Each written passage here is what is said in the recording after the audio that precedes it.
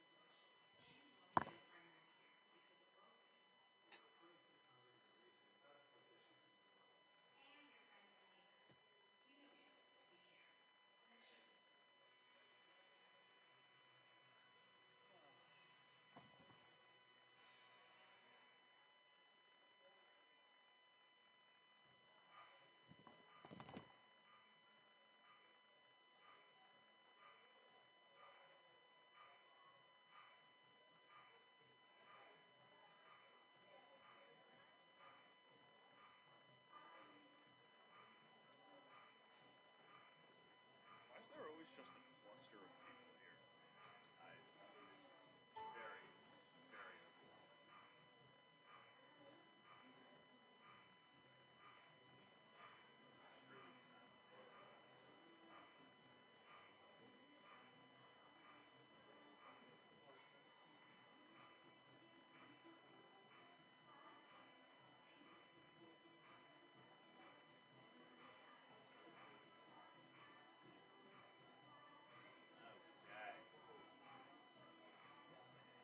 One other thing I want to do is particularly shitty. That would be last 4 games.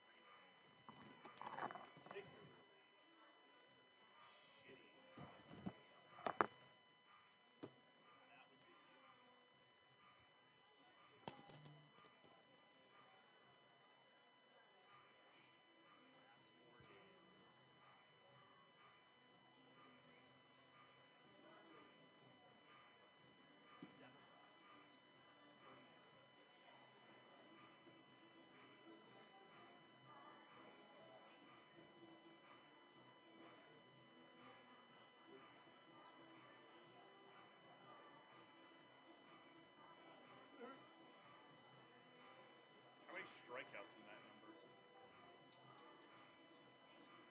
Last 4 games? Yeah. 34. Not as bad as you would think. No. I don't even know if the batting average is bad enough. Fans at this time, please turn your attention to the third base side of the Is field. that just in general or runners in scoring Members position? of tonight's In general. Pregame Parade, Runners in sponsored scoring by position. Sylvan Learning. Congratulations to all of our readers. Enjoy the game, and you'll be recognized as you parade around the infield. I think that's the last thing you want people doing is walking on the infield right now.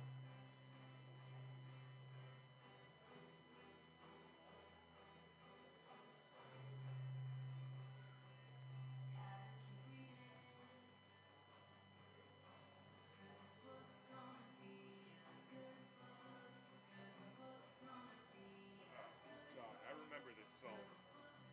This takes me back to elementary school. Brutal. Yeah. They hyped up this huge I was in like 5th grade when this happened. They hyped up like a huge announcement at the end of the day. And everyone was all like excited, oh like what's it gonna be? We blindly thought it was gonna be something about like extending the recess or something BS like that. And they play a damn music video with this song. And then everyone was like, this is terrible. Yeah. They're like, if we read enough books, on the last day of school, our principal will dress up like Elvis and sing. I was like, I don't want to see that. Yeah.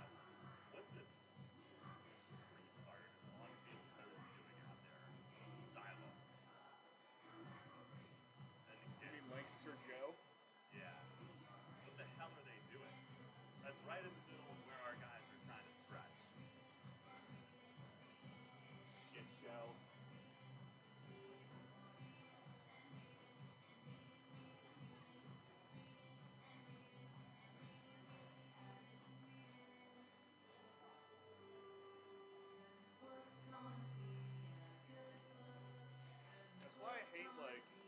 run the bases mid-game.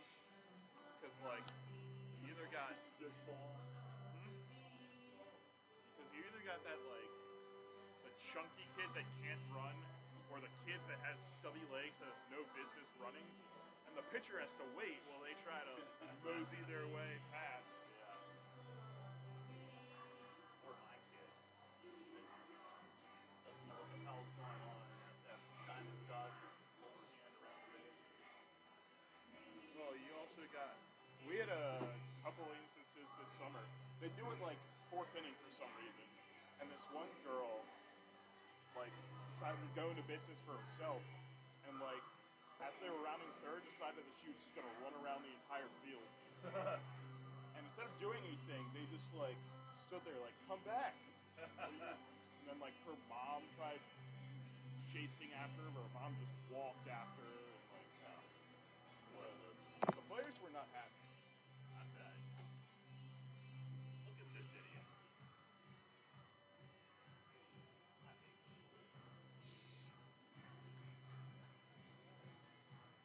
You could not pay me to do that unless you were paying me in money and, like, Molly or something. I could do that on Molly. That would be fun. Everyone needs to do something. I mean, Doug has his coke. This guy has, I don't know. Mental problems. Yeah. That works too. I That's mean, his identity. Incarnation of motion. This league is dickball. This is stupid.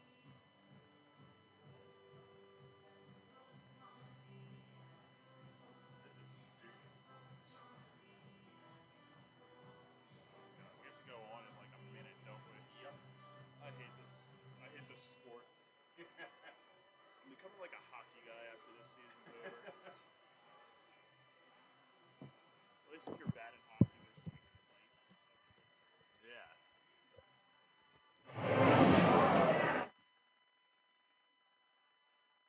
Be like there. Check. Check, check.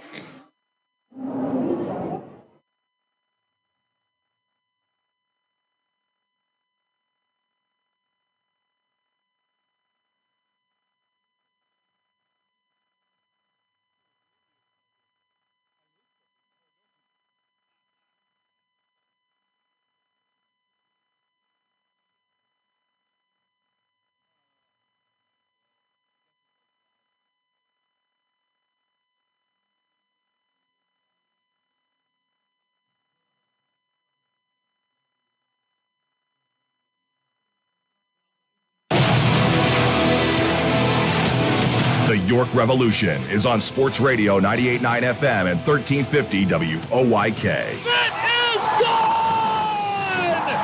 Game over! Revs Baseball is brought to you by Wellspan Sports Medicine, People's Bank, Shipley Energy, Heritage Lawn and Landscape Care, Brewery Products, Harvey's Rental, Racehorse Tavern, Flying Feet Sports Shoes, Kochman Kunkel Insurance Group, Dasher Investment Services, Smith Wealth Advisory Group, Royal Manchester Golf Links, Community Progress Council, Fast Signs, York County Bar Association, Philly Pretzel Company, Wolf's Bus Lines, Grand Falloons, PA Lottery, and by Downtown Inc. Nelly Rodriguez, a walk-off two-run home run! It's right there, he's got it, and this game is over! The Revs with a record-setting comeback! Now, with the call of today's game, here's the voice of the York Revolution, Daryl Henry. Good evening, everyone, from Clipper Magazine Stadium here in Lancaster. Welcome to game number 19 of York Revolution Baseball. Tonight, the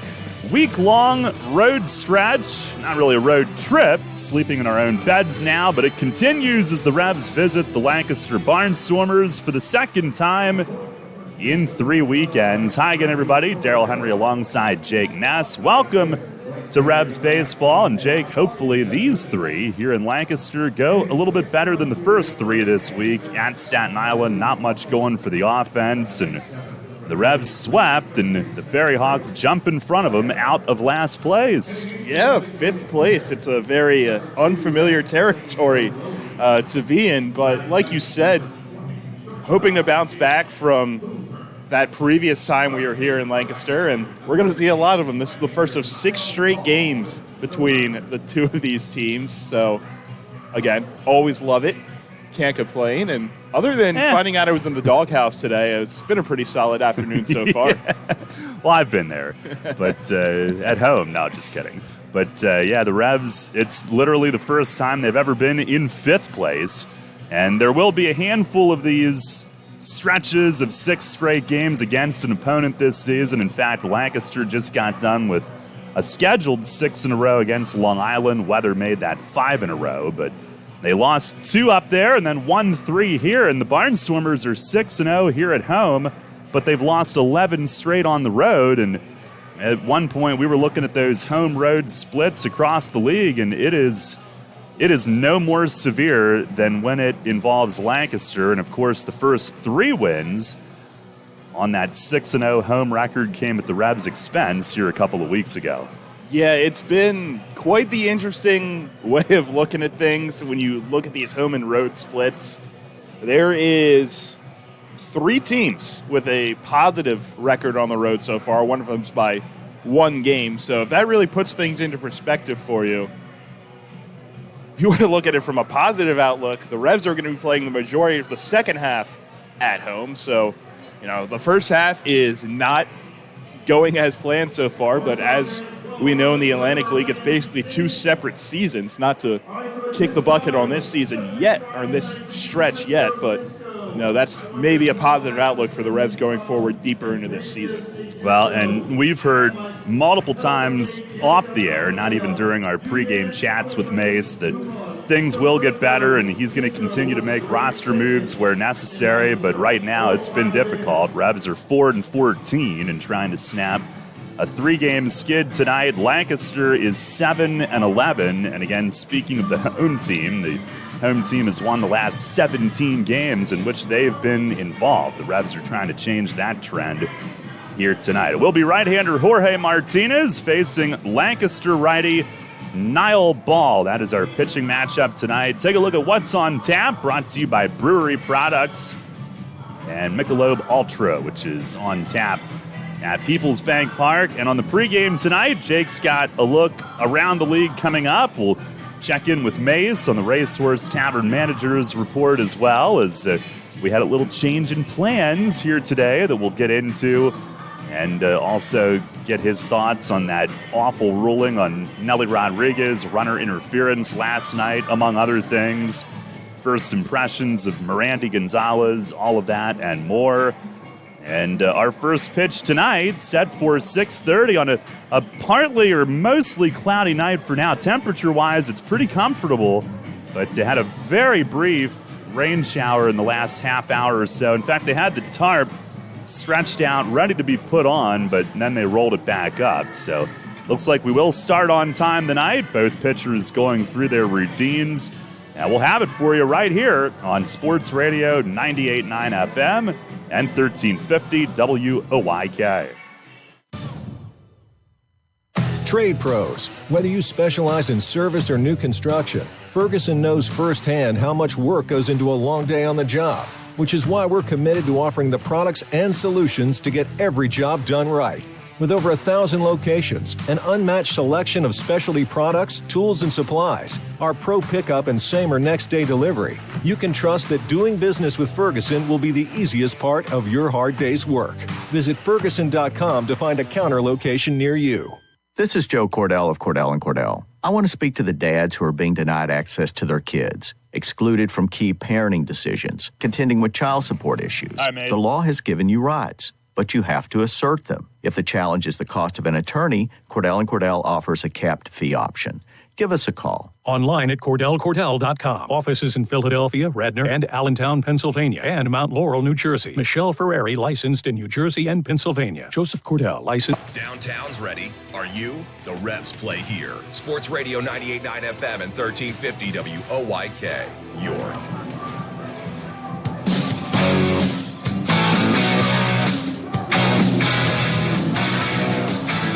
Back here on the pregame from Clipper Magazine Stadium, taking a look around the league, brought to you by Wolf's Bus Lines. One game already in action. That's going down in Kentucky. The Legends hosting the Genomes. This is actually the continuation of a suspended game from last night. And there's been a lot of questions to people as to why they decided to play this game. I mean, it was a 5-run game when they started it. It's still a 5-run game now. And they are playing the full 9, so just burned another 3 innings worth of pitchers in that process. And then they're going to do it again probably about 30 minutes after that resumes. This is a week-long stretch between these two teams once again. I guess they're just flipping. They're not even changing dugouts, I guess. They're just flipping jerseys, per se. But, yeah, that's one of a week-long going down between the Genomes and the Legends. Southern Maryland kicking off a 3-game stretch at 6:35. They're hosting Charleston, so that'll be quite the interesting matchup to look forward to. Staten Island fresh off their first sweep in franchise history. They will they will face the red-hot Gastonia Honey Hunters. That one's set to get underway at 7. And the final series of the weekend, High Point will head to Long Island to face the Ducks, who are still second place in the North Division, albeit 7.5 out. They've lost 3 straight, and 8 of their last 10 they've also dropped. All right, Jake, thank you for that. Hopefully tonight the Revs hopefully tonight they can jump back out of 5th. That would be a good place to start.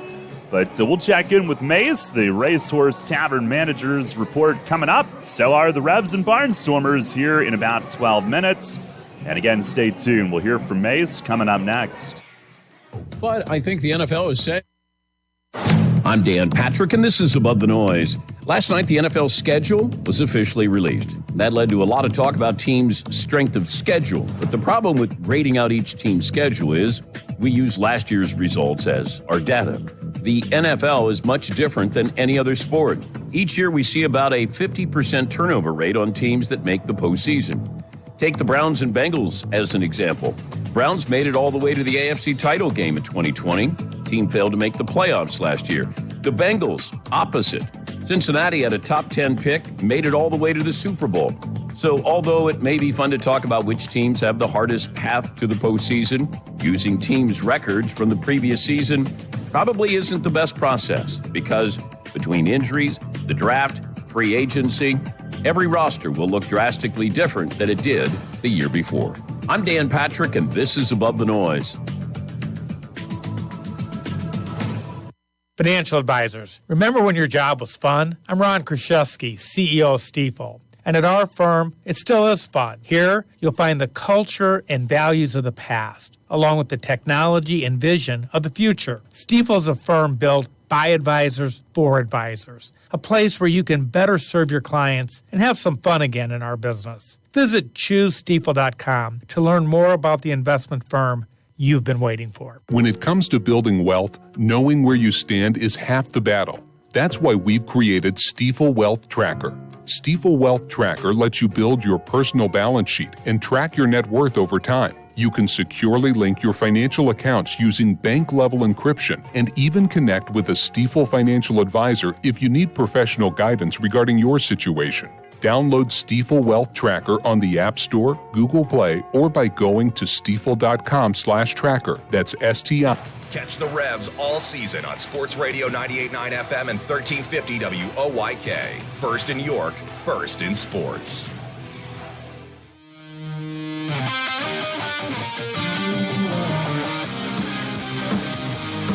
Fans, it's time to go inside the clubhouse for the latest on your York Revolution and tonight's matchup.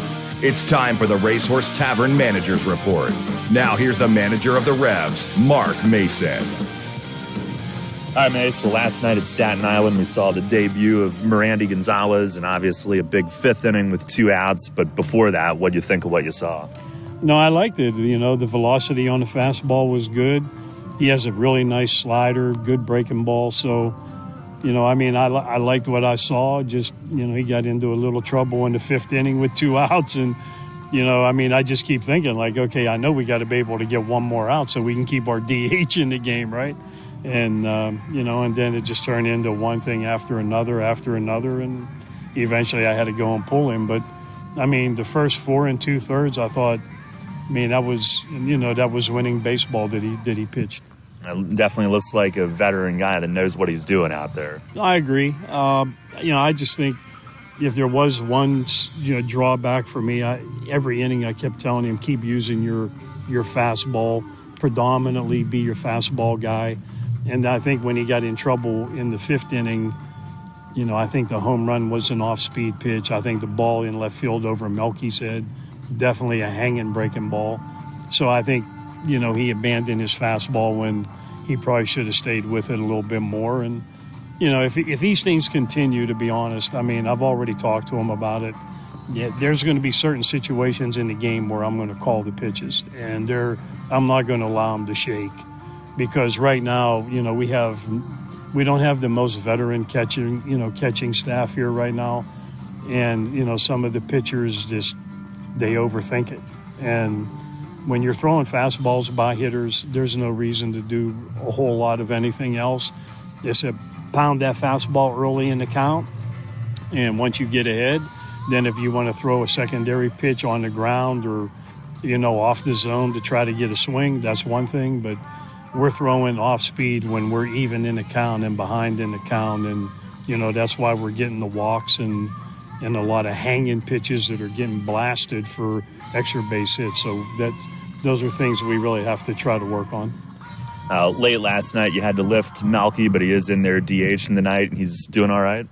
Yeah, he's fine. He was just a little bit tight. They told me after he was already in the field, Melky never came to me during the game, but I heard while we were in the dugout, and that's why I sent Herrera out there.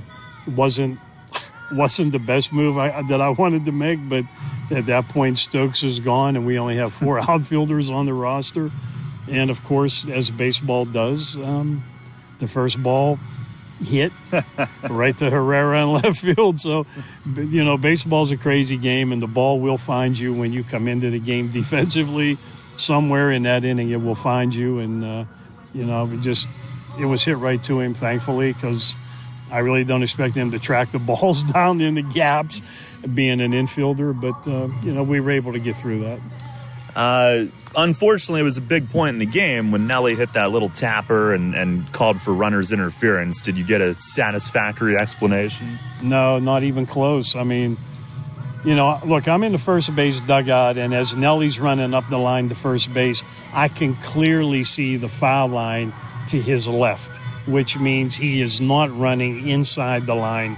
He's running outside the line toward the first base dugout side. So the explanation from the home plate umpire I thought was totally wrong, but that's his call until the runner gets to first base. So even asking for help there, he told me, he's like, I'll ask for help, but we're gonna stick with my call because it's my call.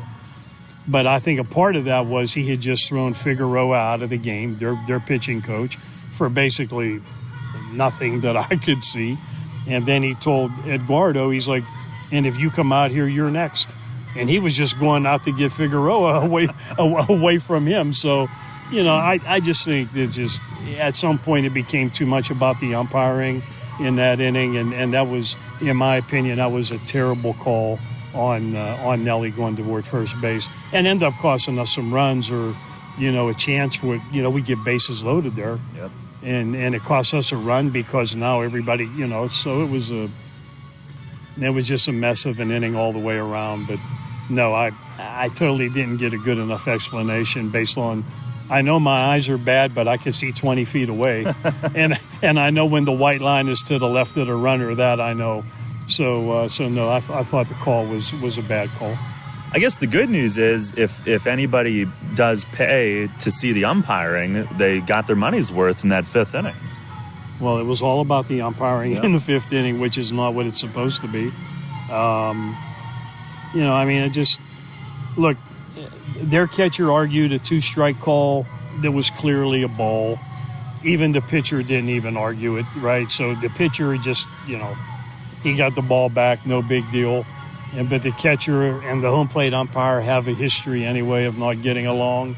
so that kind of fired up the whole engine, right? And then from there, it was more beefing and more this and more that. And then it was an ejection, and then in the top of the next inning, I mean, we got penalized too. So it was almost like, well, let me try to make it even, and that's not the way you umpire. You don't try to correct poor decisions by making more poor decisions as the game moves forward. Well, in other good news, you had planned to get over here and get some on-field work today, and the field looks like crap. So what's going on over here? It's hard to say. I mean, I really didn't see a whole lot of rain in York or Dallastown, but they played 11 o'clock game here yesterday, and I don't mean p.m., 11 a.m. And, at 1:45, I got a text message saying, hey, the field is really wet. We can't hit on the field today. And, so I don't know why there was no tarp or anything. And they're still actually trying to get it into playing shape right now at 5:13, and definitely looks like more rain coming. So I'm not sure why the field is in the condition it is, but you would think with a big old tarp over there by our dugout that might have made its way onto the field. But probably an 11 a.m. game. Everybody got out of here early yesterday. Then it rained at night, and there was not too much they could do about it. So we'll hopefully be able to get this game in tonight. Yeah, the tarp has the rainwater puddled on it. Over on the side of the field, not on the field. But, yeah, put a crimp in the pregame plans. But you've got Jorge Martinez tonight, and that last start, tough luck loss for him. But, it's kind of vintage Jorge that we saw on Sunday, wasn't it? Yeah, that's what we expect. I mean, the one thing about you look at his stat line, I think he's only walked like 2 guys all year. So he's been around the plate. He's making them swing the bat. I just think, he maybe needs to change speeds a little bit more with some of his pitches. But, I mean, we know what we're going to get from him. And, he'll go out there and pitch the same way he pitched against these guys before. So everybody knows everybody, and we'll be real familiar by the end of the year with 32 times playing each other. So, matter of fact, this is the first of 6 in a row tonight. So, it's going to be 6 days with the Revs and the Barnstormers coming up, so looking forward to it. Oh, yes, indeed. Mace, thank you very much. Good luck tonight. My pleasure. Thank you.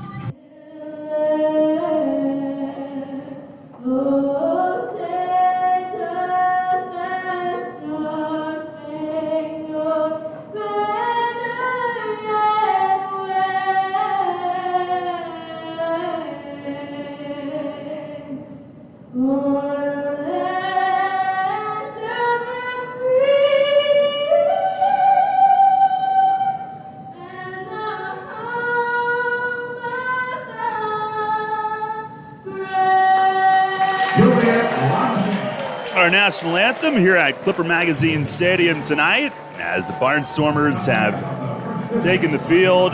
Mostly cloudy, but that also sometimes means it's just a little bit sunny, and we are blessed to have that setting right in our faces as we get set for game time tonight. Starting lineups are brought to you, as always, by Flying Feet. For the Revs tonight, it'll be Troy Stokes Jr. in right field leading things off. Elmer Reyes, the shortstop, hits second. Batting third and DHing tonight is Malky Mesa. Nelly Rodriguez at first base will hit cleanup. Carlos Franco, the third baseman, bats fifth. Jack Kenley is in the sixth hole. He is at second base. J.C. Encarnacion in left field will hit seventh. Lenin Rodriguez does the catching and bats eighth. And Jeffrey Perez in center field will hit ninth, with Jorge Martinez making the start. Again, for York, it's Stokes, Reyes, Mesa, Rodriguez, Franco, Kenley, Encarnacion, Rodriguez, and Perez. And that lineup facing Niall Ball and the Barnstormers tonight. Lancaster will have Melvin Mercedes leading things off. He's at second. Ladarius Clark, the center fielder, bats second. Hitting third and catching is Colton Shaver. Andretti Cordero, the first baseman, hits cleanup. Mark Zagunis in right field will bat fifth. Anderson Feliz, the left fielder, hits sixth. Trace Lair at third base will bat seventh. Anthony Peroni DHs and hits eighth. And Jake Hoover at short will bat ninth. No Kelly Dugan tonight. He is under the weather. Again, it's Mercedes, Clark, Shaver, Cordero, Zagunas, Feliz, Lair, Peroni, and Hoover. With Niall Ball making his 4th appearance, his 3rd start. No record with a 3.27 ERA. Made a start against York a couple of weeks ago. 4 innings, 1 run. And in 11 innings, he's given up a hit per inning and 4 total runs. 4 walks, 9 strikeouts. Opponents have hit 262. And we can't start until all of the youth that were on the field pregame are middling kids safely off and up the steps. Insane. Quite. Well, here we go. Our Dasher Investment Services first pitch tonight. It is over for a strike, and we are underway here in Lancaster at 6:32 as Troy Stokes Jr. takes strike 1. Stokes hitting at 309. Back in right field tonight. Pitch is swung on, driven to center field. A line drive at Ladarius Clark, who angles over into right center and makes the catch. Stokes didn't quite square that one up. Might have been jammed slightly. And 1 down quickly. Rebs in the road gray tonight. The two-tone Cityscape unis. Lancaster traditional home whites tonight with their black hats, red brim. And here is Elmer Reyes batting at 295. Pitched from Ball. It is a fastball over for a strike at 88. Plate ump is who else but Bill Reuter following us around. Here's the 0-1, and that's in the dirt. A backhand pick by Shaver. At first base, we've got Owen Ballard IV. And at third base, Bill's partner in crime, Doug McFarling, who we've seen about 38 times in 18 games this season. Here's a swing and a pop-up, right side. It's Cordero at first, backing out. He'll call off his second baseman, Mercedes, alongside. And the first baseman handles it for out number 2. Pretty sure every single game that has been umpired by one of those two has also featured a confrontation. So whether it's a player or Frank Viola, I'm sure we'll see something today. So we can look for that. Yeah. Sounds good. It's exciting. Here's Melky Mesa, who is in there tonight. A little tightness last night, but he's okay. First pitch is over for a strike.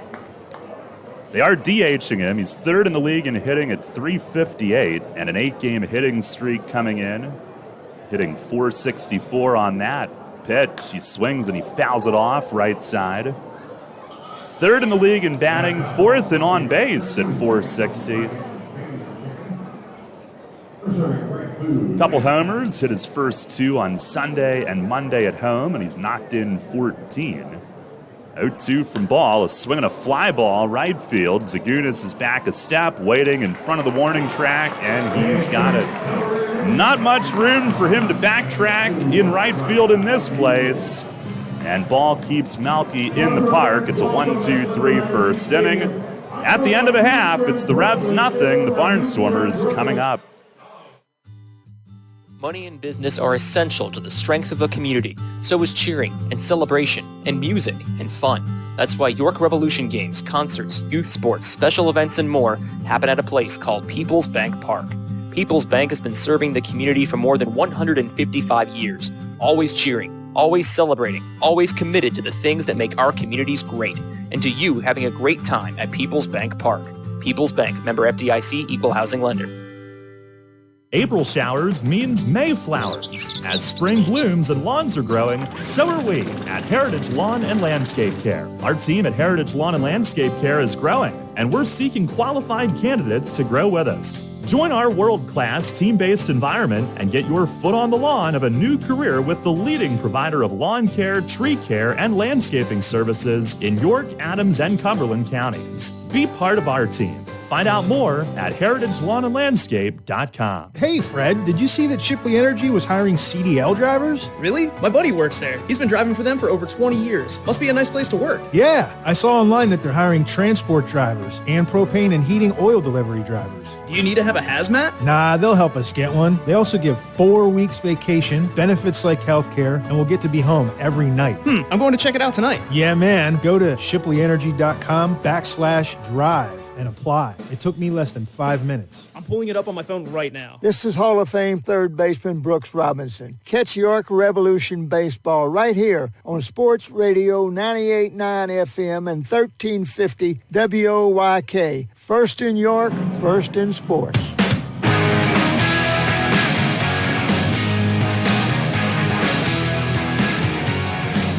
No score. Jorge Martinez to the mound.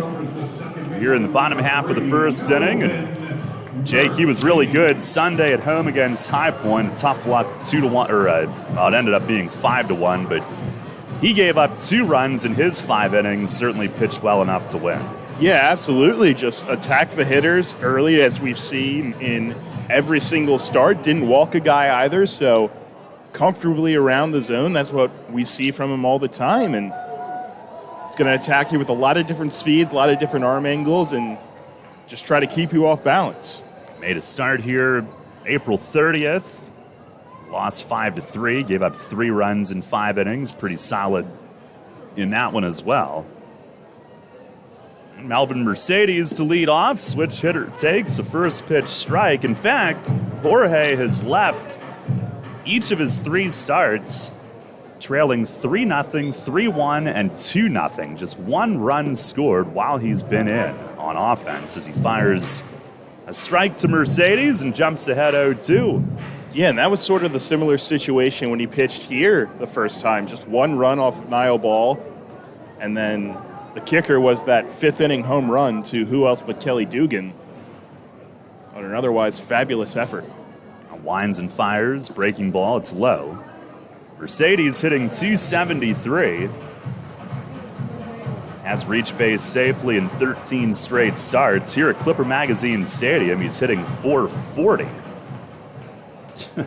And Lancaster as a team at home, hitting .354, 10 runs per game. There's the wind and the 1-2. And a swing on a rip right side, backhand stab at first, and Nelly trying to lead Jorge to the bag, and safe is the call. Mercedes goes in head first. Martinez stands there to contest his case with the first base ump, Ballard. Nelly backhanded it and then had to play QB and lead his pitcher, who might have been maybe a step late getting off the mound, and Mercedes snuffed it out and legs out an infield hit. That really should have been out number 1. Get a ground ball that's handled like that. The home road splits for Lancaster. By comparison, on the road, they're hitting .209, scoring 2.7 runs per game. It's absurd. Mercedes is on to start tonight. He's 3 for 3 in steals, and here is Ladarius Clark. Rebs in the road gray hats tonight. Pitch from Jorge. It's swung on and missed. Fastball away. Clark hitting .305. A couple homers. 6-game hitting streak. And hitting .366 the last 11. It's the 0-1. And he shows bunt. Breaking ball bends away. Series against the Revs a couple of weeks ago, 6 for 12 with a home run and 5 of his 8 RBIs. Of course, 2 of those 6 hits. I was wondering how many pitches into the at-bat it would take you to mention that. They were nonsense. 2 pitches it was. Pitch to him, he swings and misses. 1 ball, 2 strikes.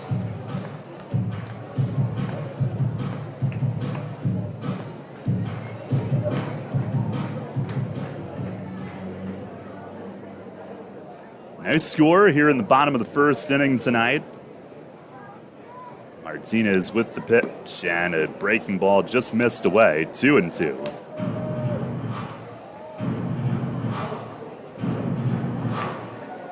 Lancaster, that sweep against the Revs a couple of weeks ago, outscored York 40-16 in the 3 games.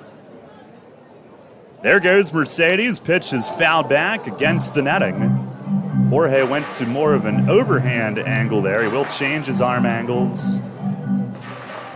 By the way, our weather tonight brought to you by Heritage Lawn and Landscape Care. 72 degrees, mostly cloudy, but there is one spot where it's not cloudy right now, and that's where the sun is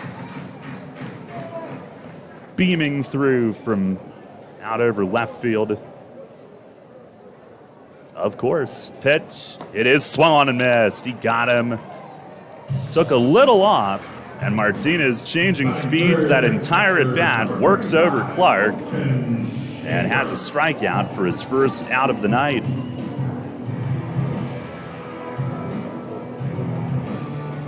No one down, and Colton Shaver, their catcher, will hit. By the way, Jorge 0-2 with a 4.50 ERA in 3 starts. Here's Shaver, who's hitting .281, 1 homer, first pitch swinging. It's fouled back over the roof. Jorge about a hit per inning, just over a hit per inning. Only 2 walks and 12 Ks coming in, now 13 Ks.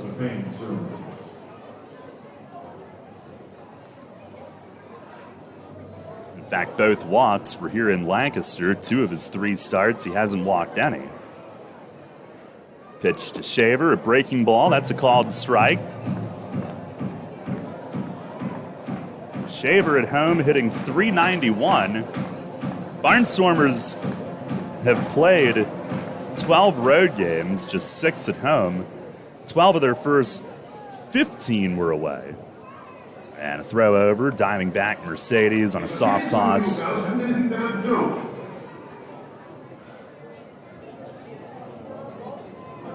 They opened up with a long road trip, swept the Revs at home, went away again, got swept. Pitch is tapped out in front of the plate. Jorge in, and some miscommunication, and Shaver is going to be safe. First and second with 1 out. Jorge hustled to get close to it. Meanwhile, Lenine coming out from the catcher's spot just over toward the third base side on the grass in front of home plate. He made a reach for it. They kind of looked at each other, hesitated. No throw made. It's a swinging bunt infield hit.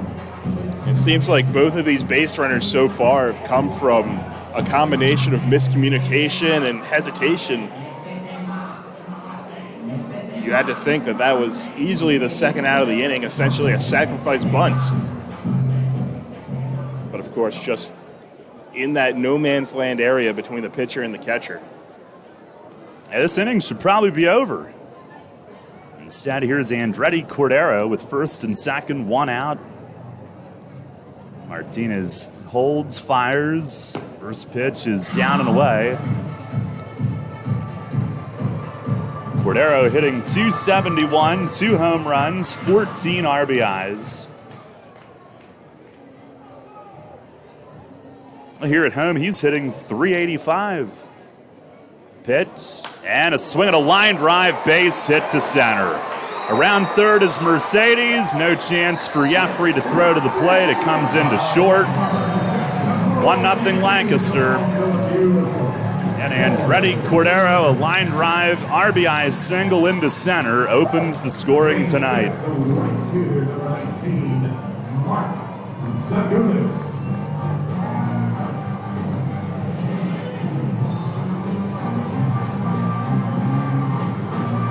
Barnstormers coming off a sweep of Long Island here at home that sent the Ducks to 7-10.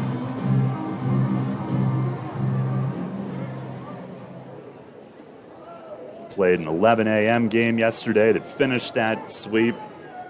Here is Mark Zagunis now. He's hitting .250 with a home run, 5 RBIs. First and second with 1 out, still. First pitch, breaking ball, it's a strike. Zagunis, despite the .250 batting average, he's 10th in the league in on-base percentage at .414.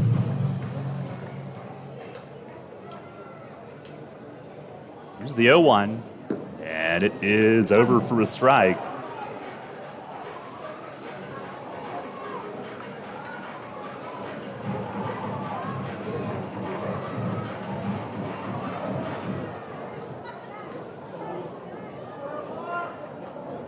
Two infield hits this inning, and then Cordero cashing in. Martinez sets, delivers, and that's outside, a slider.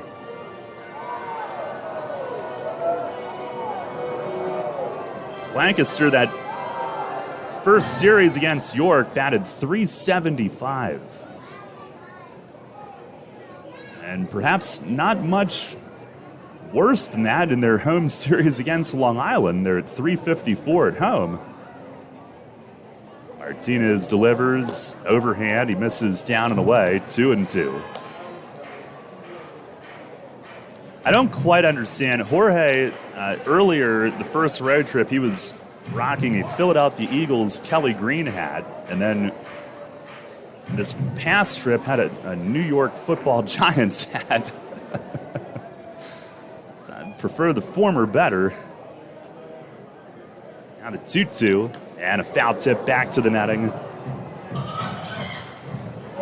As long as it's not a Cowboys hat, I don't think anyone can really complain. Well, maybe that'll be next. I don't know. He's actually a big soccer fan away from baseball. Native of Havana, Cuba, now lives in Miami, and he will turn 37 on Sunday. He fires, and it's down and away. Breaking ball missed. Count is full. Shaver, a catcher, the lead runner at second, wouldn't expect anything to be on here in terms of the running game.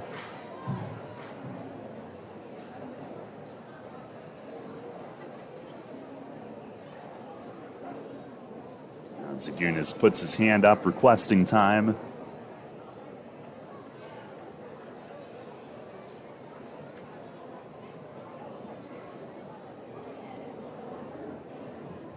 It made Jorge throw 21 pitches, ball only threw 8. Payoff, and a swing and a little cue foul over by the Lancaster first base dugout. Rebs had planned to get over here for on-field work today, and about half an hour before the bus, Mace was informed that they couldn't be on the field today. Got over here and the field looked like crap. It rained. They never put the tarp on this morning or last night. Another payoff, and a swing and a foul tip squeezed. Now Martinez with strikeout number 2. Fastball away, and Zagunis could only scrape it into Lenin's mitt, and Lenin held on to it. 2 down.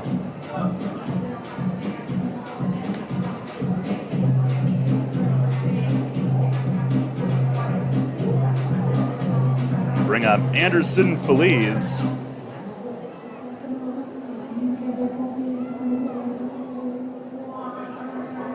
Feliz, a switch hitter, batting left. Hitting .267. They hit his first home run the other night here at home against Long Island. Apparently it was a bomb to the lawn. Is not close. It's a deep left center here. First pitch, it is up and outside. Feliz at home hitting .389 with 8 of his 11 RBIs, and that's in far fewer home games than road. And that home road trend really seems to be up and down their entire order. Pitch, it is down and in.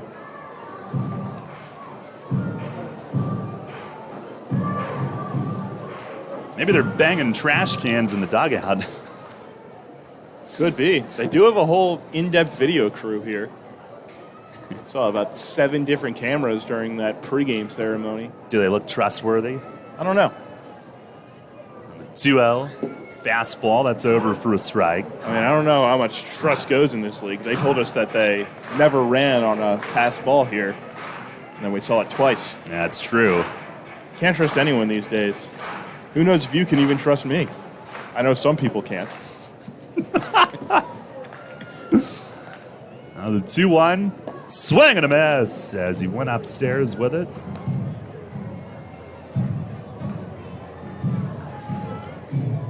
Wow, you just gave me a lot to think about there. I'm not quite sure what to do. You'll be fine. Trust me.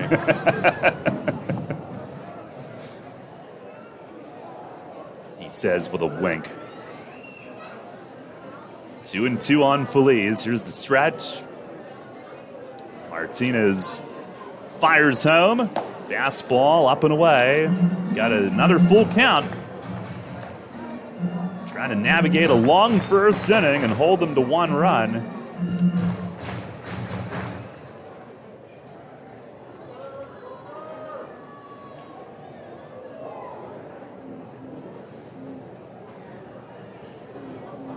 Now the runners will be on the move.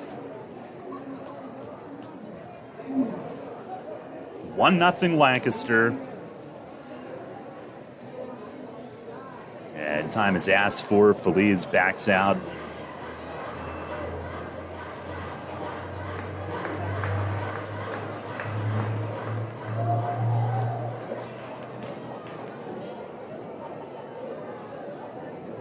Now he'll try it. Here it is. And a swing and a little tapper in front of the mound. Jorge is in. He's got it. Throws to first, and the inning is over. Had to throw 29 pitches. Holds him to 1 run. Comes on 3 hits. 2 were infield hits that probably should have been played. And 2 runners left. We go to the second. It's 1-0 Lancaster. At WellSpan Health, we're here for you. Like the relationships that count. Family, good friends, and neighbors. WellSpan primary care physicians and providers believe in the strength of those relationships. And just like family, we listen. That's how we discover the best way to help you in your wellness journey. When you choose WellSpan for primary care, you gain a network of over 2,600 of the best experts in the region for complex care, like specialists for cancer, heart disease, and orthopedics. We make it easy to connect with simple online visits and our My WellSpan app. And with convenient locations close to your neighborhood, you don't have to travel very far. Choose WellSpan for primary care because we're your friends and neighbors. After all, we know you, we care, and it shows. Start your relationship today. Visit wellspan.org/primary care. What recreational sport is sweeping the country? It's pickleball, a blend of tennis, badminton, and ping pong. It's great fun for everyone, young and old. Where can you find the right footwear for pickleball? Flying Feet. Flying Feet sports shoes, of course. Come try Acacia, the official footwear brand for USA Pickleball. The Dink Shot and the new Signature Pro models are both designed exclusively for pickleball. It's time for you to get onto the court, but stay out of the kitchen with Acacia Pickleball shoes. You'll find them now at Flying Feet Sports Shoes, 1511 Mount Rose Avenue in York. Cannonball Charlie's ready. Are you? The Revs play here. Sports Radio 98.9 FM and 1350 WOYK, York.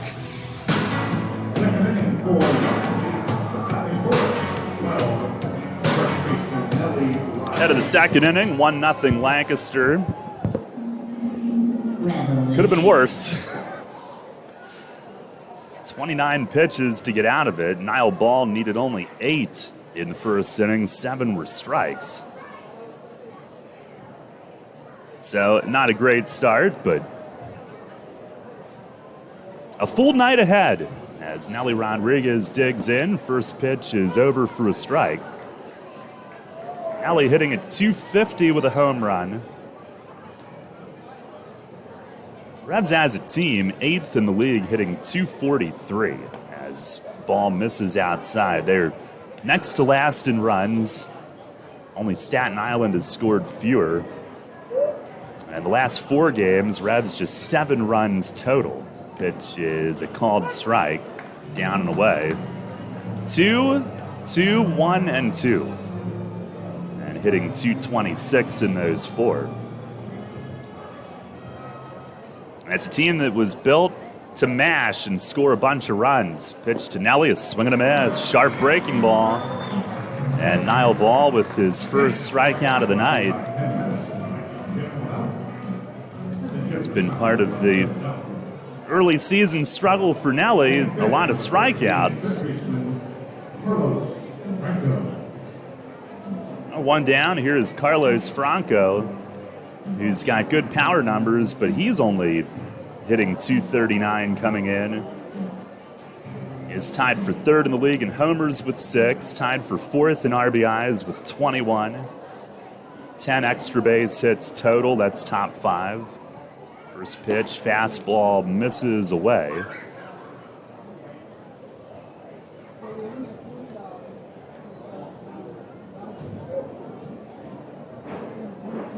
Ball, a no decision last time. He deals, and a swing and a grounder smack just foul. Down past the first base bag, hit hard. It was a doubleheader Sunday at Long Island. Lancaster lost 9-5. Ball a no decision, 5 innings, 3 runs. Had a 5-0 lead and couldn't hold it. He gave up 3, and then bullpen gave up 6 more.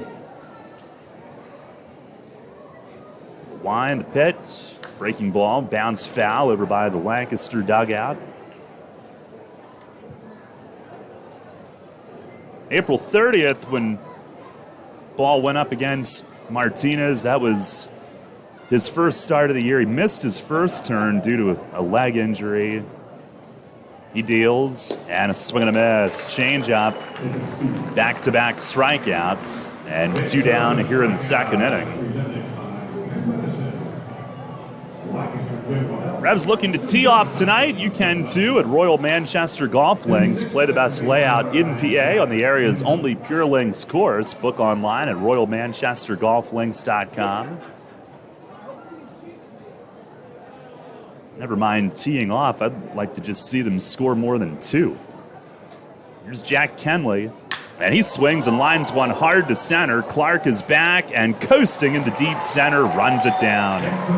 Jack hit it to the wrong part of the park. It's another 1-2-3 inning for Niall Ball, who's set down his first 6. Go to the bottom of the 2nd, 1-0 Lancaster. I felt like my well-being was tied to the morning stock numbers. I wanted to invest, but grew tired of the stress of potential losing it all. A friend of mine suggested I talk to Tom Dasher about a fixed index annuity that could be a stable option while still seeing potential growth. Tom has been helping folks here in York County for over 30 years. Give him a call at 717-487-2096 to see if he can assist you. Tee off this season on the best layout in Pennsylvania and experience Royal Manchester Golf Links, bringing you to the coast of the British Isles while never leaving your backyard. Our unique Pure Links layout in the rolling hills of York County gives golfers an experience like none other, featuring 18 pristine holes with picturesque views of the countryside and consistently ranked one of the top public courses in the state. Also offering outings and event bookings. Book your tee time today at 717-268-0490 or nab our online specials at RoyalManchesterGolfLinks.com. Hey man, I know how you feel. That guy down the street, the one with the fancy lawn, those weekend get-togethers, the big family barbecues, and the barefoot kids and wife outside working on her tan. Hey, it's no secret. It's greener on that side of the fence. It's Heritage Lawn and Landscape Care. Greener grass on your side of the fence is just a quick phone call away. For world-class care right in your backyard, call Heritage Lawn and Landscape Care, 717-292-9994. Get the latest on the Orioles with the Baltimore Baseball Show, hosted by Dan Connolly. Mondays at 6 on Sports Radio 98.9 FM and 1350 WOYK.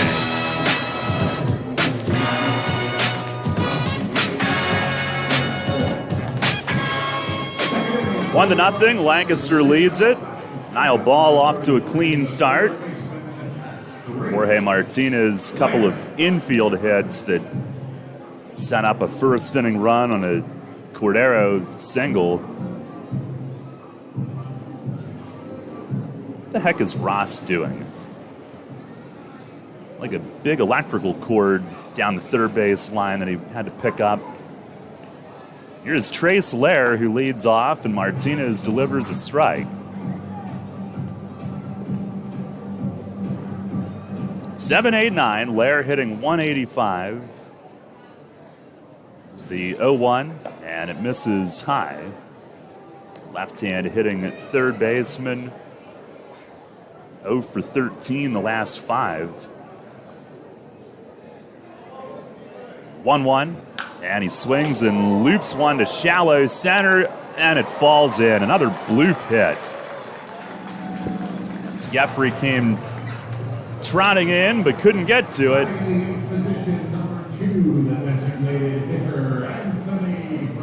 Doesn't that seem to happen a ton? I mean, yeah, because you mentioned it. That's what I've learned. Remember when I said I wasn't going to talk during Kelly Dugan's at bat, and then he hit a home run? I do.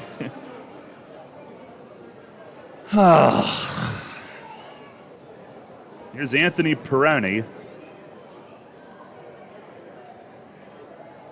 Martinez with the pitch. Fastball, it's down low. Peroni DHing, he's hitting 148, 4 for 27. Got both catchers in their lineup tonight. 1-0, and a swing and a fly ball foul the other way. Stokes will give this chase from right. It is up into their dining section.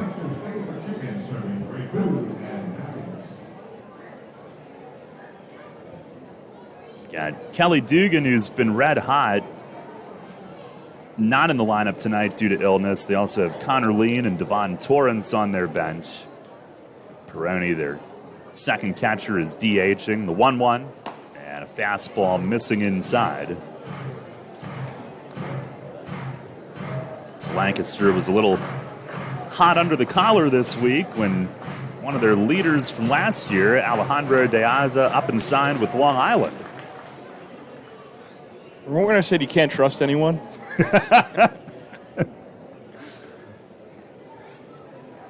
Cold world.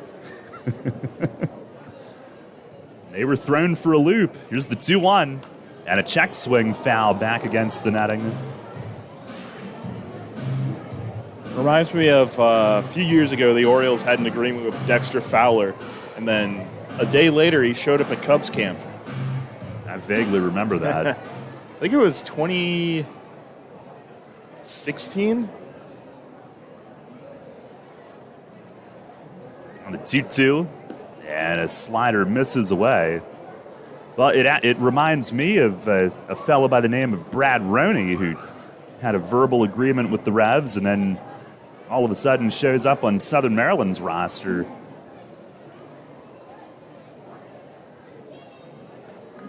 And in their bullpen. Here's the payoff. Runner goes from first. Slider missed away, and Lenine throws down, but it won't matter. It's ball 4. First 2 are on this inning.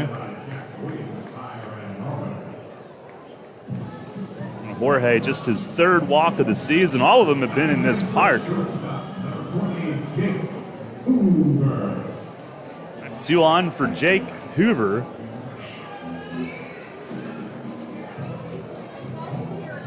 Hoover hitting at 222, but here at home, 292. Had 5 of his 6 RBIs in one game against York, their home opener, as Jorge tosses over, wants a new ball. And Hoover currently is hit safely in 5 straight. Went 7 for 15 in the 5-game head-to-head, home and home with Long Island.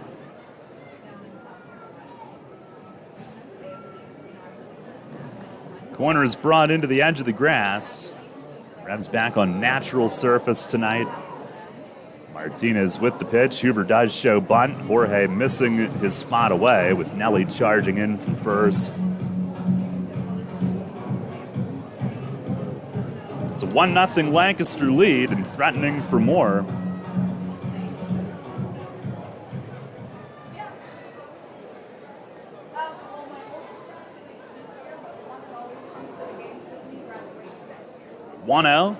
Not bunting, takes a fastball strike. Good spot down in the zone. Hoover, who often has something to say about everything, checking with Bill Reuter on that strike call. Understand that he's a talker out in the field. Just 24 years old, evidently likes to mix it up.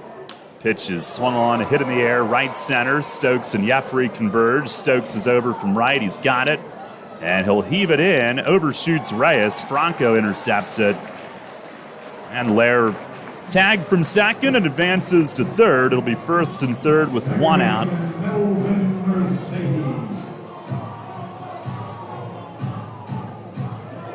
Back to the top of the order, and Melvin Mercedes.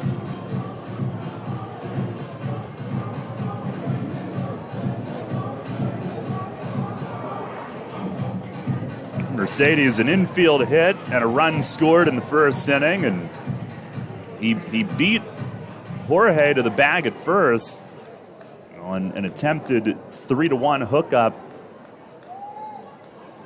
And a second infield hit in that inning on a swinging bunt that they failed to play. It wasn't a very sharp first inning for York. And the pitch to Mercedes, breaking ball, strike called.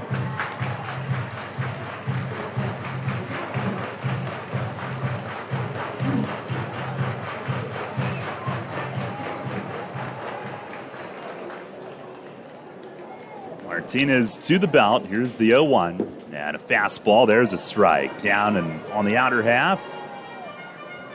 One more note on this home road stuff with Lancaster. Their run differential of plus 38 at home. They've been outscored by 52 combined on the road. Now the 0-2. Fastball off the plate away. Good spot, going a little further out.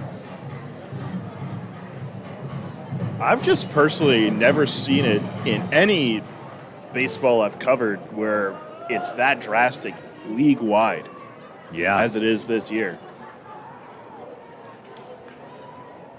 Pitch.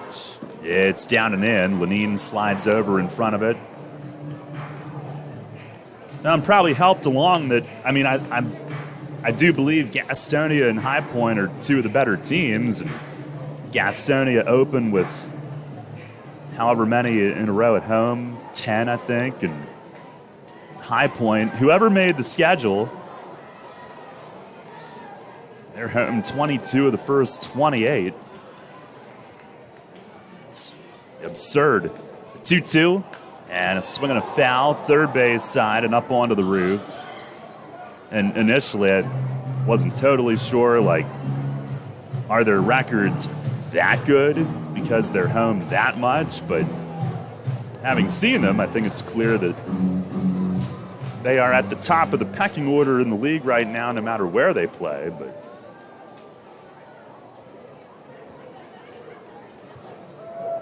another 2-2. Breaking ball, down and in. Appeal, didn't go. Doug McFarling out by shortstop. Count is full to Mercedes. And Jorge's workload here in these first two innings continues to be at a high level. 29 pitch first inning. Right now he's at 18 so far in the second inning.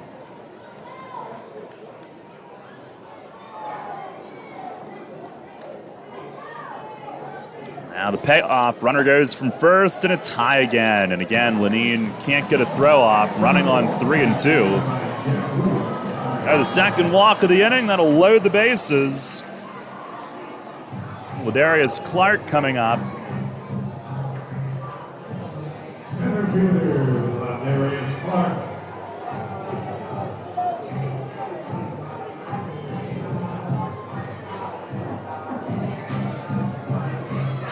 It's a 1-0 Lancaster lead. Jorge fighting to keep it where it is and finds himself in hot water again.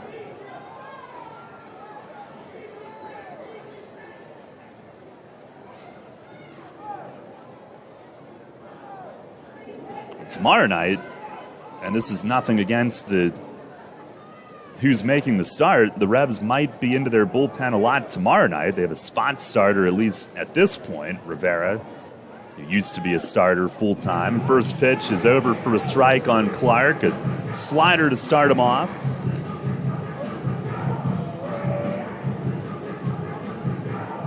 Jorge did strike him out swinging in the first inning. Double play would be marvelous. Here's the 0-1. And a swing, and he pops it up. Lenine off with the mask, back toward the screen, and does have room. With his feet just across the grass line onto the track behind home plate. Big second out. And they'll now turn their attentions to the 3-hole hitter, Colton Shaver, with the bases loaded and 2 away.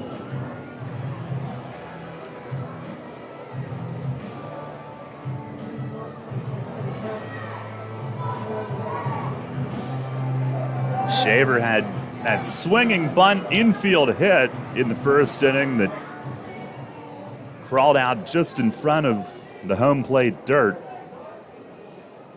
Jorge and Lenine both went for it, kind of got in each other's way.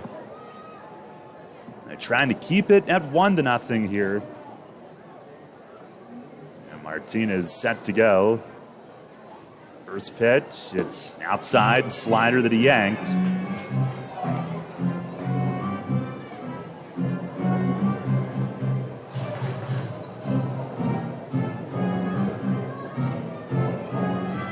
Jorge 14-12 in his Revs career, 0-2 this year.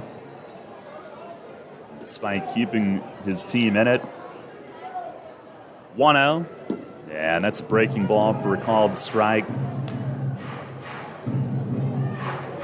Evens things up.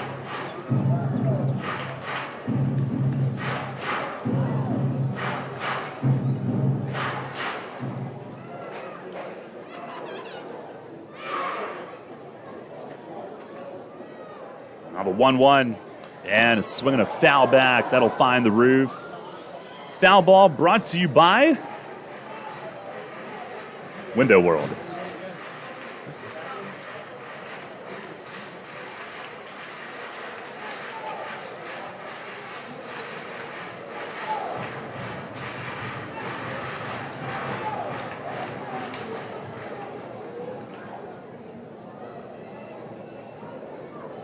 Bases loaded, 2 outs. He's gotten ahead of Shaver.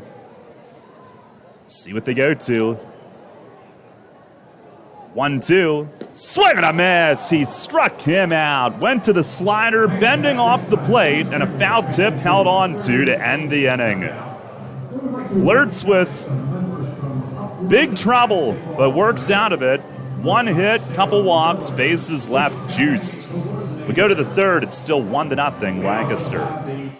Spring is in the air, and Harvey's Rental can get you prepared for what's ahead. With the biggest selection of steel products on the market, Harvey's Rental will get you set for your next home project. From lawn and garden equipment, pressure washers, post hole diggers, and more, Harvey's Rental has it all. Have a special get-together or graduation coming up? Harvey's Rental has what you need to make your party memorable. Celebrating 60 years. Visit them in person at 1409 South George Street in York or online at harveysrental.com. What's the deal with the Dan Patrick Show? Dan Patrick. Shouldn't Kawhi be the new Dos Equis guy? Like, wouldn't he be a great man of mystery? Instead of that guy that's supposed to look like Michael Phelps, who took over for the old guy.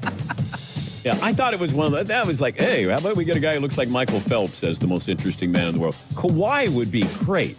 because he's so deadpan. Dan Patrick, mornings at 9 on Sports Radio 98.9 FM and 1350 WOYK. At Donegal, we understand there are many costs associated with running a business. That's why Donegal works with you to provide quality insurance products based on your business needs, and why we deliver that insurance at a price to fit your budget. Call your local independent Donegal agent today and discover why, when it comes to insurance for your business, Donegal is a better value. Contact Coatman Kunkel Insurance at 717-854-0300 or stop in at 3217 East Market Street, York. Locally owned and operated by Pam and Rudy Kochman. Kochman Kunkel Insurance.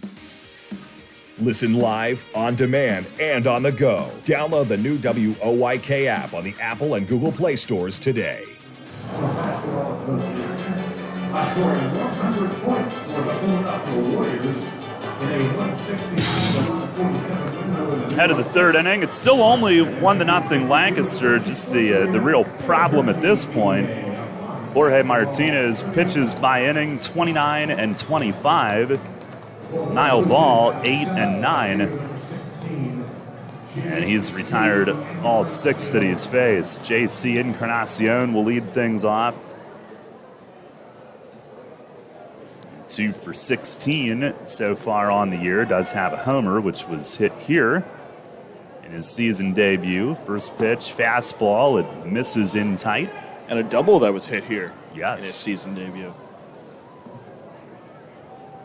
Actually, it's only 2 hits. 1-0. That is outside. Maybe he just needed another trip over here.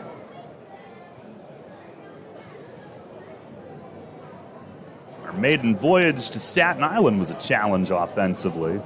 2-0. It's down and away. And that was for everybody.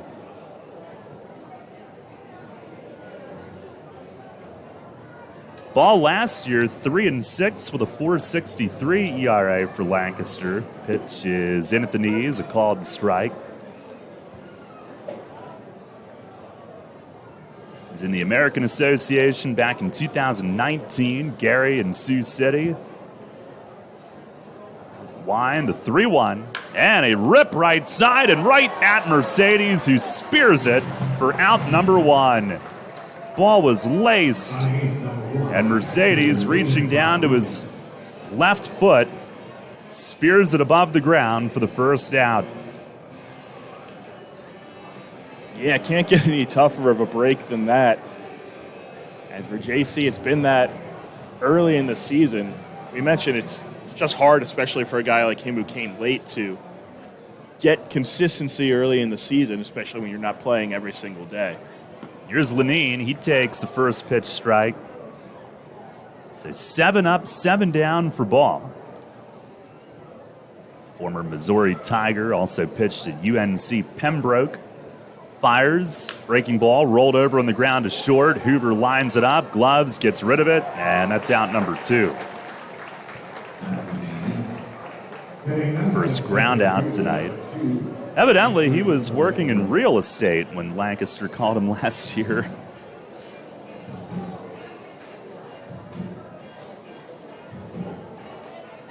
Decent side gig. Yeah.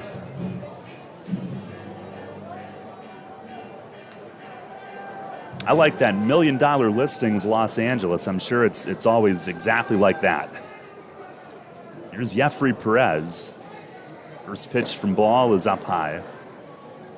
That's on the Bravo network, Jake. Okay. I will definitely check that out. Along with Below Deck. Pitch to Jeffrey is swung on and missed. I was into that show for like a day, and then I had enough. Was this a quarantine adventure? No. Oh, wow. Below Deck? No. Ball misses low. No, that was during my week off at the end of the 2019 season when I had nothing better to do. Okay. But now, $1 million, that's been a several-year favorite of mine. The 2-1 to Perez. Inside, made him jump back. Let's see. What are the staples in my household? Jeopardy, 2.5 Men. and they like to watch Antique Roadshow a lot. Okay. There's a swing and a foul the other way. Out of play, left field side. Full count. Revs down 1-0 in the third. I need to find more time for TV. I don't think anyone's ever said that. 3-2 pitch. It is up high, and the Revs have their first base runner of the night. Ball, for some reason, tried a 3-2 curve. And he missed. Yeah, you could tell he was frustrated with himself after the pitch. He should be.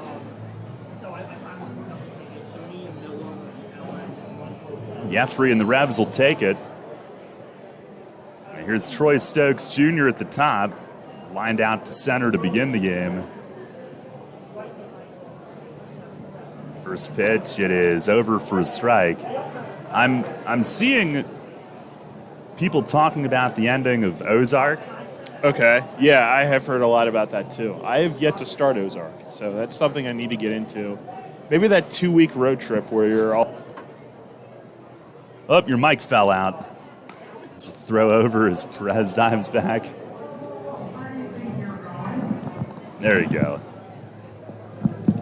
That'll happen like once every 3 games. Only the best. Well, my big decision is at what point do I start rewatching Ozark from to remember what happened? There's a breaking ball away. So the last season's always a good go-to. But as I was saying, maybe when you're all over the country for that 2-week road span in June, I can get on that.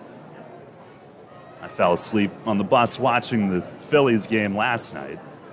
Pitch to Stokes. He swings and skies it to straightaway center. Clark drifting to his right, waits, and makes the play. That was way up there. And the Revs have been held without a hit through the first 3 innings tonight. A 2-out walk is left on. Go to the bottom of the third, still 1-0 Lancaster. People's Bank is happy to sponsor the home of the York Revolution, People's Bank Park. People's Bank has been serving the community for more than 155 years, committed to helping their clients achieve their dreams and live confidently.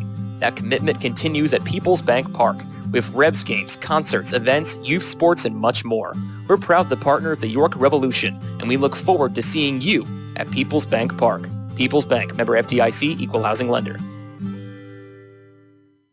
York North Rotary Summerfest has an elevated experience for you June 11th, noon to 4 at People's Bank Park in York. Enjoy craft beer samples, delicious snack vendors, wine and spirits samples and sales. Kitty Back will be rocking the stadium. Search York North Summerfest on Eventbrite for tickets and information. See you there.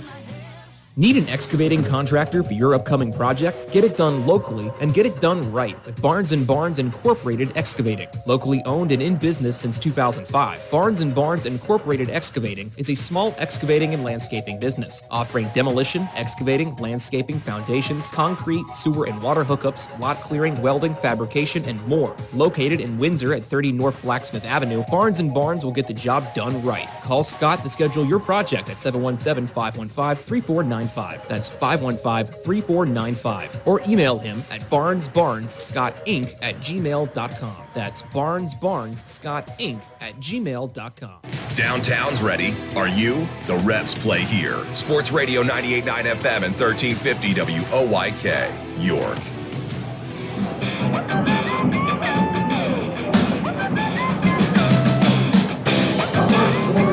Still 1-0 Lancaster as we go to the bottom of the third inning. Niall Ball has been on point here early tonight. Jorge Martinez has worked through some trouble to keep it 1-0. And Andretti Cordero will lead things off. He drove in the first inning run, a single up the middle. Middle 3 in the Lancaster lineup this inning as Jorge kicks and delivers. And a swing and a foul back upstairs for strike 1.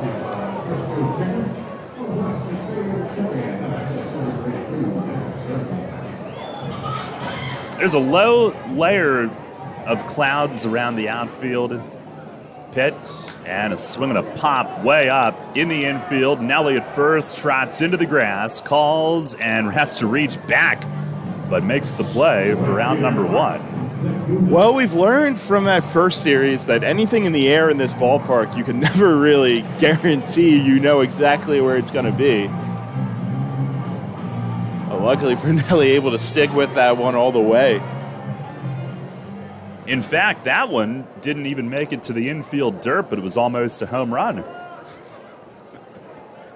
Almost. Here is Mark Zagunis. Jorge with the pitch. Fastball, that's in for a strike. Yeah, people want to complain about the short porch at Yankee Stadium. Just show them this. This is shorter. Here's the 0-1. And a swing and a liner toward the porch, but right at Stokes and right. He's got it. Moving a couple steps to his left. Get that kind of low circular, at least from our vantage point, cloud layer. And then right over the field, there's a break in it. Not blue skies overhead, but kind of that wispy, thin layer of cloud cover much higher in the sky. It's been I guess a little bit of an interesting day weather-wise. And just a brief drizzle before the game. Here's Anderson Feliz, who takes the first pitch strike. Grounded back to Martinez to end the first inning, leaving 2 runners on. Jorge deals.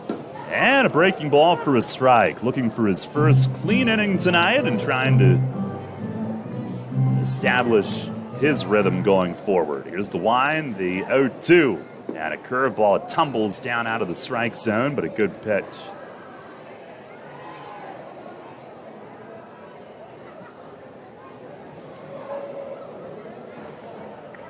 Winds up.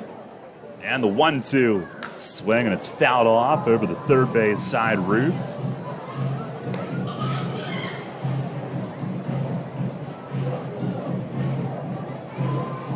Injury report brought to you by Wellspan Sports Medicine. Malky, a little tightness last night, but he's in there DHing.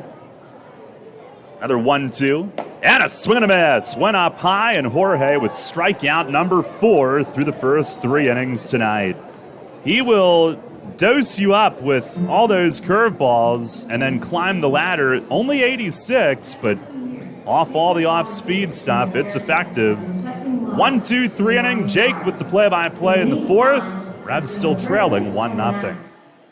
Named one of the best advisors in the state and the country, Kevin Smith and the team of Smith Wealth Advisory Group can help you develop a customized retirement income plan. As specialists in retirement planning, they will guide you on Social Security, pension choices, 401k and retirement plan rollovers, required minimum distributions, taxation, and optimal distribution strategies. For all your retirement planning needs, contact one of the nation's best, Smith Wealth Advisory Group, located right here in York. Janney Montgomery Scott, LLC, member NYSE, FINRA, and SIPC.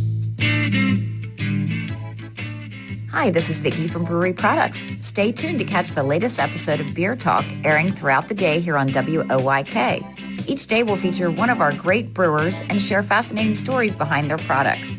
Hear how they got started, how they brew, and their own favorite selections. You might even find a new favorite for yourself. Beer Talk is presented by Brewery Products every day right here on WOYK. Can't get enough of the birds? Sports Radio 98.9 and 1350 WOYK has you covered. Join us all season on Mondays at 6 for the Baltimore Baseball Show, hosted by award-winning Orioles and National Baseball writer Dan Connolly from The Athletic Baltimore. Exclusive in-depth interviews, plus the latest insight and analysis on the Orioles every week. Talking baseball and the birds every Monday at 6. The Baltimore Baseball Show on Sports Radio 98.9 FM and 1350 WOYK. First in York, first in sports. Take us on the go with the new WOYK app. Download on the Apple and Google Play stores today. Sports Radio 98.9 FM and 1350 WOYK. First in York, first in sports. Elmer Reyes in to begin the 4th inning, and the first pitch is a breaking ball across for a strike against Niall Ball, who has no-hit the Revs through 3 innings so far. Through 4 innings, his first outing against York. And Elmer rips this one down the left field line. It's down for a base hit. Feliz will cut it off. Elmer takes a long turn, heads for second. Throw in is in time to get him. Cut off by Hoover and then fired to Mercedes. Elmer was beaten. He tried a head-first slide, and he is mowed down. The first hit will not stay on base. Yeah, it's tough to hate it. I mean, you want to be aggressive and spark something, but Feliz got to it quickly. And I also don't know if anybody can run as fast as normal in this soft dirt today with the rain that it took. Had to do a lot of field work to get this thing ready tonight. They may have realized it halfway through. Here's Melky. First pitch misses away. Melky working on an 8-game hit streak. Third longest active in the league at the moment. Base is empty here. The 1-0 is in the dirt. It hit hard to right field his first time up, but it was caught by Zagunis. Longest hit streak in the league right now is Riley Mahan for Wild Health with 14 straight. Pitch to Melky, swung on and missed a good fastball. 2-1, and right behind him with 12 is Daryl's favorite Long Island Duck, Johnny Turbo. Oh, yeah. Yep. Yeah, he is. 2-1 from ball to Melky Mesa. Breaking ball off the plate, and Melky flails at it 2-2. Revs trailing it 1-0 here in the top of the fourth inning. 2-2. Breaking ball again. This one's off to the right side and out of play. Melky Mesa stays alive. Ball his first time against York. Went 4 innings. Gave up 4 hits, 1 earned, and 2 strikeouts.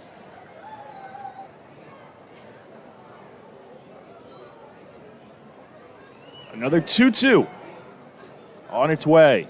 Breaking ball, and Melky drives this one out to left field towards the line. Feliz over, and it's foul. Another potential extra base hit in that corner, but just foul. Doug McFarling at third base tonight, making that call.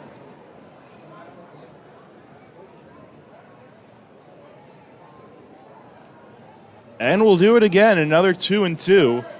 Nelly Rodriguez on deck. 1 away, bases empty. The top of the fourth inning. Ball into the wind and the delivery off the plate.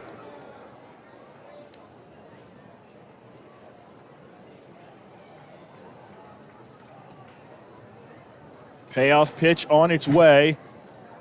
Ball's delivery is fouled back to the screen.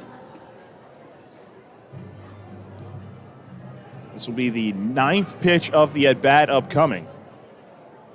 The Revs will finally try to make Niall Ball work after 2 relatively efficient first 2 innings. On 9 and 8 pitches. Here's another payoff. Inside, and it got him. So he'll take first. That ball looked to get him on the elbow. Never like to see that, but he hustles his way down, and the Revs have a base runner.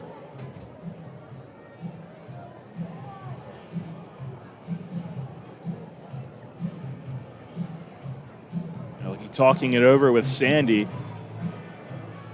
Getting all his equipment off. He will stay in the ball game. Always scary to see that happen, but hopefully he is all right. Pitch came in at 90 and got him. So here's Nelly Rodriguez. Now with a runner on first and 1 away. 1-0 ball game. Lancaster leads here in the fourth inning. Ball sets and delivers. Nelly hits this one out to the right side and foul.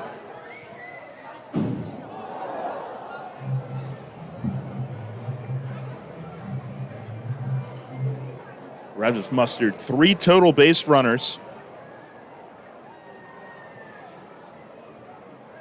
So far in this game, and what's been a tough offensive struggle through and through for the last few games.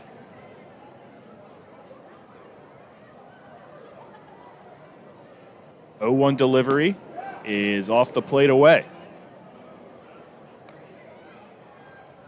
Carlos Franco on deck.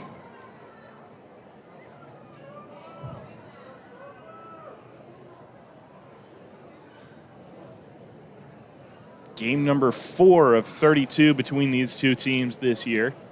Starting off 6 straight games here tonight. First breaking ball is across for a strike. 1-2.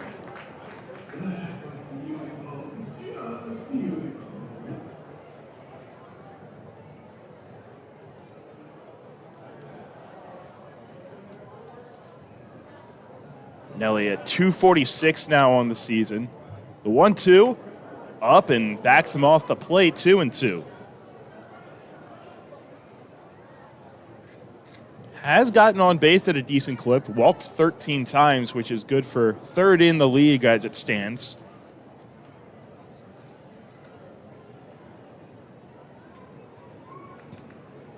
A set and the 2-2. Slider off the plate and gets to the backstop. Melky will make his way up to second. He's in scoring position, full count now.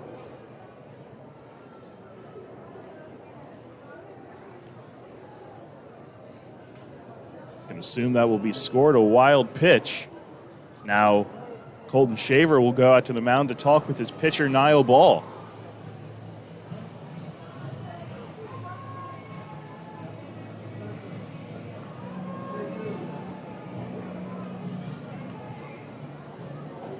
Revs looking for their first series opening win since the season opener in Long Island.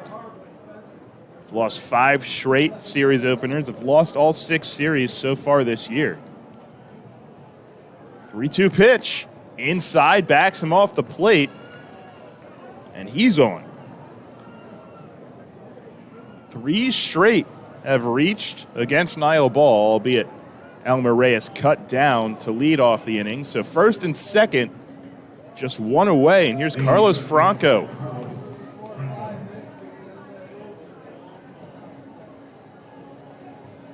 Franco, one of the top run producers in the Atlantic League this year.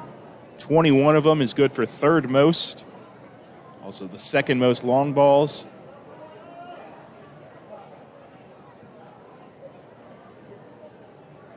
Got a chance to do damage here against Niall Ball, who steps off before the first pitch.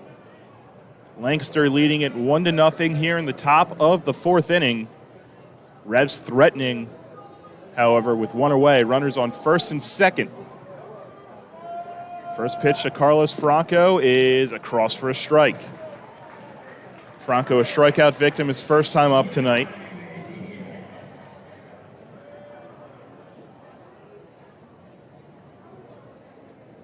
He was also in possession of the longest Revs hit streak so far this year until Melky eclipsed him. That was a 7-game streak. 0-1, breaking ball, backs him off the plate. A .235 hitter on the season now.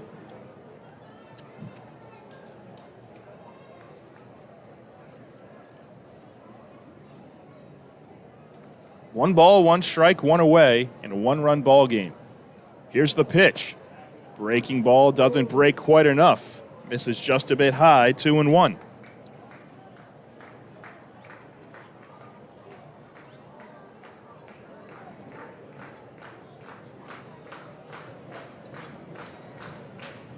Hitters count for Carlos Franco.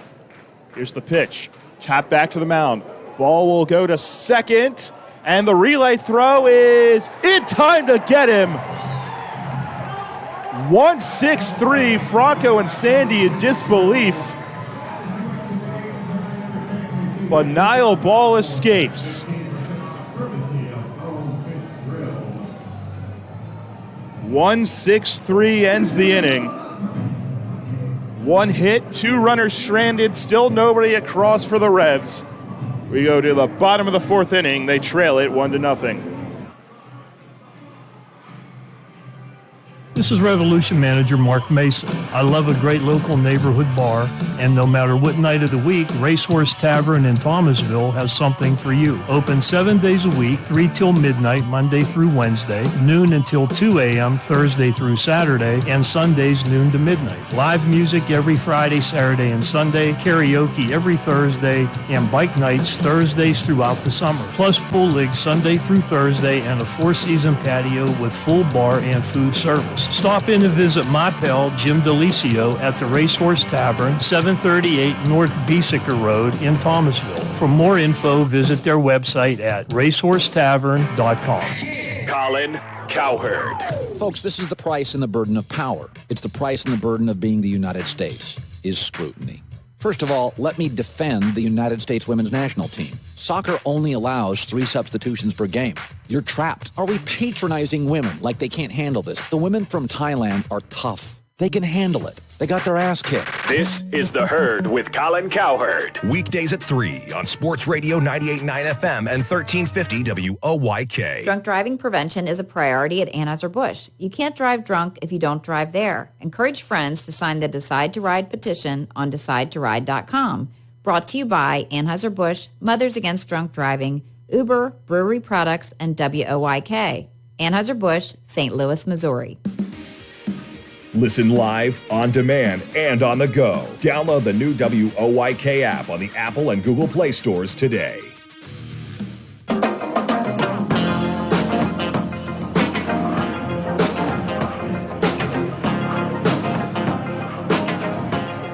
Well, the Revs threatened in the top half, not able to get anything across against Niall Ball and his counterpart, Jorge Martinez, back on the mound for York.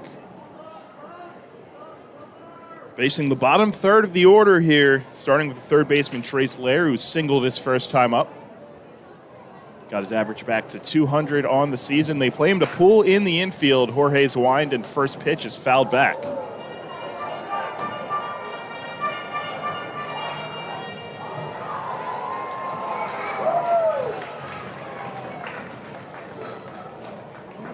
Jorge had a 1-2-3 inning in the third. He's into the wind here. And a breaking ball swung on and missed. Got Lair to chase, and now he's ahead.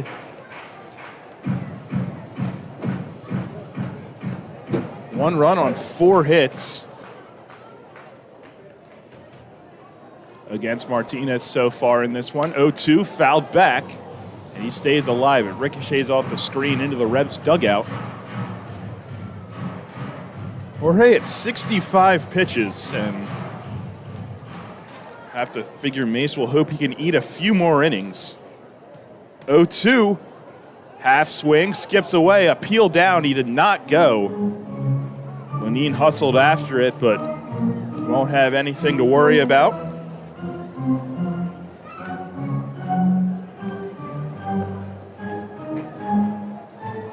But to finish that thought, there is a spot start tomorrow with Eduardo Rivera, who has only gone a season long of 2 innings so far this year. The 1-2, another half swing, another appeal, no go, and now Lair jumping around, and they're going to call time. He's putting on a sell job and might have convinced Bill Reuter that it hit him. They're going to have this conversation now.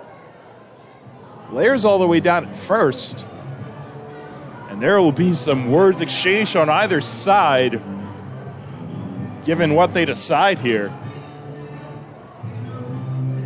And they're going to say it hit him in the foot. He has first base, and here comes Mace.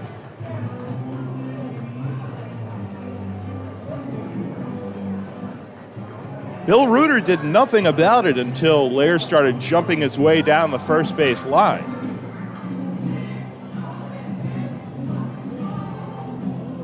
Quick conversation. They'll head back to the dugout. A tough break for Martinez. As the first base runner reaches, Lair's on for the second time tonight. Here's Anthony Perrone.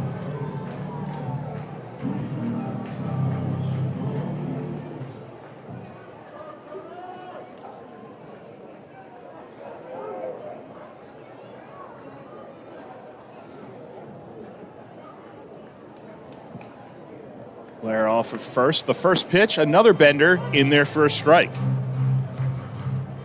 Jorge shows a lot of confidence in that big slide piece. A check over. And now delivers. And that one's right there for a called strike.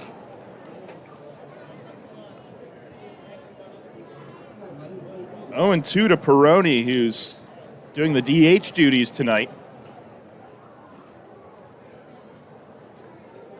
He walked his first time to the plate. Here's the 0-2, slider off the plate. On deck is Jake Hoover. Runner Trace Lair reached on a hit by pitch.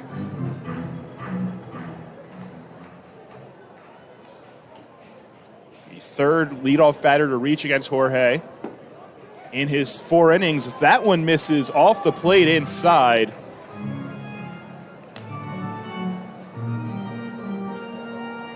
You can always see the visible frustration after some of these pitches.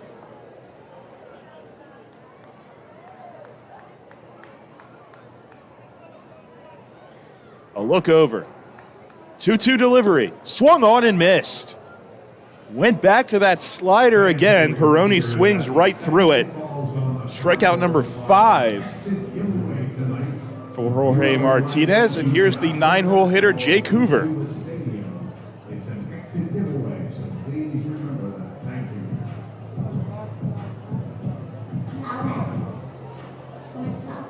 Jake Hoover hit it to right field his first time up and was caught by Troy Stokes Jr. Does have some speed, so he'll be tough to double up. First pitch from Martinez, breaking ball, hit in the air, shallow, right side, Kenley over towards the line, and just a step into the outfield grass in foul territory makes the play. A great bounce back by Jorge Martinez, and all of a sudden there's 2 away. Back to the top of the order, and Melvin Mercedes, who's reached both times he's been up tonight. Jorge Martinez looking to erase a leadoff base runner.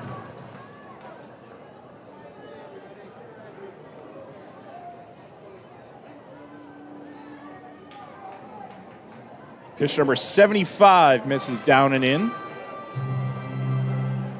It's going very slider heavy here this inning.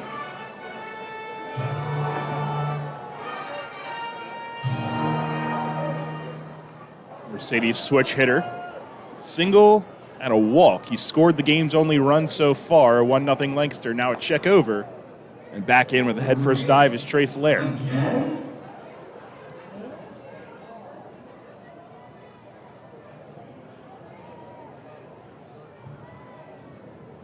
Open stance from the switch hitter.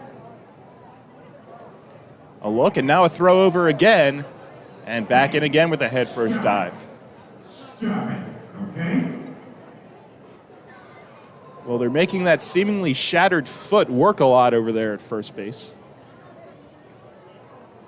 And now time is called in the box.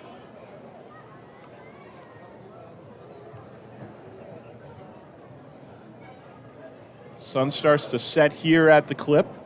Now another throw over and another head first dive back in. Really making Jorge Martinez think over there at first base.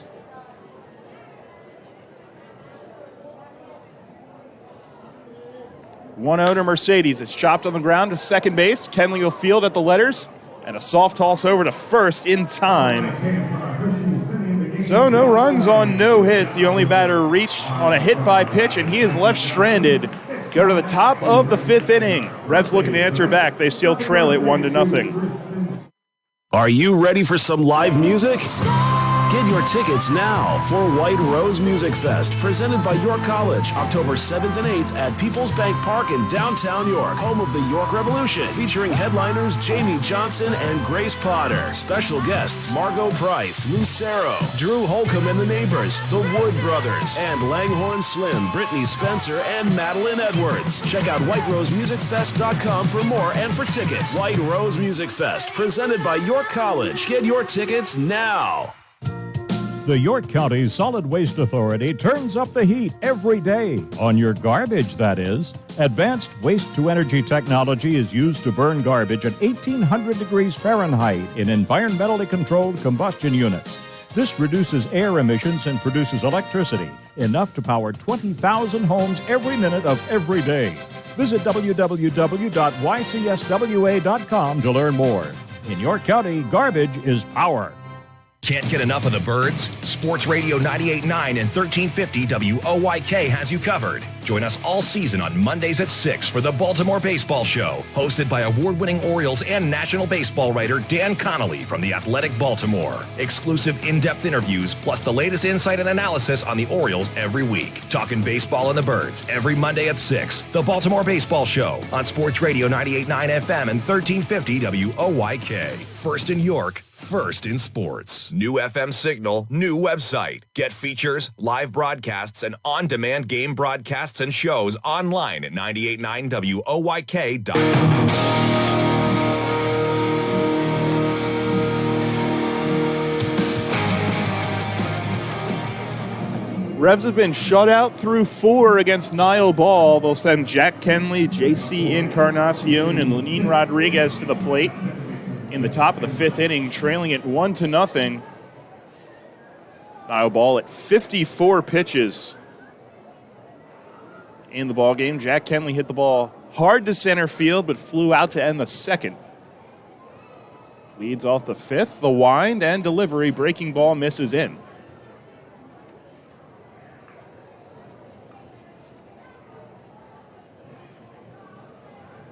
And quickly into the wind, the 1-0 is again down.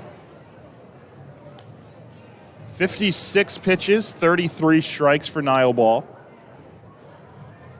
Jorge's at 76 for 49 strikes. The 2-0 on the ground to second. Fielded by Mercedes. Sidearm throw over in time. And Kenley set down to lead off the 5th. 4-3 on the putout. And here's another guy who hit the ball hard his first at bat, JC Encarnacion, just right at Melvin Mercedes. Encarnacion still looking for his first hit since his debut here a couple Sundays ago. First pitch misses down.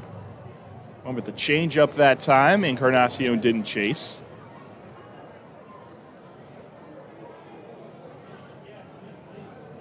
High set now. The 1-0 delivery is ripped down the left field line. Fair ball! As the third baseman Lair goes into a tumble, it's into the corner. JC is in the second base standing as Feliz finally digs it out of the shrubbery. A 1-out double for JC Encarnacion. And the Revs, for the second straight inning, have a runner in scoring position with just 1 out.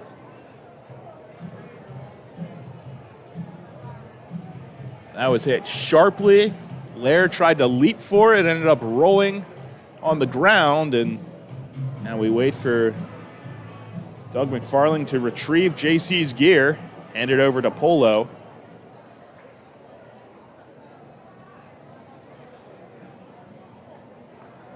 Well, mosey his way over to the dugout.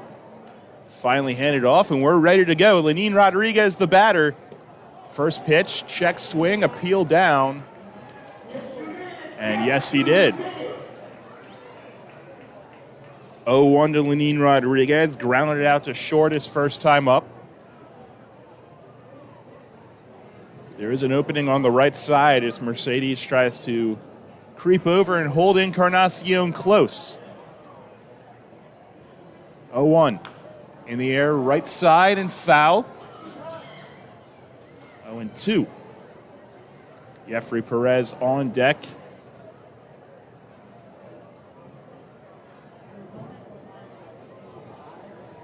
So good way for JC Encarnacion to get back in the hit column.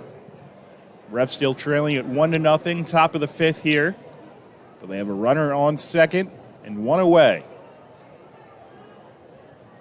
Long set here as finally Lenin Rodriguez will call time.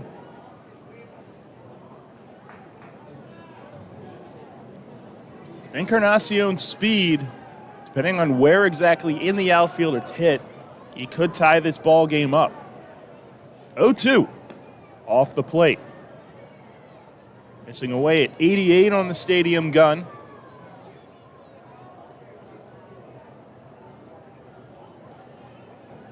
Jeffrey on deck, and then Troy Stokes Jr. if it gets any further after him. 1-2, breaking ball. Good block by Shaver as it misses down and away.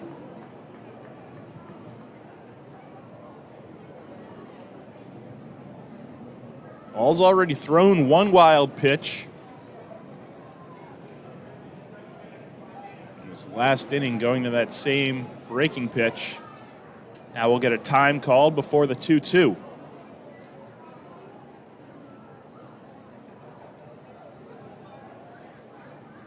Tying run on second. Here's the pitch. Breaking ball. Once again, Lenine holds back as it misses off the plate away. Both pitchers have been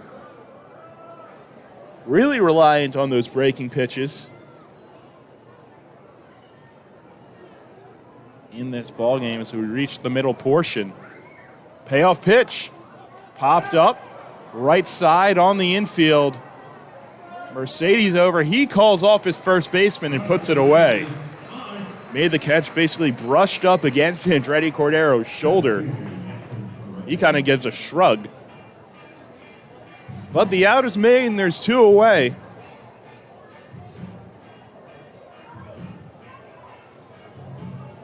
Revs for the second straight inning have gotten a runner to second base with less than two outs, and here we are, he's still standing there with two outs, and here's Jeffrey Perez. He's found a spot in the 9-hole the last few games.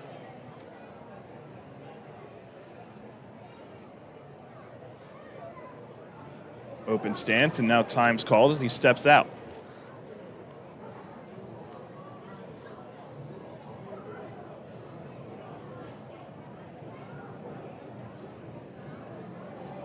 Long wait, and the first pitch is a breaking ball across for a strike. Jeffrey had a tough series over in Staten Island, went 2 for 12, but 2 for 4 in the ball game yesterday. So far tonight he's walked. Now a back pick and the throw gets into center field. JC moves his way up to third. He's in with a slide as the throw in from Clark is caught by the third baseman Lair. And now the tying run is just 90 feet away. Tried to go for that quick spin, and it got away from his shortstop, Hoover, and into center field. JC moves up to third. Now just 90 feet from tying this ball game up. 2 away, and the batter, Jeffrey Perez. High set, and the delivery fouled back. Ball 1 strike away from escaping here.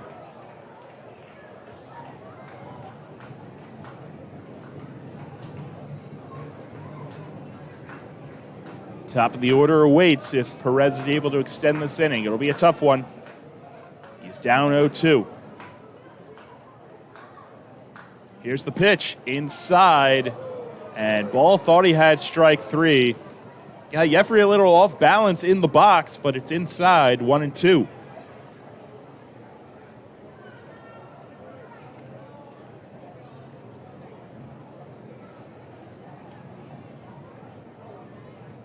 One nothing Lancaster. Top of the 5th inning. 1-2 pitch inside as Perez backs off. 2 balls, 2 strikes, 2 away.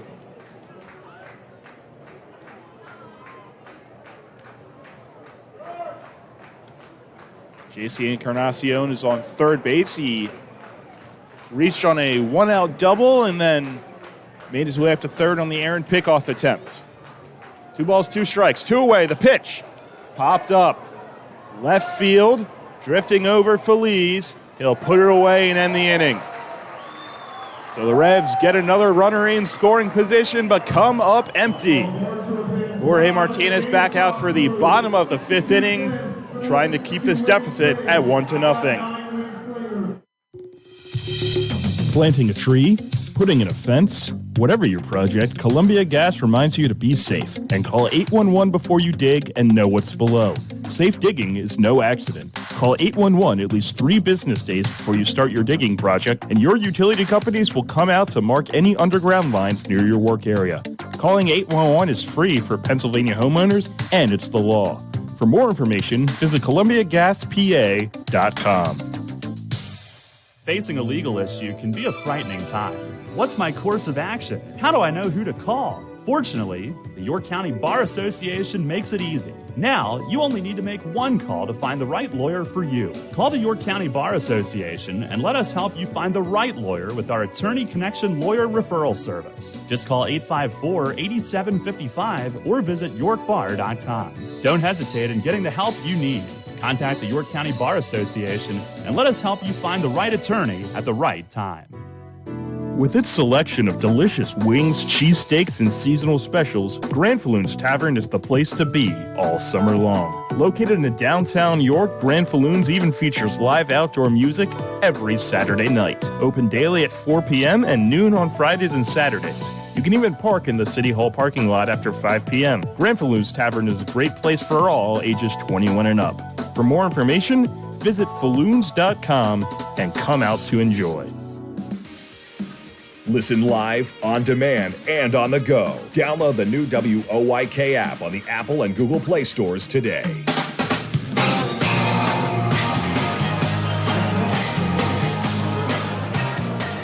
Still another 1-0 ball game. Lancaster leading it as, once again, the Revs came up empty with runners in scoring position in the top half of the fifth. It's going to be 2, 3, and 4 against Jorge Martinez, who's at 76 pitches.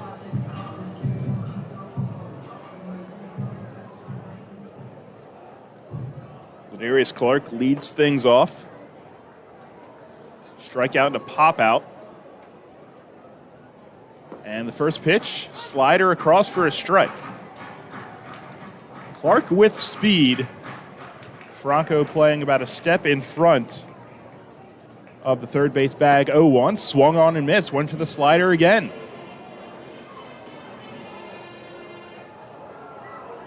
He's really had that working for himself so far tonight. No balls, 2 strikes to the Barnstormers center fielder. And got him to chase a slider again. 3 straight sliders, 3 straight strikes. And Clark has set down the 6th strikeout of the evening for Jorge Martinez, 1 away.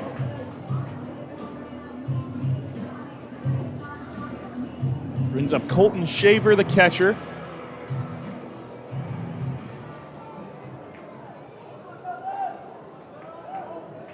He's 1 for 2.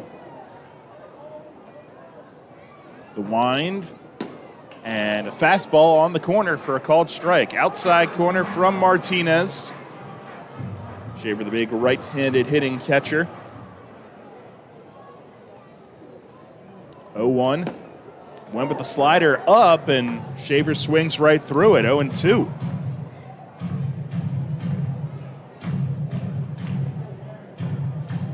Shaver 5 for 13 with 4 RBIs in the first York series. Here's the 0-2, and just off the plate away. So no immaculate inning here for Jorge. Have to attack once again.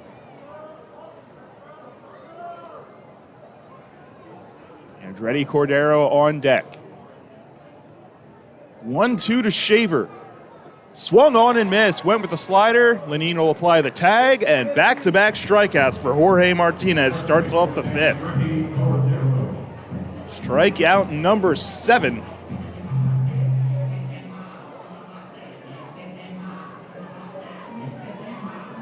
Now a season high for Martinez in this his 4th start. Here's the man that's driven in the lone run of the ball game.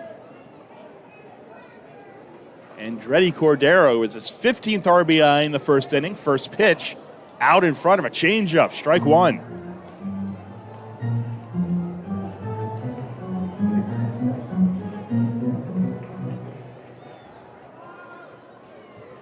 0-1 delivery.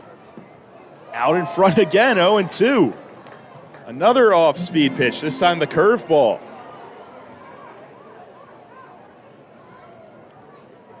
0-2. Lined into center field and snared by Kenley, who ranged all the way to his right and put it away. A 1-2-3 inning for Jorge Martinez. And a great play to end it by Jack Kenley. We go to the top of the 6th inning. Refs still trail it 1-0. Hey, Fred, did you see that Shipley Energy was hiring CDL drivers? Really? My buddy works there. He's been driving for them for over 20 years. Must be a nice place to work. Yeah, I saw online that they're hiring transport drivers and propane and heating oil delivery drivers. Do you need to have a hazmat? Nah, they'll help us get one. They also give 4 weeks vacation, benefits like healthcare, and we'll get to be home every night. I'm going to check it out tonight. Yeah, man. Go to shipleyenergy.com/drive and apply. It took me less than 5 minutes. I'm pulling it up on my phone right now. Penny Pretzel here from the York Philly Pretzel Factory. I am live at the Revolution game, and the batter got a hit. He just ran past the bases and into the stands, and I can't believe my eyes. He's making a line drive right to the York Philly Pretzel Factory concession stand. Looks like he's ordering a pretzel with cheese dip. Now where's he off to? He's headed straight to our store at 2058 South Queen Street, York. The umpire is now shouting, "It's good, it's great, it's the best pretzel ever!" Looks like another home run. Come on, Colin Cowherd. Baylor football is what I've been saying for years, what scares me about America. It's not the big cities. Big cities have a lot of eyeballs, a lot of cameras. Small towns. I grew up in one. They hide stuff. Rumors, hidden, no eyeballs, nobody saw it. Football is too big a deal in some towns in America. This is The Herd with Colin Cowherd. Weekdays at 3 on Sports Radio 1350 WOYK. Listen live and on demand with the new WOYK app and online at 989WOYK.com.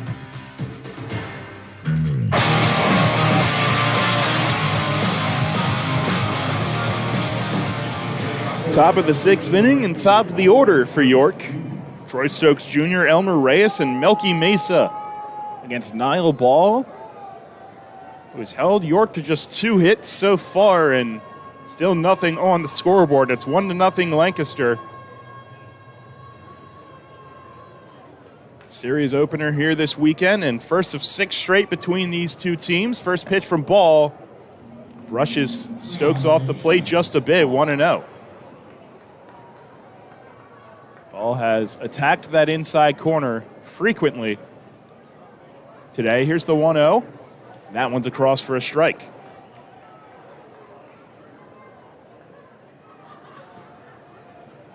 Niall Ball, 71 pitches, 42 strikes. High set, the 1-1. Breaking ball swung on and missed.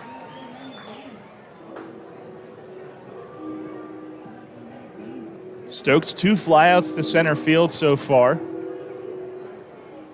His 3rd game since moving up to the leadoff spot. Another breaking ball. This one misses off.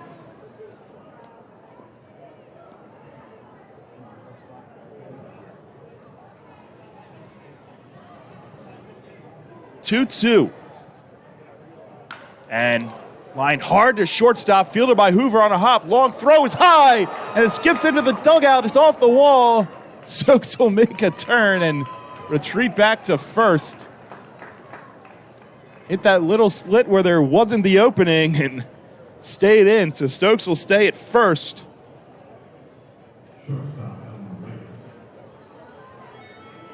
Presumably an E6 on the throw from Hoover. It will be his 5th error on the year. And gives the Revs a leadoff base runner. 2nd leadoff base runner here on the ball game. Elmer Reyes got the first hit. Stokes takes off, swung on and missed, and actually foul tipped.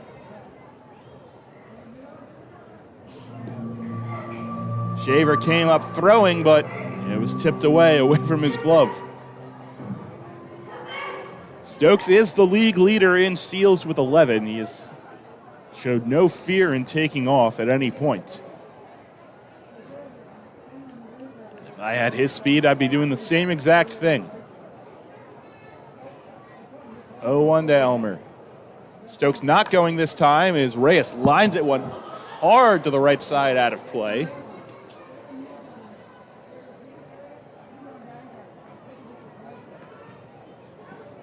It's the second error in as many innings for Lancaster. The errant pickoff attempts last inning put J.C. Encarnacion at third. He was stranded. Stokes reached on this error. Revs will hope to get him across. First a check over, and back with a headfirst dive.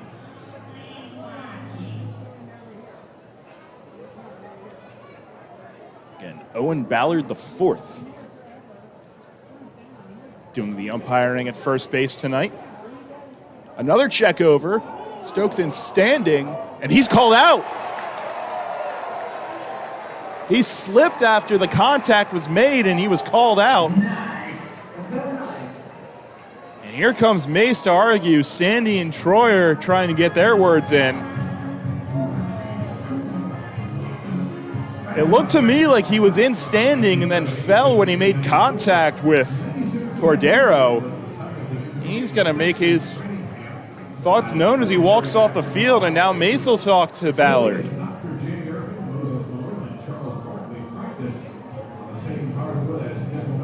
Well, that leadoff base runner erased.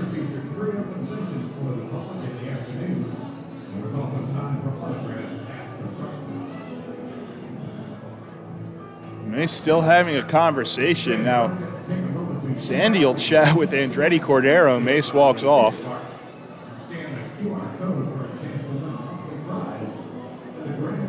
Just another tough break for the Revs.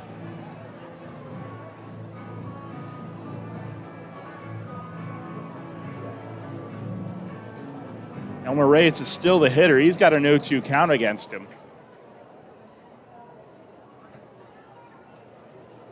And now before, he will call time as ball got about a step into his windup.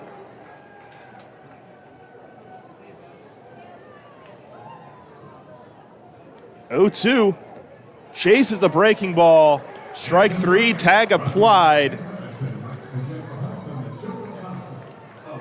Strikeout number 3 on the evening for Niall Ball, and now there's 2 away. You kind of just felt the momentum of that inning get ripped away after Stokes was ruled out on the pickoff attempt. Back to Melky Mesa. First pitch swing at a breaking ball and missing.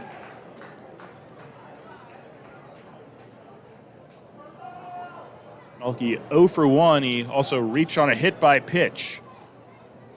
Breaking ball again. This time he holds off. Doing the DHing tonight. After some tightness last night up in Staten Island.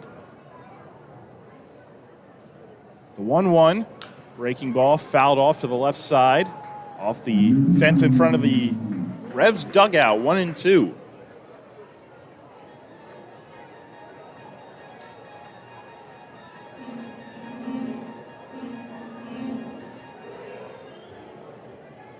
One strike away from getting out of this inning now is Niall Ball. He's at 80 pitches. He's into his wind, the 1-2, and it's spoiled. Chop foul to the left side.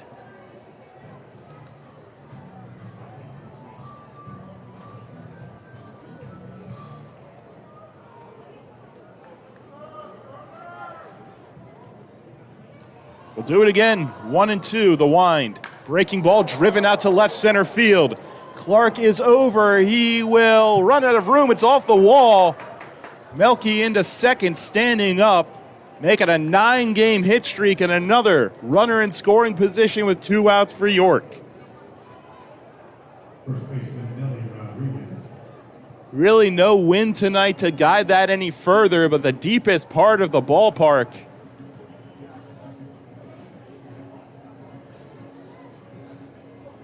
And once again, the middle of the order has an opportunity to tie this ball game up.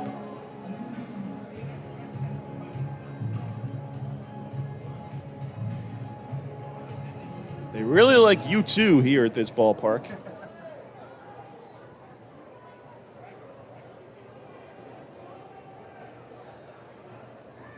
They play Nelly straight up. No one's creeping in as we speak against Melky at second. Now Mercedes just about to step over. First pitch to Nelly Rodriguez, up and away.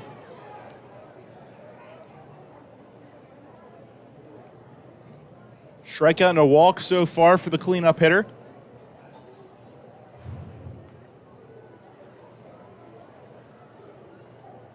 A look back, now the 1-0. Half swing on a breaking ball. No, he did not.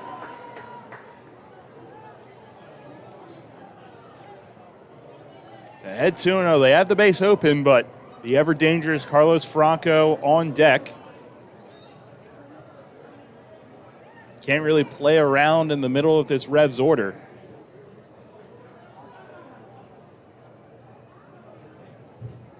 Mesa takes his lead off of second. The 2-0. Up and in, backs him off the plate. Didn't quite get him. But he gets his feet moving, 3-0.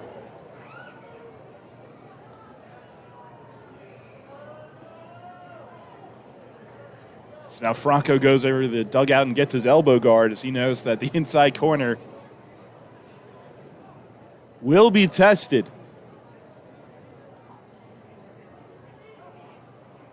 3-0, now Nelly calls time. We'll see if he has the green light here. Trailing, but it's still a one-run ball game. 3 balls, no strikes, 2 away here in the top of the 6th inning. The pitch, taking all the way, and a good decision. It's inside, ball 4. Second walk of the ball game for Nelly. Now it's up to Carlos Franco. I believe we're going to get a mound visit. And there is a lefty throwing in the bullpen. Don't know if they'll signal to him quite yet.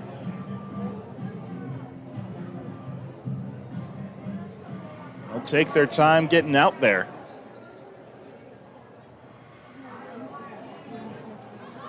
Stuff like that makes you wonder why every game in Staten Island was sub 3 hours, and it seems every game that hasn't been in New York has been at least 3 hours. There was that 2:20, the first series in Long Island.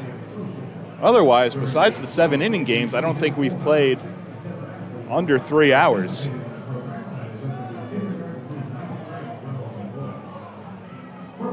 Bill Reuter will come out to break up the house party.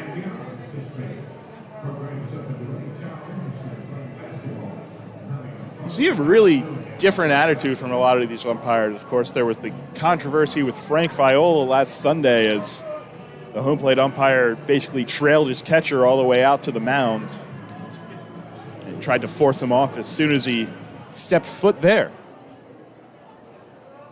That meeting was to decide how to attack Carlos Franco. They have the lefty loosening, but Niall Ball will stay in the ball game. Huge chance for York here. Melky on second, Nelly on first. 2 away for Carlos Franco. And he rips this one out to right field. No doubt about it. Carlos Franco, number 7 on the year. And York is ahead 3-1. Right on cue. And that one was a no-doubt laser. Zagunis didn't even bother to turn his back.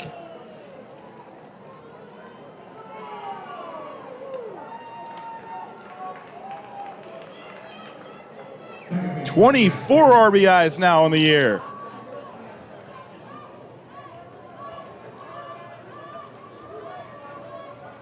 That one gives you goosebumps, and here comes Ross Peoples. The day is done for Niall Ball. He was in the game 1 batter too long. We'll tell you about the new lefty when we come back. 3-run shot by Carlos Franco, and York ahead 3-1. Every day, Fast Signs helps businesses like yours with their visual communications. We ask the right questions, recommend smart solutions, and help you build your business. Our knowledgeable consultants uncover your communication challenges and provide visible solutions. At Fast Signs, we're innovators, planners, and designers.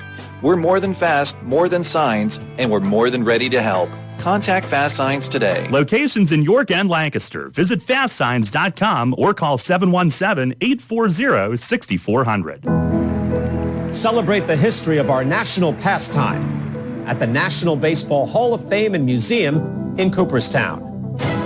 See priceless treasures that will bring your baseball memories to life. Connect with events that have shaped and changed the game and our country. Our stories to tell, your memories to share. Plan your family visit today at baseballhall.org. See you in Cooperstown, where the journey becomes legend. April showers means May flowers. As spring blooms and lawns are growing, so are we at Heritage Lawn and Landscape Care. Our team at Heritage Lawn and Landscape Care is growing, and we're seeking qualified candidates to grow with us. Join our world-class team-based environment and get your foot on the lawn of a new career with the leading provider of lawn care, tree care, and landscaping services in York, Adams, and Cumberland counties. Be part of our team. Find out more at heritagelawnandlandscape.com. Downtown's ready. Are you? The Revs play here. Sports Radio 98.9 FM and 1350 WOYK, York.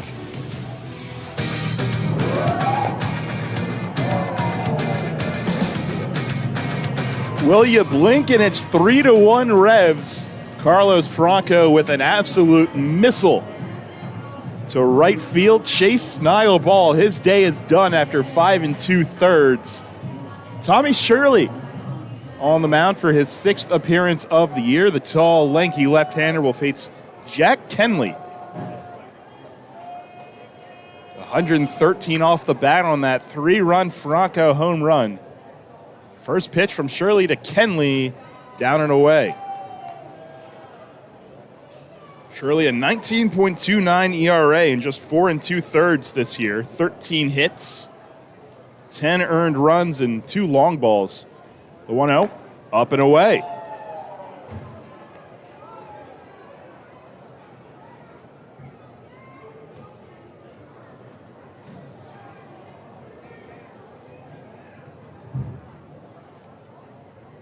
Two balls, no strikes. And this one's down. 3 straight, and you have to wonder if Kenley will have the green light here. Carlos Franco now 1 behind Courtney Hawkins for the league lead in RBIs with his 24th. Kenley taking all the way here. It's a strike on the corner. 3-1. JC Encarnacion on deck. If this inning continues,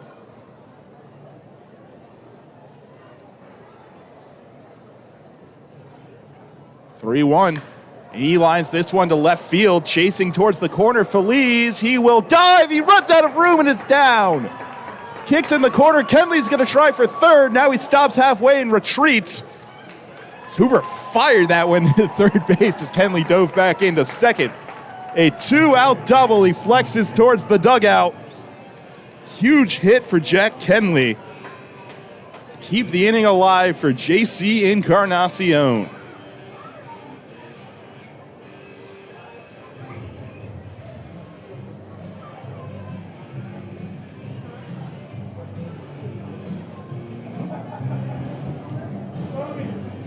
We said all year with runners in scoring position, all it takes is that one hit. Carlos Franco's laser will hopefully change the spirits. The inning's still going with Kenley on second base. JC Encarnacion, who doubled his last time up, is the batter. And now he'll call time. Long spell in between pitches here. Some leagues, they have a clock for stuff like that. Here's the pitch. And Encarnacion fouls it off to the right side, out of play. 3 hits for Encarnacion on the year. All have been extra base hits, and all have come here at the Clip.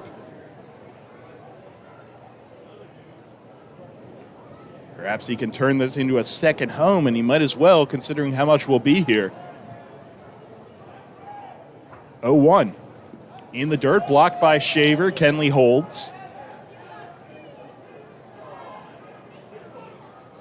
3-1 now.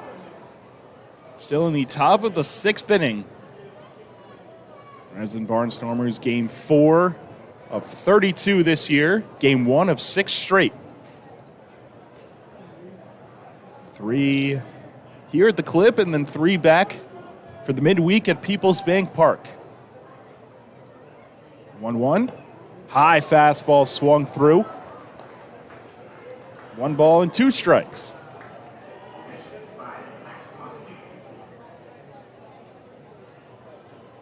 Kenley at second will run on the swing here. 1 ball, 2 strikes, 2 away. In the dirt, blocked again by Shaver.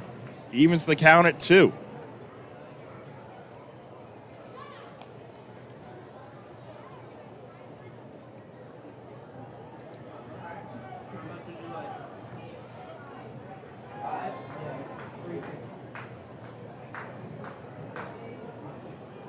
A look back at Kenley. Now the 2-2 is ripped into left center field, and that's down for a base hit. Kenley will trot his way into second. JC to second. The throw, not in time. He's in with a feet first slide. His second double of the ball game. 3 straight extra base hits for York, and it's now 4-1. Kenley knew as soon as that ball was down, he could trot his way home. And how about this? Maybe Clipper Magazine Stadium is a second home for JC Encarnacion. What a start to the series for him. And what an inning here. 4 across.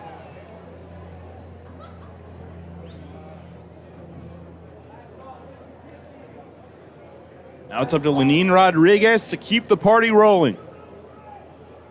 A look back. Breaking ball, blocked by Shaver out in front. A slow one, 66 on the stadium gun.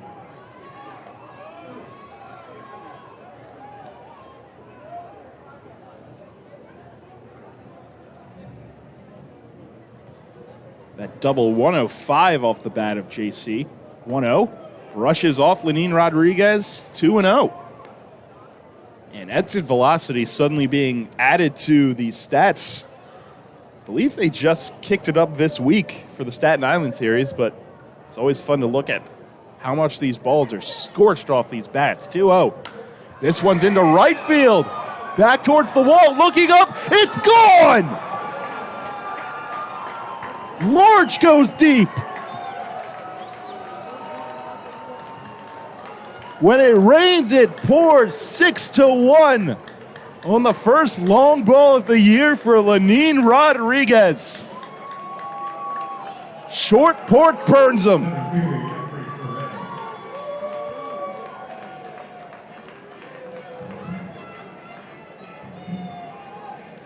Five extra base hits this inning. 2 more across.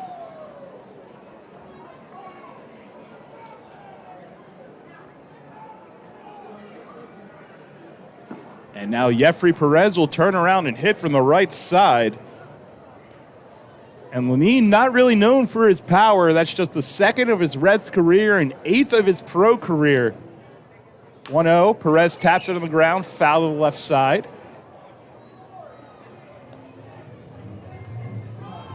A 2-homer inning. Sprinkle in 3 doubles in that as well, and it's the recipe for a healthy inning. 6 have crossed. It's the rough start to the year for Tommy Shirley continues. Here's the 1-1 inside. It's his 3rd long ball surrendered in just, well, now 5 innings of work.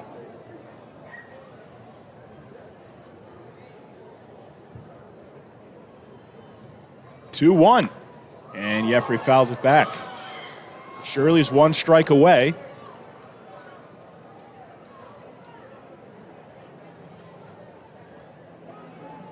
And really, any ball that goes high out to right field has a chance. That one just drifted enough. Here's the 2-2. This one's in the air. Shallow right field. Mercedes out. Zagunis in. Zagunis calls to put it away. But not before 6 runs cross the plate. 3 doubles and 2 long balls. A 3-run shot by Franco and a 2-run by Lenin Rodriguez. And just like that, 6-1 York. Jorge Martinez out for the bottom of the 6th inning. We'll be right back. People's Bank is happy to sponsor the home of the York Revolution, People's Bank Park. People's Bank has been serving the community for more than 155 years, committed to helping their clients achieve their dreams and live confidently. That commitment continues at People's Bank Park, with Revs games, concerts, events, youth sports, and much more. We're proud to partner with the York Revolution, and we look forward to seeing you at People's Bank Park. People's Bank, member FDIC, equal housing lender. Can't get enough of the birds? Sports Radio 98.9 and 1350 WOYK has you covered. Join us all season on Mondays at 6 for the Baltimore Baseball Show, hosted by award-winning Orioles and national baseball writer Dan Connolly from The Athletic Baltimore. Exclusive in-depth interviews, plus the latest insight and analysis on the Orioles every week. Talking baseball and the birds every Monday at 6. The Baltimore Baseball Show on Sports Radio 98.9 FM and 1350 WOYK. First in York, first in sports. When you work with an independent insurance agent, you put the power of choice to work for you. Independent agents know several companies and their coverages, which means more options. And because companies like Donegal Insurance Group use the independent agent system, you not only get quality insurance, you also save money. The independent insurance agent system. Discover the power of choice. Contact Kochman Kunkel Insurance at 717-854-0300 or stop in at 3217 East Market Street, York. Locally owned and operated by Pam and Rudy Kochman. Kochman Kunkel Insurance. Get the latest on the Orioles with the Baltimore Baseball Show, hosted by Dan Connolly. Mondays at 6 on Sports Radio 98.9 FM and 1350 WOYK.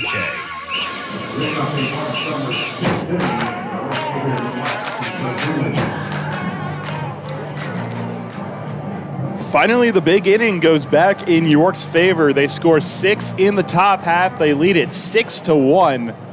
All of that coming with 2 outs. So an impressive display of resilience by the lineup. Now Mark Zagunis, who had a busy inning out in right field, turning his back, will swing at the first pitch he sees. Drifting out to the right side. Nelly over gives it a look, and it's out of play. Zagunis 0 for 2. Jorge had a 1-2-3 fifth inning. It's at 86 pitches. No urgent movement in the bullpen quite yet. There is some stretching on the Lancaster side. 0-1. This one's hit. High in the air, left field. Encarnacion over, drifting to his left and putting it away for the first out.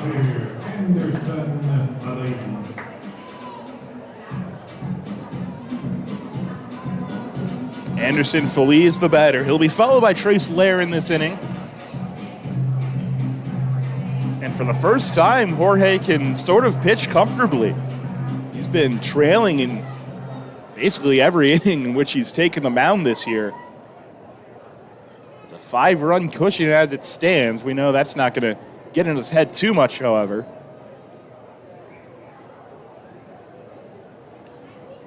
First pitch, breaking ball swung on and missed, or at least, knock on wood, we can hope.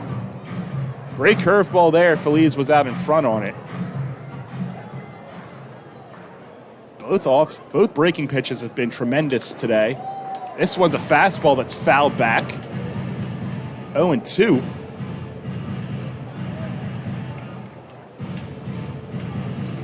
Martinez is a guy that we know is always going to be more reliant on the off-speed stuff than the fastball.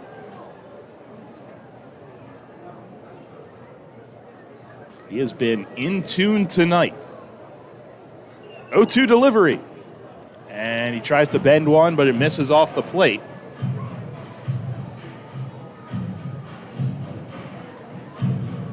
Feliz a .258 hitter. On the season. The 1-2 is into center field, coming on Perez, and is down for a base hit. Well, Jeffrey plays deep on nearly everybody, and that one dropped in front of him for a one-out base hit. Up until that point, Martinez had set down 6 straight. Of the bottom third of the order to work against here, Trace Lair, third baseman who was hit by a pitch his first time up. We'll dig in.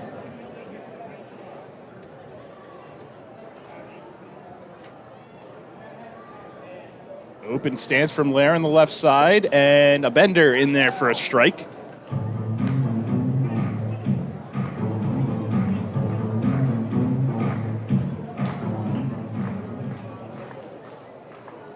Lair 1 for 1 in the box score. The pitch, off the plate away, went back to the fastball.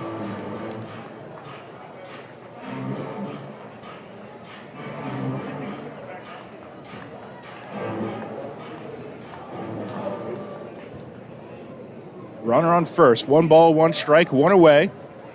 The pitch, breaking ball, shattered his bat, softly to Kenley, he goes to second for 1, that's all they'll get. So sawing off Lair, he'll stay at first.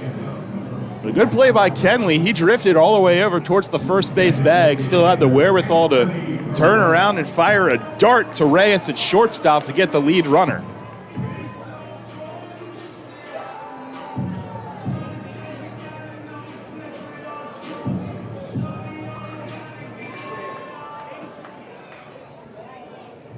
Anthony Peroni, the batter. Walking a strikeout tonight.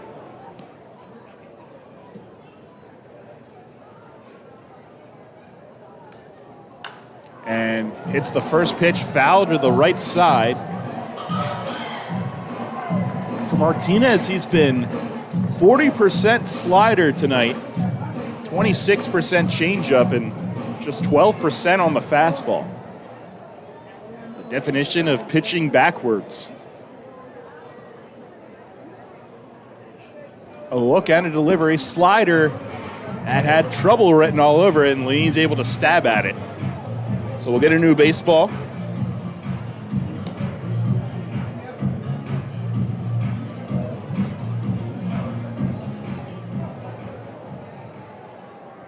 Nice crowd here tonight on hand for the Kevin Durant bobblehead giveaway. Known Lancaster legend. 1-1.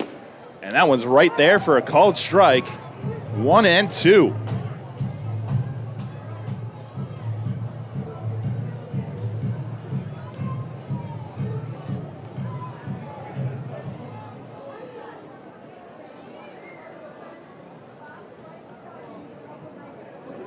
Lair will run. Pitch is swung on and missed.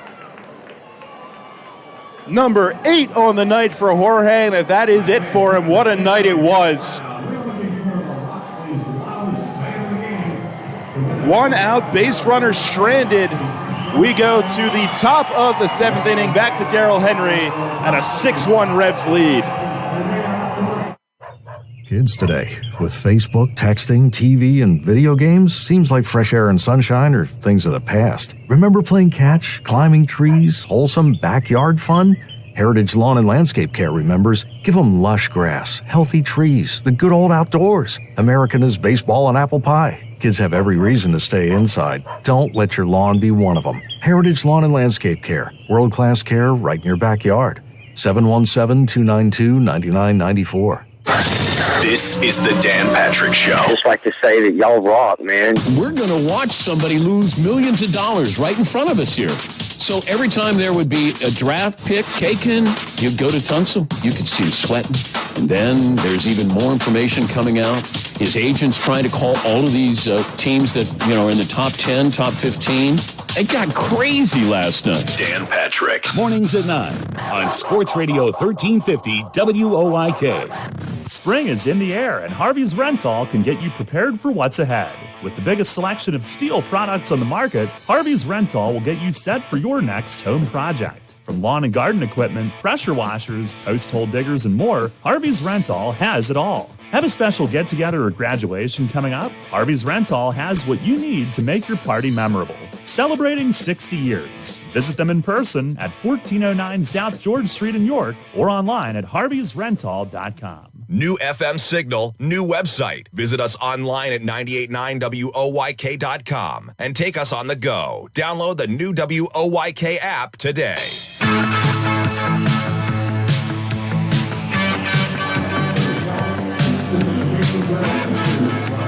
Head of the seventh inning, right-hander Donald Goodson, the new pitcher for Lancaster. Revs in front 6-1. And all of a sudden, this game flipped on its head and everything going right. Jorge Martinez likely done after 6, but what a job striking out 8. And the offense erupting with 6 runs, all with 2 outs in the 6th inning. And the way the inning started, it had that feeling like, here we go again, when Troy Stokes Jr. got on a break, but slipped getting back to first, was picked off, had bases empty, 2 outs, ball was cruising. And, the decision for Ross Peoples to let him face Carlos Franco might be one that gets second-guessed when he had a lefty getting ready. Might have made the move one batter too late. And Stokes will lead off the 7th against Goodson, who fires a fastball strike at 94. Stokes tonight hitless in 3 at-bats, reached on the Barnstormers' second error last inning, second of the game. Still has a 5-game hitting streak in tow. Pitch to him is away. Appeal to first on the flinch. He did not offer. The Revs with 6 runs, 7 hits, no errors. Lancaster a run on 5 hits and 2 errors. The pitch to Stokes, a swing and a miss. Goodson with the changeup, which, to go with his mid-90s heat, is arguably his best pitch. This year, no record in 4 outings. His ERA is 9. He fires, and a fastball missed in tight under the arms. 5 innings, 5 runs, 6 hits. 3 of them have been home runs. And he's got potential, but has struggled early on. Here's the 2-2. And a swing and a foul out of play, right side. And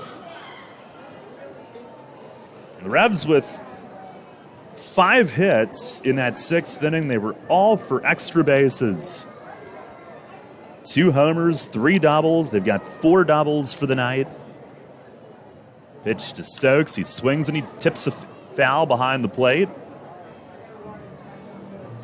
And hangs in there. I don't know. Maybe Jorge isn't done yet. No throwing taking place in the pen. He's at 99 pitches. 2-2. That's down low. And Stokes has seen a few changeups now from Goodson. He lays off that one.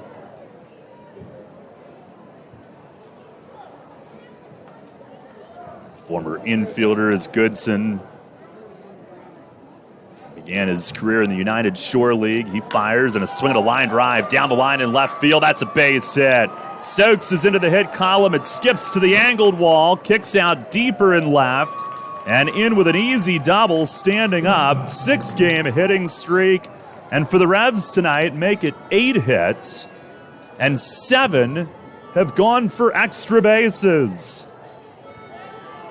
It's their 5th double of the night as a team. And all of a sudden, the beast has awoken. A 6-1 lead. Here comes Elmer Reyes with the Revs perhaps primed to add to it.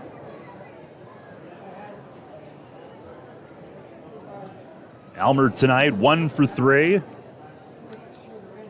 And the first pitch, it's down and away, just missed.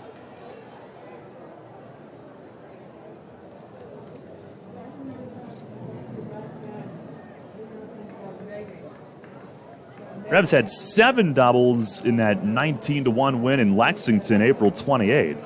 And there goes Stokes for third, swing and a miss, throw down, a feet first slide, he's in. just got the cleats in ahead of Lair's snap tag.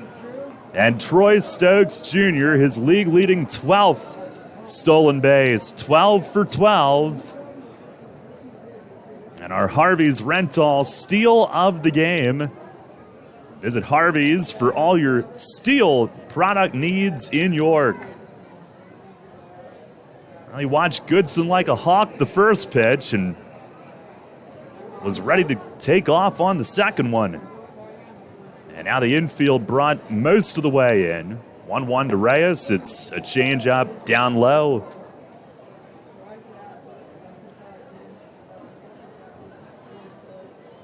Revs season high for extra base hits in a game 9. That April 28th game in Lexington. And the 7 doubles that night, one off the record as Reyes fouls one against the screen, 2-2. But tonight now, 7 extra base hits, 5 doubles.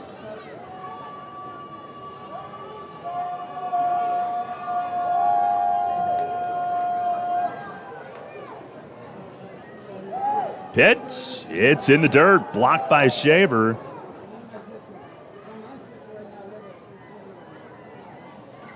Revs with their 3rd biggest inning of the season with the 6-run 6th.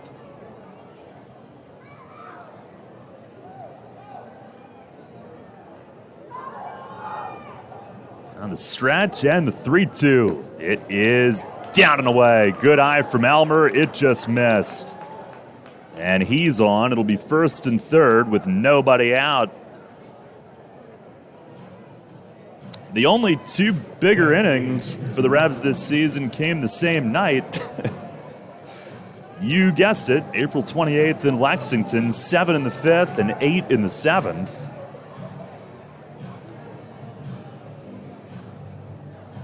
And we haven't had a whole lot of fun since then, but tonight would be a great way to start off this weekend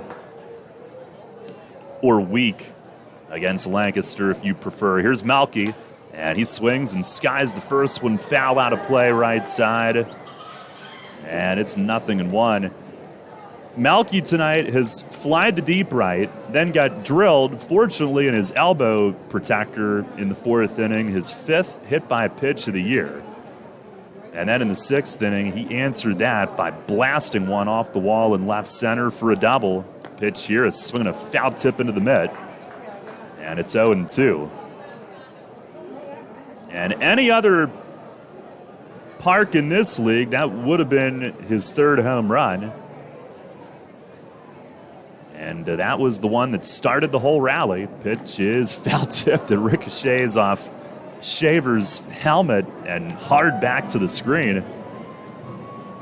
But again, Niall Ball had bases empty, 2 outs in the 6th, working on a 2-hitter. When Malky opened the floodgates with that double off the wall in left center, broke the dam. 1st and 3rd, nobody out here. Goodson home, and he paints the outside, and Malky is run up. No argument from him. That's out number 1. And that'll bring up Nelly Rodriguez. I think it's time to get Nelly going here. He does have 2 walks tonight and a run scored. He's 0 for 1 in the game. Came into the night tied for 3rd in the league in walks. Now he's got 16 total. First pitch, he swings and misses. Goodson took some off.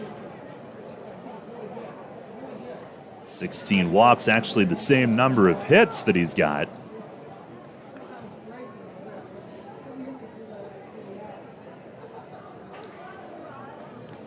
Now the stretch and the 0-1. It's up high. No doubt it's been a slow start for Nelly, but maybe the best thing that could happen for him is if other guys get going, and I don't know if he feels he has to carry so much weight in the middle. It's the 1-1. That is up and in. Change up. But they say hitting's contagious, and boy, was it ever last inning.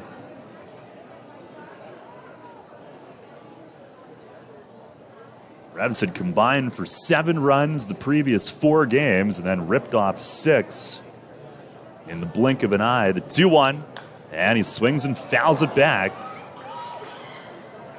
Just missed that one timing-wise. It's 2-2.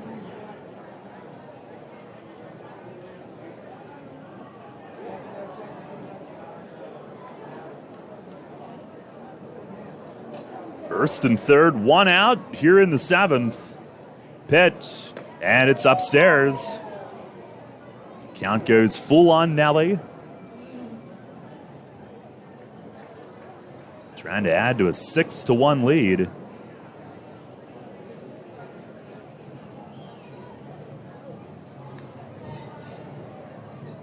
Now the stretch from Goodson. Here's the 3-2, and it is high. Nelly walks for the 3rd time tonight. Now he'll unstrap the gear and head to first. Bases are loaded.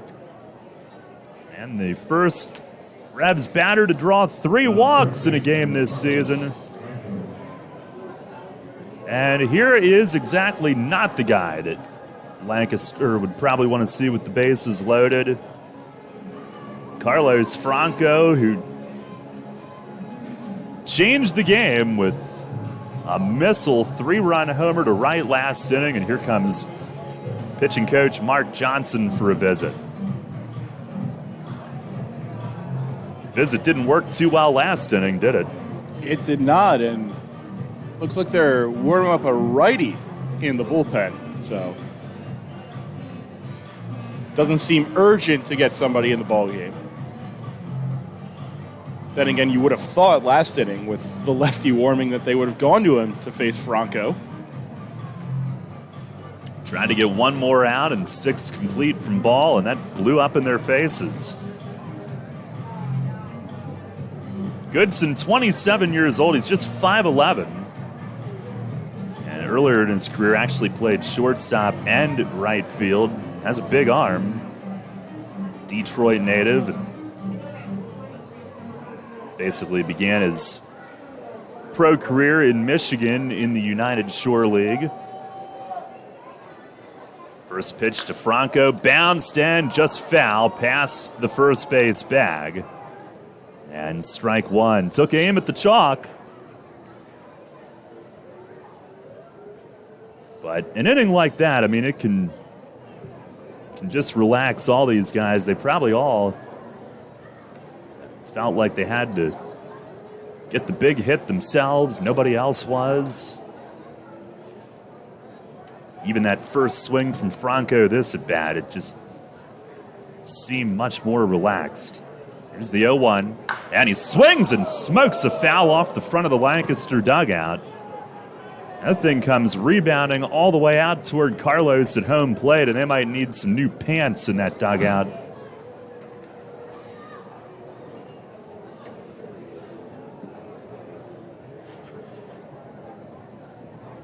That'll make them think twice about what they throw.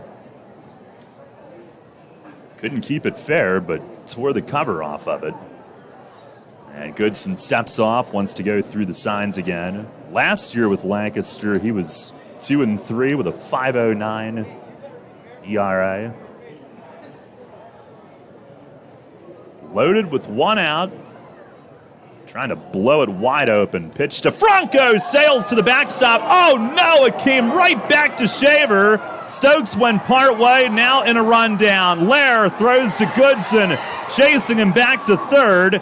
And Reyes comes to third. Goodson will tag both. And Reyes is the one who will be out.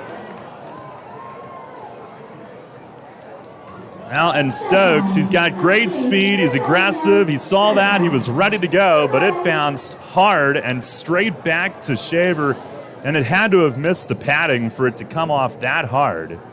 That was ridiculous. It ends up going 2-5-1. And Stokes at third, Nelly moves up to second, and Reyes is the one who's erased. That pitch flew over the outstretched glove of Shaver, but the Barnstormers got a perfect bounce back. A 1-2 to Franco. The pitch, he swings and misses. And just like that, Goodson gets out of the inning with no damage.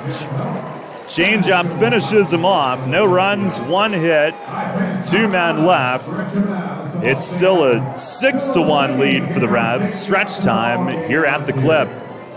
This is Revolution Manager Mark Mason. I love a great local neighborhood bar, and no matter what night of the week, Racehorse Tavern in Thomasville has something for you. Great food, fantastic bartenders, and ice-cold beer every night. Acoustic acts on Saturday and Sunday afternoons in our Four Seasons patio from 3 to 6. We've even got various fundraising events throughout the year and are a proud sponsor of 5 York City softball teams and the York Revolution, where you can come in as a stranger and leave feeling like family. The Racehorse Tavern, 738 North Beesica Road in Thomasville. For more info, visit online at racehorsetavern.com. At Flying Feet Sports Shoes, we are feeling like spring. The 2022 delivery of the new styles and colors of UFO sandals, thongs, and clogs has just arrived. You can be the first to choose from the latest UFOS models. Your feet and back will love the feel, and your eyes will love the looks. Come to Flying Feet Sports Shoes. Flying Feet. 1511 Mount Rose Avenue, York, where it feels like spring. York North Rotary Summerfest has an elevated experience for you June 11th, noon to 4 at People's Bank Park in York. Enjoy craft beer samples, delicious snack vendors, wine and spirits, samples and sales. Kitty Back will be rocking the stadium. Search York North Summerfest on Eventbrite for tickets and information. See you there. Listen live and on demand with the new WOYK app and online at 989WOYK.com.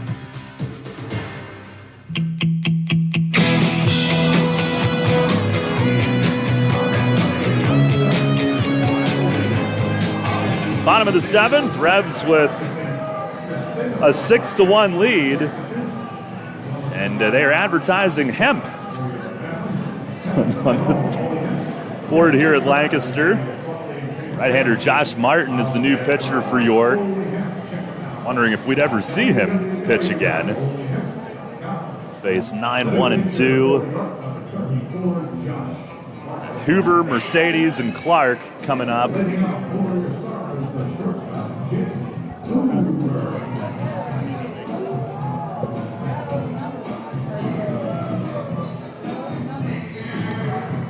Understand from earlier today that the last time Martin faced Lancaster, there was a brawl. So food for thought. First pitch to Jake Hoover is inside. Now, he didn't start it. That was 2019. Lancaster was at Sugarland. Martin pitched for the Skeeters. Here's the 1-0, and a swing and a shot left side finds the hole. It's a base hit. Lancaster with its 6th hit.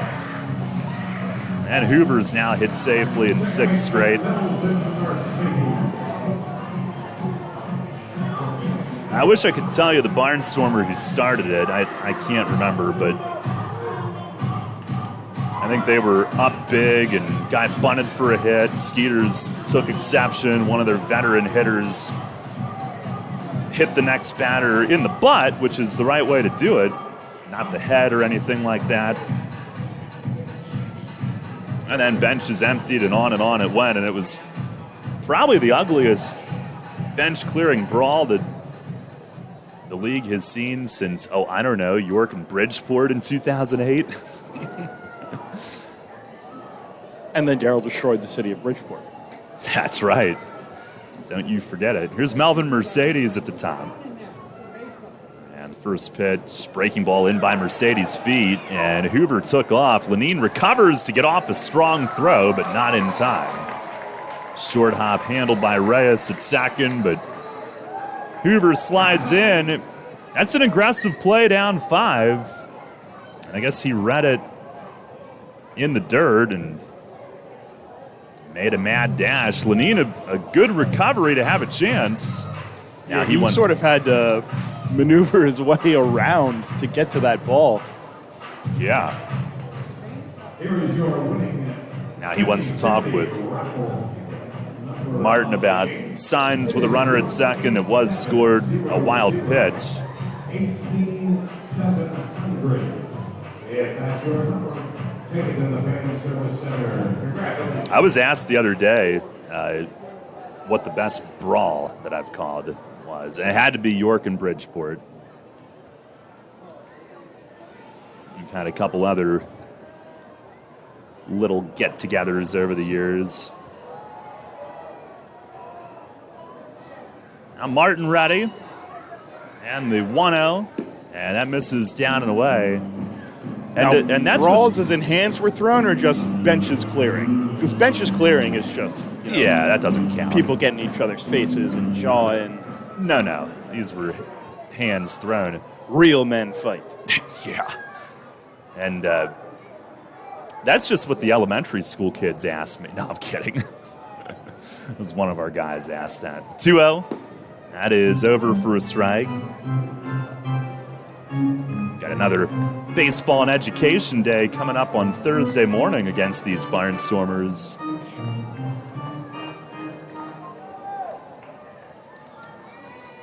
You might want to start sleeping now, Jake.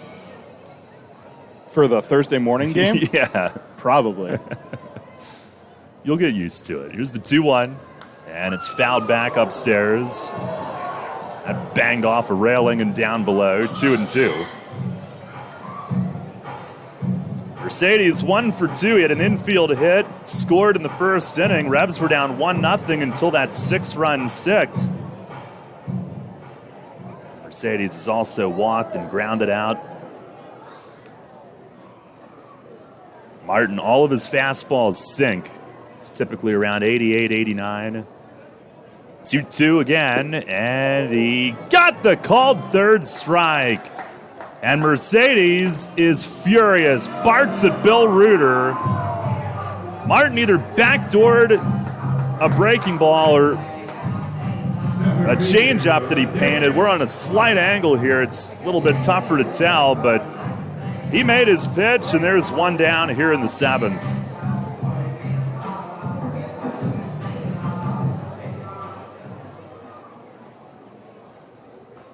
Oh, here is Ladarius Clark, who's 0 for 3 tonight.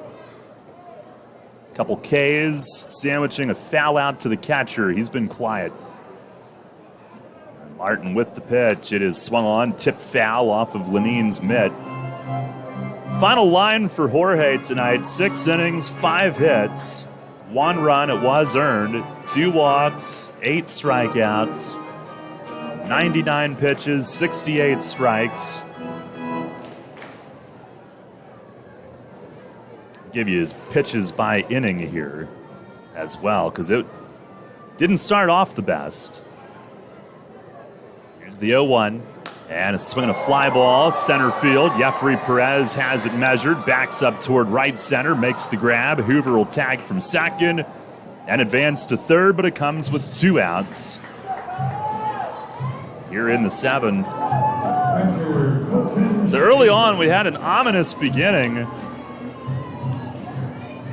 as Niall Ball was extremely efficient. Jorge, 29 pitches and 25 pitches the first 2 innings, but from there went 9, 13, 10, and 13. And only allowed 1 hit after the second inning. He stranded 5 combined in the first 2 innings, but ended up retiring 14 of the final 16 that he faced. Runner at third, 2 outs. Here's Colton Shaver, 6-1 York. Pitch from Martin, it's down and away. Shaver 1 for 3 tonight. Infield hit back in the first, and then Jorge struck him out the other 2 times.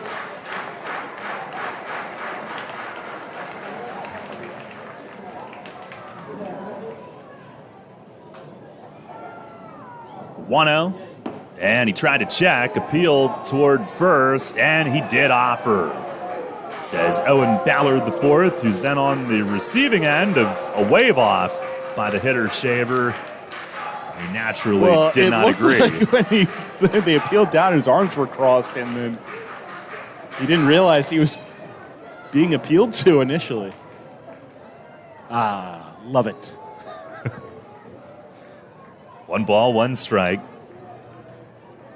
Martin to the plate, and it is down and away. Finally, Martin's second appearance, his first, came on Sunday at home. We thought he was out of an inning, didn't get a double play call, and High Point ended up scoring 3 runs off of him. Now set, and the 2-1. Swinging a little nubber foul behind the plate. Good slider there. Shaver barely got a piece.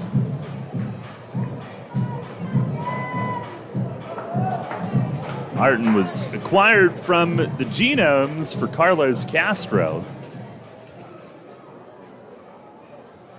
Was in the Atlantic League with Sugarland back in 2019, 3-0 with an ERA in the 3s. Now it is set, and the 2-2. It's down and away, appeal to first, no go this time. That thing absolutely tumbled right off the table, and Shaver almost went around. It's 3-2. Lenine smothered it, tagged him just in case, then asked for the appeal.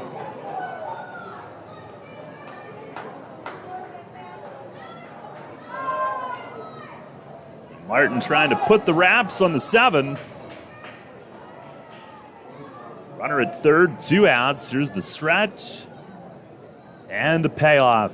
It is a breaking ball just inside. A slider. Drops his hands to his knees. He wanted that and didn't get it. And the inning will continue as Shaver walks.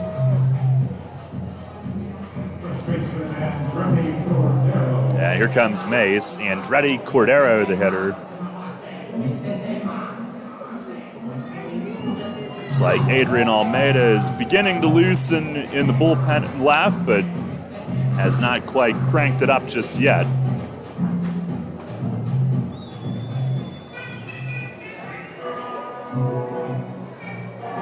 Well, while we have a moment, take a look at scores from elsewhere tonight around the league, brought to you by Wolf's Bus Lines. And playing a doubleheader at Wild Health Field, excuse me. The Wild Health Genomes beat Lexington 7-2 behind it. That was the suspended game, my bad. He didn't pitch again. He had started the game Tuesday night that got suspended. But anyway, Wild Health finished that game winning 7-2. Lexington up 3-2 in the bottom of the 6th. Southern Maryland leads Charleston 8-1 at home in the 9th. Blue Crabs trying to go to 16-3. Here is Cordero, first and third, 2 outs in the 7th. Martin the pitch, and a swing and a miss. Sinker down. Gastonia on its road trip to York, Staten Island, Southern Maryland, and back to Staten Island leads 3-0 in the 3rd. At Staten Island, and there might have been a fog delay. The game on Long Island completed early due to fog. Here's the 0-1, and a swing and a bouncing ball towards short. Reyes up the middle, short flip to Kenley, inning over. Josh Martin finally gets a chance to make his second appearance with York, and it's a scoreless 7th inning. No runs, 1 hit, and 2 men left. We go to the 8th. Revs on top, 6-1. Named one of the best advisors in the state and the country, Kevin Smith and the team of Smith Wealth Advisory Group can help you develop a customized retirement income plan. As specialists in retirement planning, they will guide you on Social Security, pension choices, 401k and retirement plan rollovers, required minimum distributions, taxation, and optimal distribution strategies. For all your retirement planning needs, contact one of the nation's best, Smith Wealth Advisory Group, located right here in York. Janney Montgomery Scott, LLC, member NYSE, FINRA, and SIPC. Drunk driving prevention is a priority at Anheuser-Busch. You can't drive drunk if you don't drive there. Encourage friends to sign the Decide to Ride petition on DecideToRide.com. Brought to you by Anheuser-Busch, Mothers Against Drunk Driving, Uber, Brewery Products, and WOYK. Anheuser-Busch, St. Louis, Missouri. Can't get enough of the birds? Sports Radio 98.9 and 1350 WOYK has you covered. Join us all season on Mondays at 6 for the Baltimore Baseball Show, hosted by award-winning Orioles and National Baseball writer Dan Connolly from The Athletic Baltimore. Exclusive in-depth interviews, plus the latest insight and analysis on the Orioles every week. Talking baseball and the birds every Monday at 6. The Baltimore Baseball Show on Sports Radio 98.9 FM and 1350 WOYK. First in York, first in sports. Take us on the go with the new WOYK app. Download on the Apple and Google Play stores today. Sports Radio 98.9 FM and 1350 WOYK. First in York, first in sports.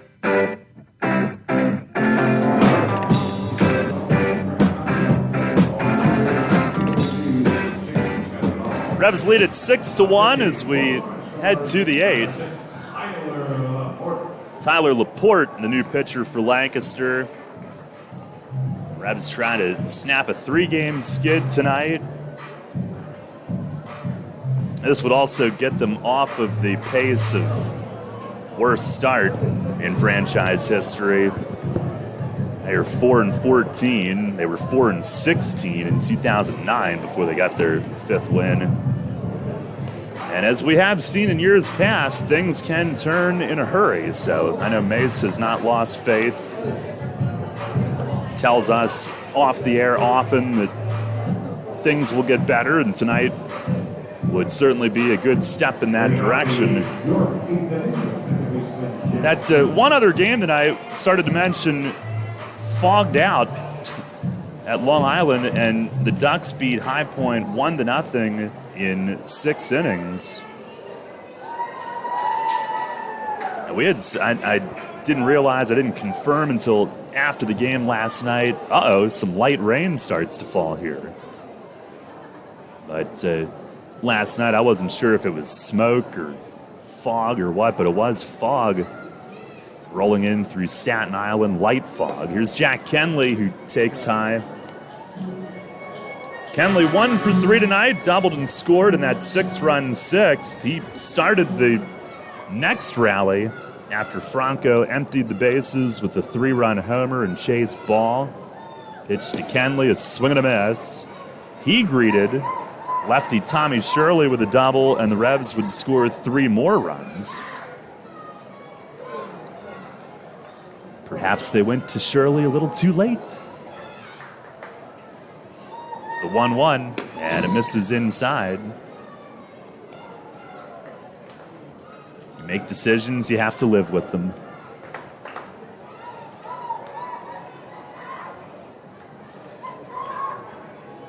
Kind of like canceling BP at 3 o'clock in the afternoon. There's the 2-1 to Kenley, swing, and he pops it up foul, back and out of play. Light rain has already slowed down, barely a mist.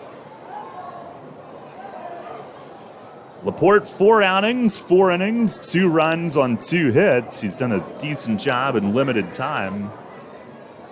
4.50 ERA and limited action. And now home with it, and that misses way outside. He's got a head of hair, doesn't he? Yeah. He's got a flow. It's a nice matchup, him against Jack. That's true. It's a little muggy today. I'm not sure how that affected Jack's curls, but he's not going to let it get him down. 3-2, and he swings and fouls it off, third base side. That's a foul brought to you by Frisco's Chicken. Lancaster came into this game 6th in the league in ERA, 5.11. The starters have been their strength the last couple weeks, last 11 games. Their starters at 2.17 ERA. Far cry from what they did last year. Pitch to Kenley. It is swung on, hit high in the air in right center field. Clark and Zagunis headed toward one another. The center fielder Clark is there and puts it away. Kenley just got under it, golfing that one up high.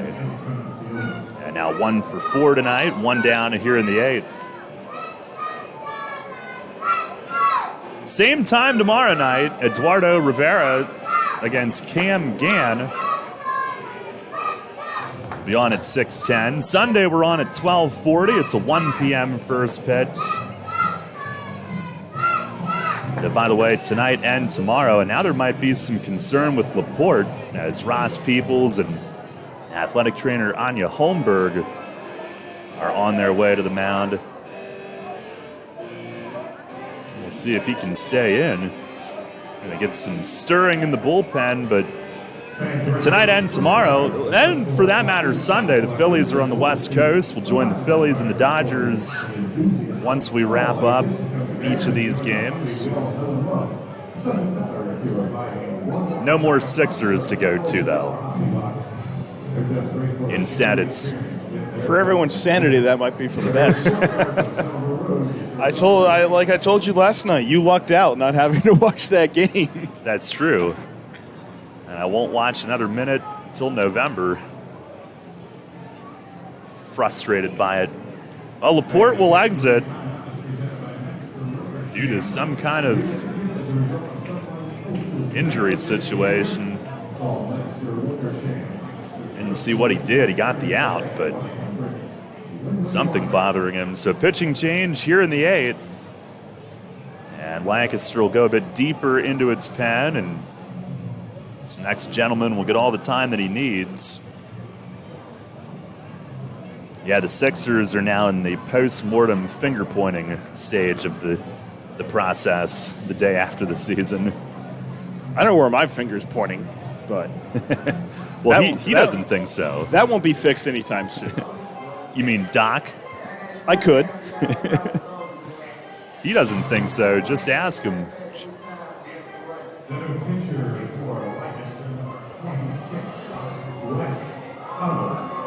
The new pitcher is West Tunnel as opposed to East Tunnel. West Tunnel, who they just signed here in the past couple of days. And he'll get all the time that he needs, so we'll take an injury timeout. Back to Lancaster in a moment. Rebs leading at 6-1 here in the 8th. At WellSpan Health, we're here for you, like the relationships that count. Family, good friends, and neighbors. WellSpan primary care physicians and providers believe in the strength of those relationships. And just like family, we listen. That's how we discover the best way to help you in your wellness journey. When you choose WellSpan for primary care, you gain a network of over 2,600 of the best experts in the region for complex care, like specialists for cancer, heart disease, and orthopedics. We make it easy to connect with simple online visits and our My WellSpan app. And with convenient locations close to your neighborhood, you don't have to travel very far. Choose WellSpan for primary care because we're your friends and neighbors. After all, we know you, we care, and it shows. Start your relationship today. Visit wellspan.org/primary care. This is the Dan Patrick Show. Just like to say that y'all rock, man. It's how great you are, and then you don't win. I mean, Seattle won 116 games, but they're remembered for winning 116 and not getting to the World Series. New England, 18-0, and then they lost to the Giants. Golden State with 73 wins. If you don't win the championship, we're going to look back on this season and say, that was great. Dan Patrick. Mornings at 9 on Sports Radio 1350 WOIK. You're on York's home for Sixers basketball. Sports Radio 98.9 FM and 1350 WOIK. First in York, first in sports.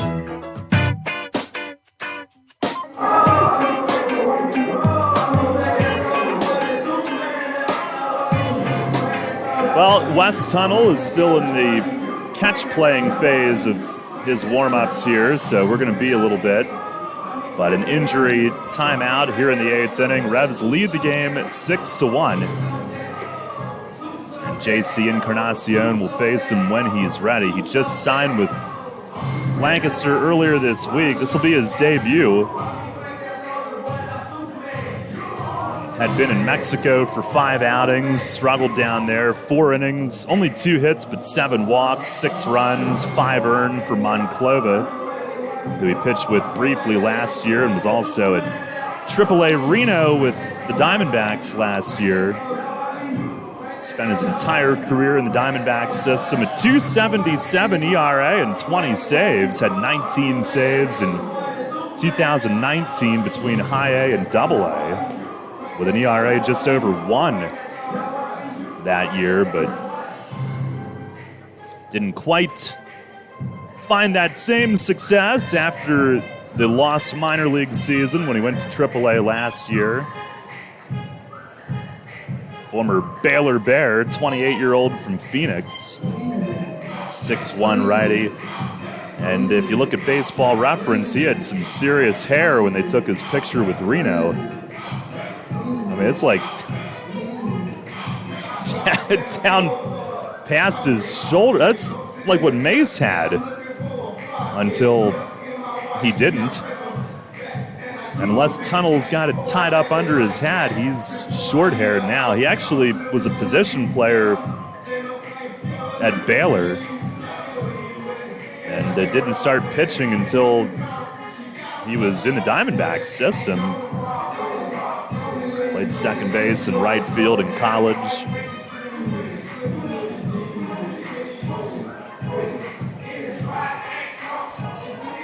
Well, the Revs up 6-1, and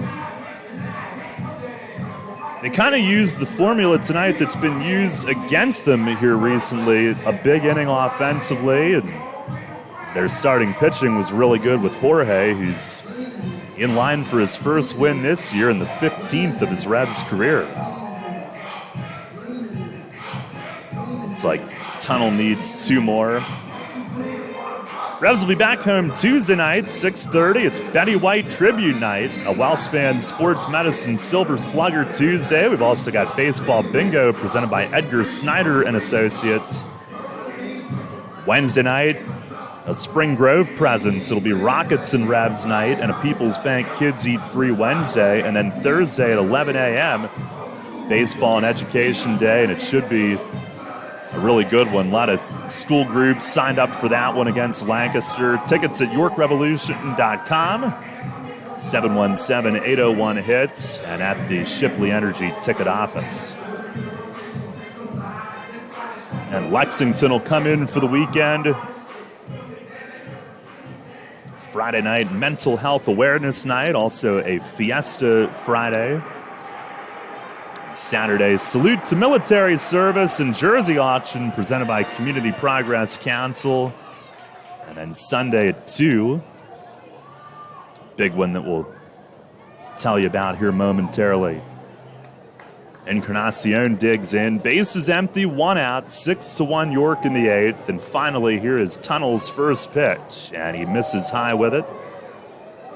Good night for JC, who had 2 hits here to begin his season on May 1st, had not had a hit since, but he's got 2 tonight.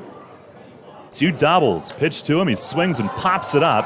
Foul, well, maybe not foul, right in front of the third base bag, and Lair was fighting it and had to move to his left, but hangs on for out number 2. And that thing must have been way up. I'm waiting forever thinking it's coming down, and it still wasn't in our view yet above that overhang in front of us. Evidently, Lair was thinking the same thing. Here's Lenin Rodriguez, 1 for 3, 2-run homer in the 6th. And Tunnel with the pitch, and a swing and a pop-up foul. And we'll get a look at Tunnel's hair. He's off with the hat running in. And it lands about 5 rows deep behind the screen. Looks like he's maybe got just a little subtle mullet action in back these days. Hey, that's the look. So that's what people are going with. That's what they say.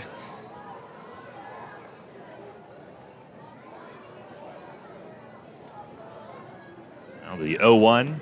And that misses inside.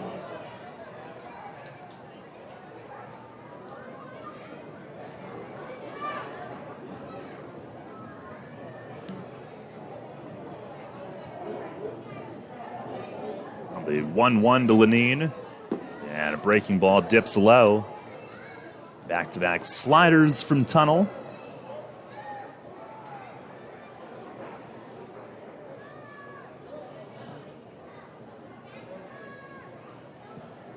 Out of the stretch at all times. The right-hander set, fires, and it's a called strike up and in under Lenine's arms. He did not care for it.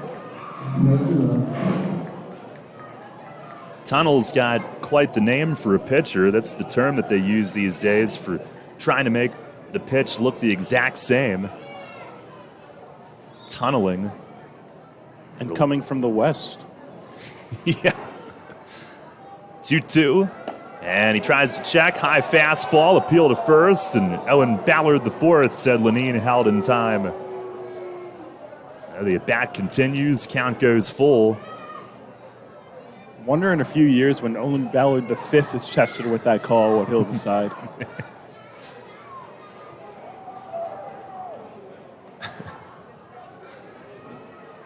I don't know if Owen V has been thought of yet or not.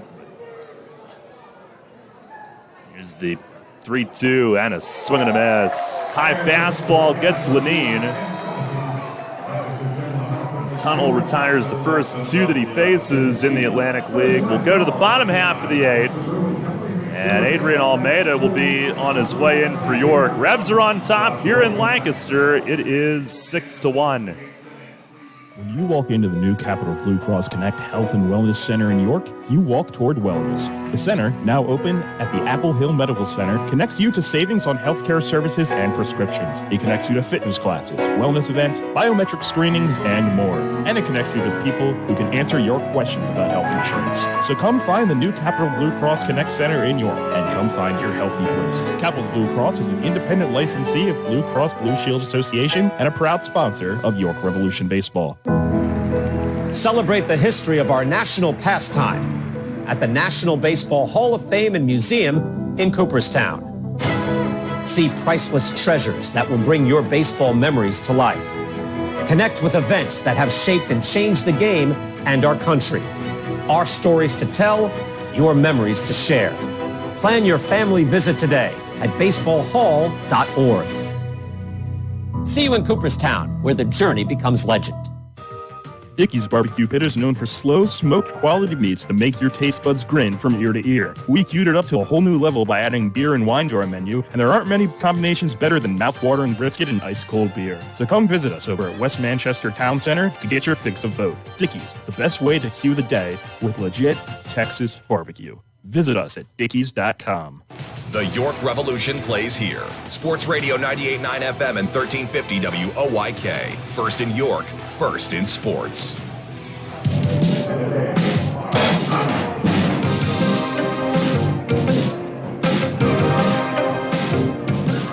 Rebs up 6-1 as we go to the bottom of the eighth. Almeida comes in.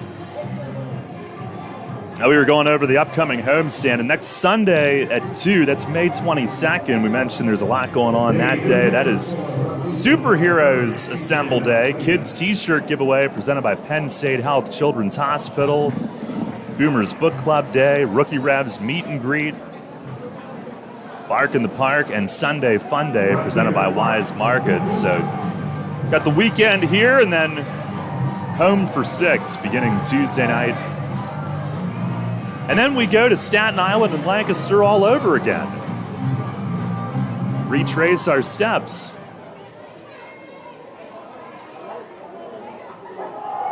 Now Almeida will face Mark Zagunis, leading things off here in the home eighth. The fireballing lefty sets and fires, and a swing and a foul tip into the mid. Zagunis 0 for 3 tonight. Strikeout, line out to right, fly out to left. Almeida, tough outing on Wednesday night. That awful 8th inning collapse the Revs endured. There's the 0-1, and a swing and a foul the other way and right. And came in, the game had been tied at that point. Issued a walk and the go-ahead wild pitch. So trying to put that one behind him. That wasn't like an awful, huge lead collapse, but the 1-0 lead that got away. Now the 0-2, and a fastball missing inside at 95.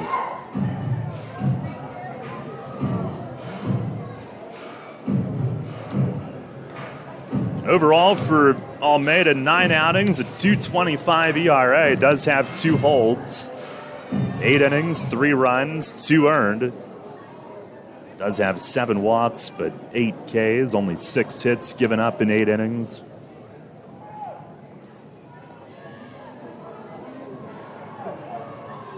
Kicks and delivers, and a swing and a line drive foul. Soft liner.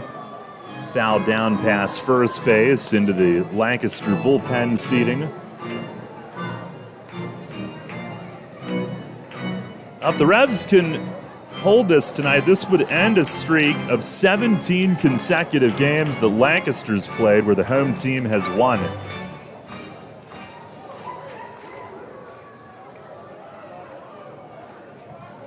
On the pitch, and a swing and a foul tip down off Zagunis' foot.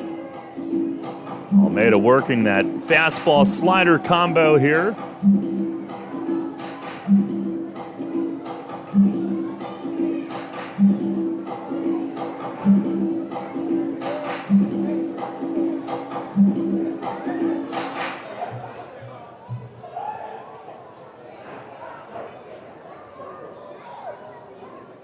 Now he'll try it again. And a swing and a miss. Blew him away at 94. And when you've got stuff like Almeida, there's only so long that a hitter can react to either thing and continue to stay alive, and that time ends up being now for Mark Zagunis. Well, 94th impressive enough. The StatCast reading had that at 98. Oh. So, I don't know, maybe we'll meet halfway and say 96, but regardless, gasolina. Well then. Here's Anderson Feliz. And a fastball missing away. That one a 2-seamer that tailed. Feliz 1 for 3 tonight. Revs pitching's held Lancaster to 6 hits. They came in batting .354 at home. 1-0. And it's swung on and fouled back. Late on that one at 95. What's that one coming at on StatCast? 96. Okay. Or 95.8. Maybe they round down on the gun. I don't know. For the visitors, they round down. Probably. On the 1-1. And a swing and a drive the other way and right. Stokes chasing it toward the corner, and it's up and against the wall. Plays the carom. He'll heave it towards second, but Feliz dives in. Reyes has to back up off the bag to receive the throw. Now a 1-out double off the wall on the short porch and right. It is true that the harder it comes in, the harder it'll go out.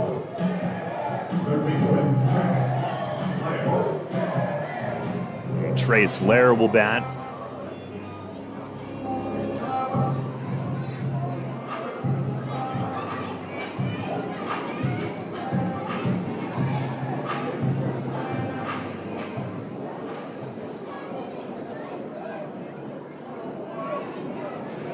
Almeida steps off and fakes it Feliz for some fun. The 17-game streak Lancaster's involved in where the home team has won, the average margin's been more than 5 runs. Here's Trace Lair, left on left, and a fastball over for a strike at 96 on the stadium board. This cannot be a comfortable at bat if you're right-handed, let alone if you're left on left. Almeida, who's listed at just 6 feet, 160. And fires, and a swing and a miss. A changeup maybe at 94. Or 98. Oh my goodness. I don't know who to believe anymore. Well, you established that early in the game tonight. That is true. Wow. Feels like forever ago. 0-2. And it is right on the black. Strike 3 called at 97 on the stadium board. That's out number 2 here in the 8th, and he made quick work of Lair. Pregame, what we have on that one? Let's see. 98 again. Pretty soon you're going to tell me to get my own stat cast. And 2 down. Here's Anthony Peroni, who's 0 for 2, a walk and 2 strikeouts. First pitch, fastball up and outside. Revs leading at 6-1 here in the bottom of the 8th. Light rain falling again here at the Clip. Very light.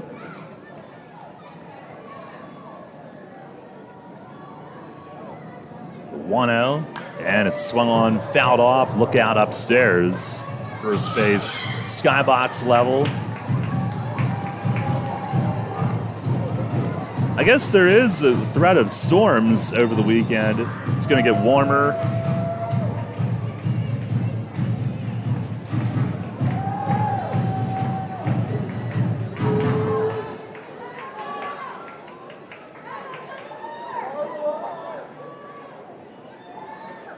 On the stretch from Almeida. And the 1-1, fastball missing away. Again, Jorge great tonight through 6 innings, 1 run. He fanned 8. And the Revs a big 2-out rally in the 6th inning, scoring all 6.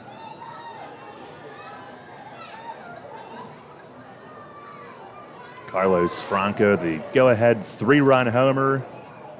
Lenine, a 2-run homer. Pitch, it is outside. Now 3 balls and a strike.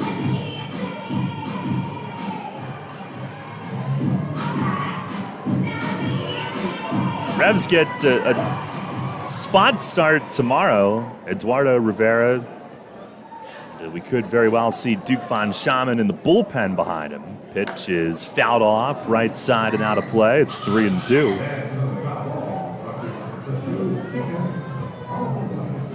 Nick Travieso on Sunday.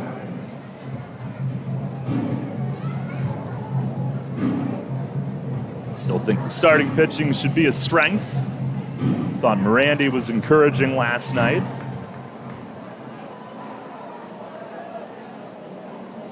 Almeida trying to nail down the 8th. He's ready. Here's the payoff. And it misses outside.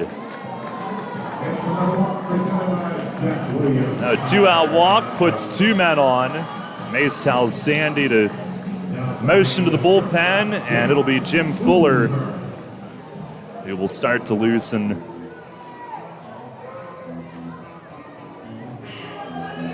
I was trying to remember the other day, there was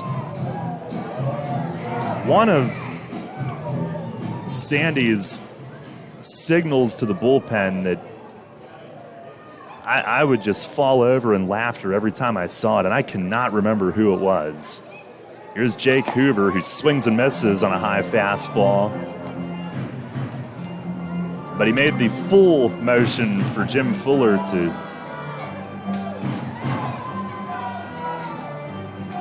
get loose.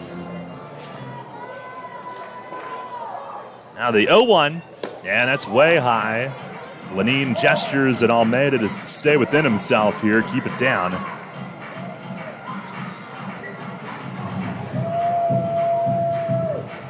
Almeida wants a new ball. I would have to think that when you can throw 95 plus, it's pretty tempting to rear back and see how hard you can bring it. But that can be the challenge, to not do that and stay within your means. There's the 1-1 to Hoover. Fastball. Man, that looked perfect. Didn't get the call. Lenine slaps his leg. Almeida squats down at the front of the mound. The 2 most universal signs of frustration. Yeah. I slap my leg a lot. And Jake, let me tell you, you'll know it when I do. Oh, believe me, I know. The 2-1. And a pop-up at first base. Nelly across into foul ground, backs up, and makes the grab. Inning is over. Almeida with a scoreless 8th. No runs, 1 hit, and 2 men left. And we go to the 9th tonight here in Lancaster. Revs in need of a win, and they lead it 6-1. Comfort and convenience await you at the newly renovated 4 Points by Sheraton York, situated in the suburb of historic downtown York. Our hotel provides easy access to popular local attractions, including the Harley-Davidson Factory, the York Fairgrounds, Hershey Park, the Gettysburg Battlefield, and Lancaster Amish Country. Unwind in our spacious hotel rooms featuring plush beds, complimentary high-speed Wi-Fi, and other home-like amenities. Head to our on-site restaurant and lounge, Trios, to enjoy delicious American cuisine or an evening cocktail. Keep up with your exercise routine while traveling by using our family-friendly hotel's fitness center and the largest indoor heated pool in York. We also feature flexible meeting space for memorable events. The combination of modern accommodations, excellent service, and a great location will make your stay at 4 Points by Sheraton York.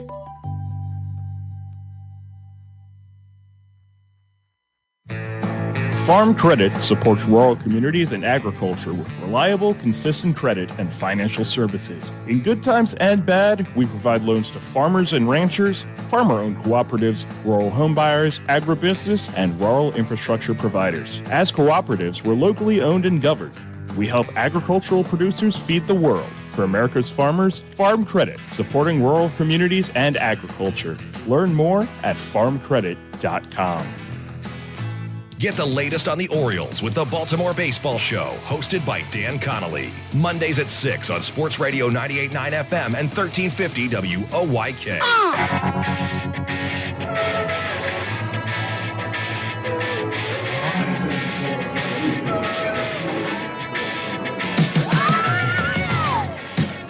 You'll be able to hear that song live at the White Rose Music Festival in October.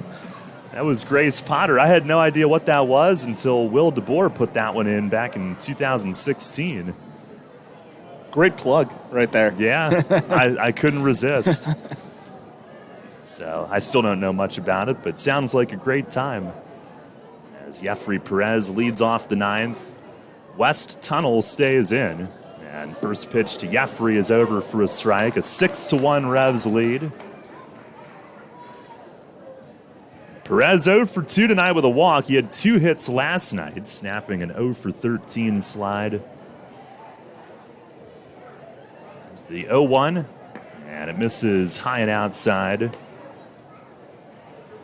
Would appear for now that Mace plans to stick with Stokes at the top. 3rd straight game doing as such. The 1-1 and a swing and a miss. Saw Tunnel get up to 93 last inning.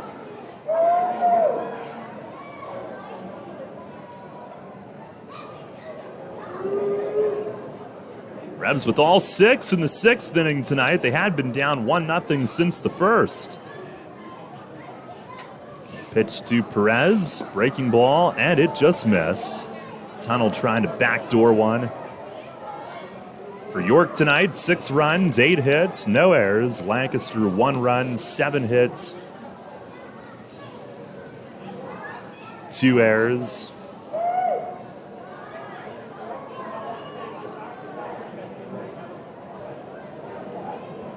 Now the pitch, and that's outside, breaking ball, 3-2.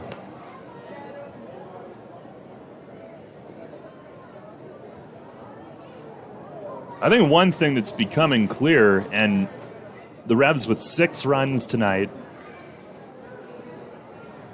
is the 3-2 pitch. It is high and outside. Jeffrey is on a walk for the 2nd time tonight.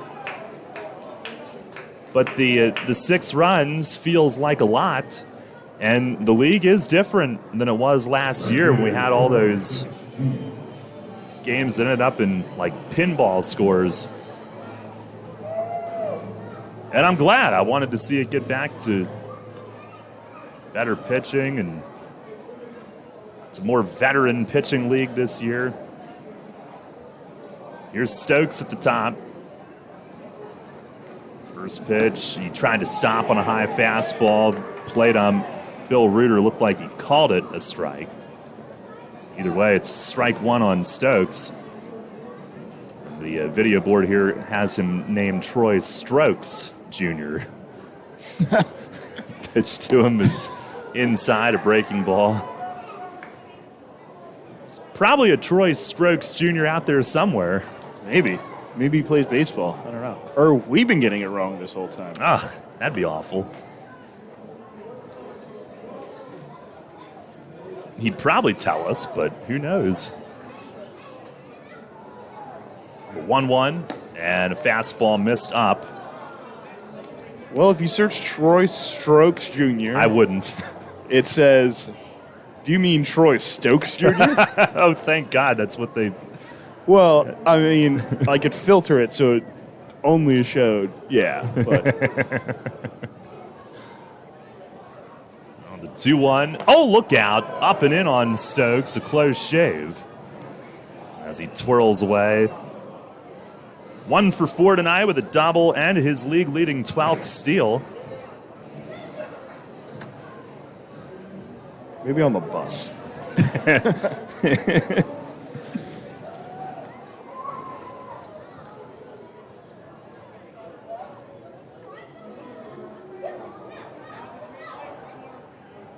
Tunnel ready.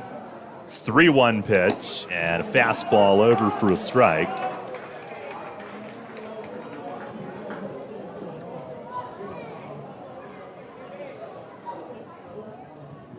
Will be Fuller in the bottom of the 9th. Non-save situation, but he's hardly been in this season, it seems like.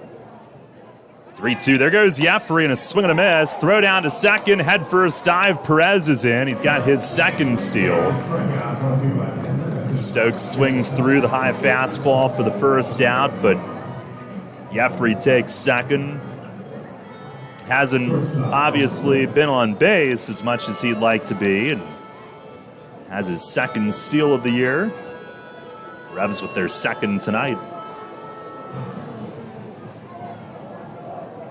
A runner at second with 1 out. Elmer Reyes, the hitter. He's 1 for 3.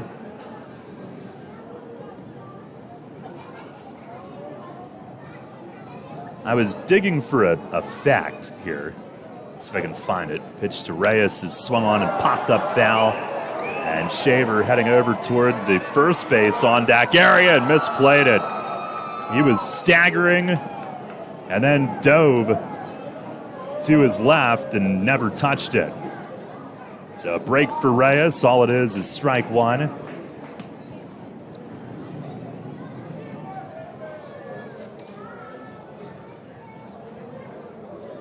Aha!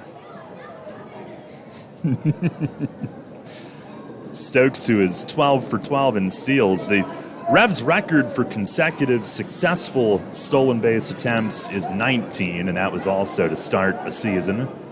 Matt Esquivel in 2009, although that streak, he didn't run nearly as often. That went into August. My guess would have been Darian Sanford.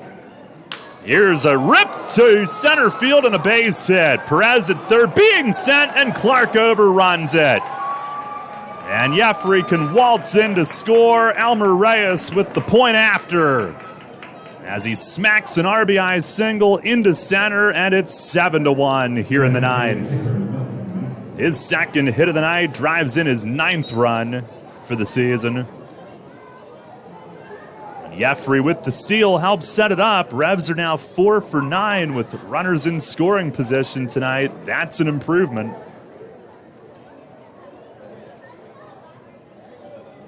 Well, you can only go up from what it's been, and they went up in a big way here tonight. And this seemingly their favorite inning to score runs here in Lancaster in the 9th inning. So that's true. Here's Melchizedek, and Tunnel yanks one out of the reach of Shaver all the way to the backstop. Reyes moves up on a wild pitch. And now Melky will have an RBI opportunity.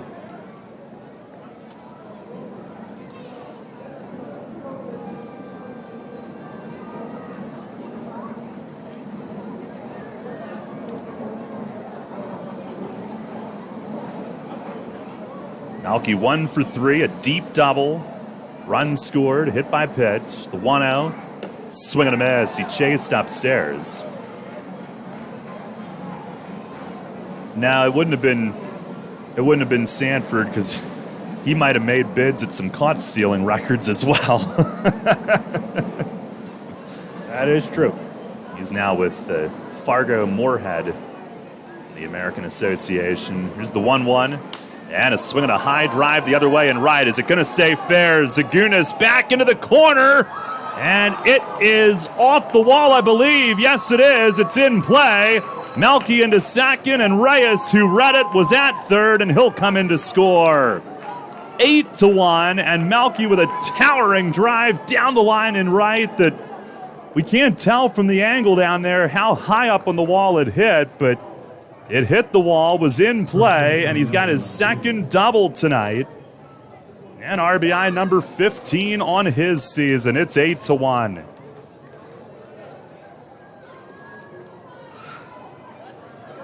This is nice. Yeah. It's a nice change of pace after what we saw last time here. Oh, yeah. Here's Nelly. First pitch, breaking ball in tight, almost got a piece of him. He just Why is got it always the the hand. ninth inning and that Nelly has to back out of the way? Yeah, not a big fan of that. Although that was just a curve, but Revs with their most runs since that 19-1 game in Lexington on April 28th. There's the 1-0, and it's a high strike call. He didn't like it.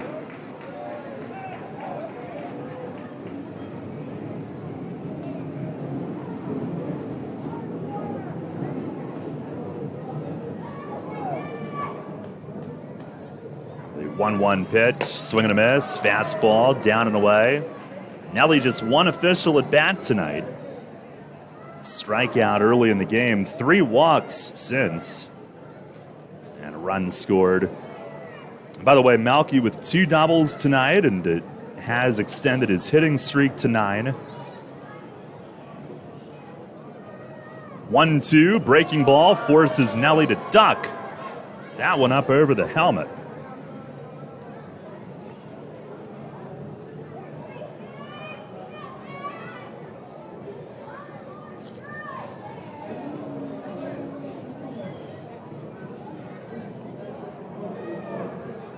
Mesa with his 3rd and 4th doubles this year.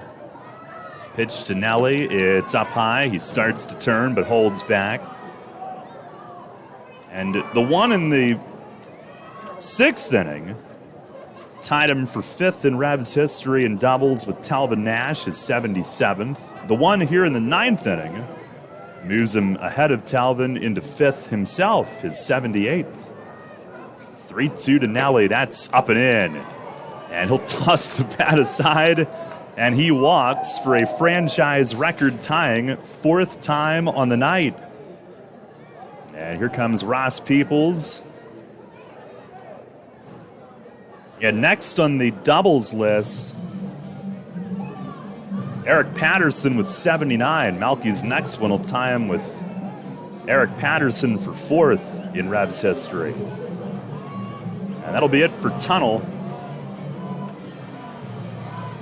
Another right-hander coming in. 4 walks, the last Rev to do that. James Harris, September 2nd of last season against Long Island. Nelly is the 11th in Revs history to draw 4 walks in a game. And that'll put 2 on for Franco when we come back. Pitching change here in the 9th in Lancaster. Revs extending the lead on top 8-1. Online school might seem like a thing of the present, but Pennsylvania Virtual Charter School has been perfecting it for 22 years. PA Virtual Charter School is a successful, tuition-free, and flexible cyber school that offers the experience of clubs, outings, and more. All of their teachers are experienced and PA certified. And last year, our graduates earned over $1 million in scholarships for higher ed. Learn more at pavirtual.com. That's pavirtual.com. The education you want with the virtual experts you deserve. PA Virtual Charter School. Allow the newly renovated 4 Points by Sheraton York to be the host of your next event. We are conveniently located just minutes from historic downtown York and popular area attractions. The 4 Points by Sheraton York offers up to 3,115 square feet of multifunctional space, including a beautiful outdoor patio to suit the needs of your next meeting or event. All of our meeting and event spaces come with fast and free Wi-Fi. State-of-the-art AV services are available upon request. Our chef features an array of food and beverage items for you to choose from. Discounted room blocks are available for your out-of-town guests. Our seasoned event professionals will lead you from start to finish to ensure your guests have an outstanding experience. Please call the 4 Points by Sheraton York at 717-846-4940 for your next business function or personal event.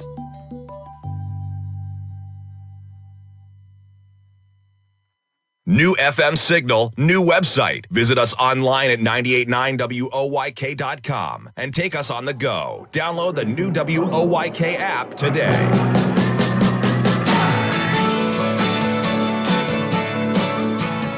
Carlos Franco digs in. Tyler Sullentrop is the new pitcher for Lancaster. 8-1 York here in the ninth. Franco 1 for 4 with a 3-run homer that changed this game in the sixth. The Rebs were down 1-0, and it had that feeling of going nowhere offensively again. And he, on one big swing, put him on his back, and 6 runs later, and now 8 runs later. Pitch is a overhand curve that misses high. That was a huge swing, and you just never know. Like, if there is a big turnaround in general for this team, was that the moment? For now, it's one night, 1-0, and a swing and a foul back. But the reason I even go there is that we know how potent this lineup can be. And is tonight the night, long term, that things improve? Well, you can only hope. We'll find out. There's always going to be nights where you can't seem to buy a hit, and there are going to be nights like tonight as well. You just hope that this outweighs the cons. 1-1 pitch, swinging a high fly, foul the other way and left, fading back behind the Revs bullpen and onto the lawn. 7 homers, 24 driven in now on the year for Franco. It's 7 home runs in 19 games played.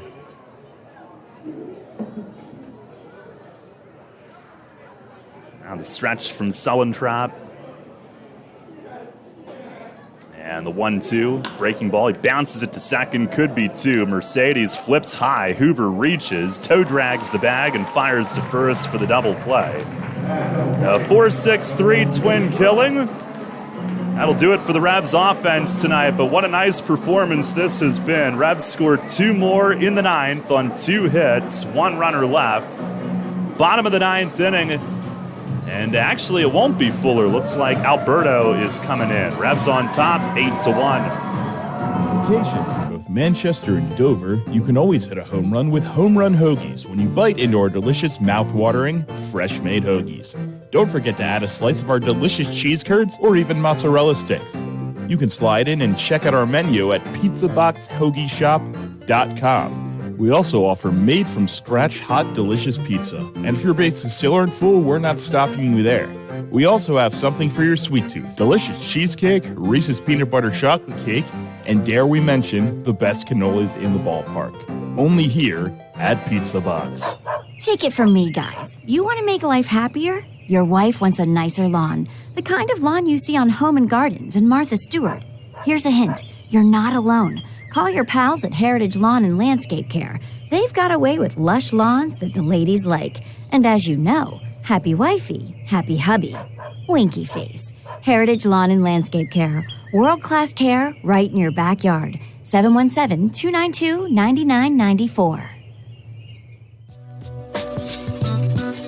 Smokers Outlet. Your hometown smoke shop is your one-stop shop for all your smoking and vaping needs. Now also offering a selection of convenient grocery items. Stop by for a cold drink, to play the Pennsylvania Lottery, or even try your hand at one of our skills machines. pick up a gift from our selection of accessories and giftware. Smoker's Outlet, with 4 locations in York County, is a great choice for whatever you choose. Cannonball Charlie's ready. Are you? The Revs play here. Sports Radio 98.9 FM and 1350 WOYK, York.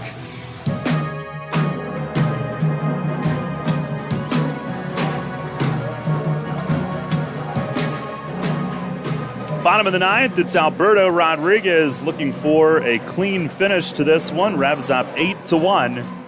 They have yet to win a series this year. 6 series losses, and the best way to get one is to win the first one. The first game, that is. Revs with a great performance across the board here tonight. A day that didn't begin so hot. They were supposed to take on-field work over here, and Lancaster couldn't get the field ready. Found out very shortly before the bus that that would be canceled. It was a little too late to push the bus back at that point. But all would be well that would end well, and Alberto will try to wrap it up. Melvin Mercedes leads off, bottom 9. And the first pitch to the switch hitter is up and in. Mercedes 1 for 3, infield hit, run, walk. Alberto suffered the loss Wednesday night at Staten Island. It's the 1-0, and that's outside. So he's looking to bounce back. And he came in that night and relieving nicely. Got a strikeout for the second out, but then a walk and a game-tying single, and then his runner scored the winning run. Here's the 2-0, and that's high and outside. Overall, 1-1 with an 8.10 ERA and 8 outings. Most of the damage done in his first outing.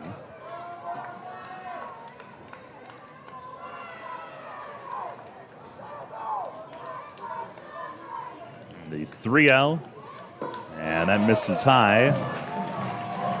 Missed with his first 4, not the way he wanted this one to start. Last year led the league in appearances. For this year, he's making his 9th appearance tonight. The league leaders this season so far are at 10 appearances. Matt Latos of Southern Maryland, Eddie Reynoso of Staten Island.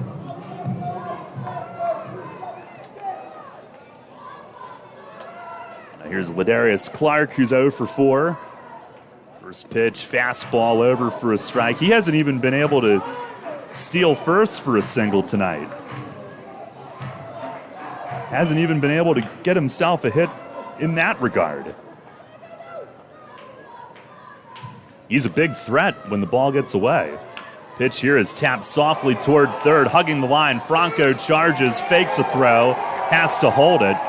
It's an infield hit on a ball that struggled to go 80 feet. Franco charging up, gloved it in front of third. And on the grass, it stayed fair and never turned. Now Lancaster with their first 2 on, and Clark extends his hitting streak to 7 with that.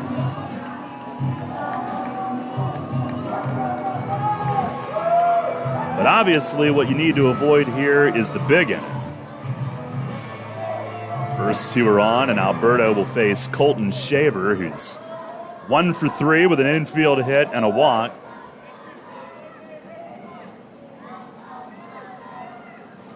And the first pitch, breaking ball, there's a called strike.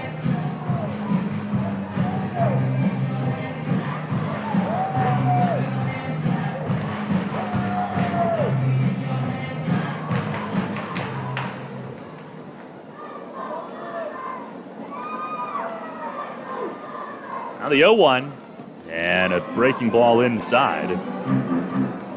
Speaking of Franco, I'd started to mention last inning before the inning ended. He's hit 7 home runs now in 19 games played this year. He's already over halfway to his total from each of his first 2 seasons with York. There's the 1-1, and that stays high. 2019, he hit 13 homers in 84 games. Last year, 13 in 51 games. If you include his Mexican League time, he had 22 total last year. But his was the swing that changed this game tonight. Now the 2-1, and a slider bends across for strike 2.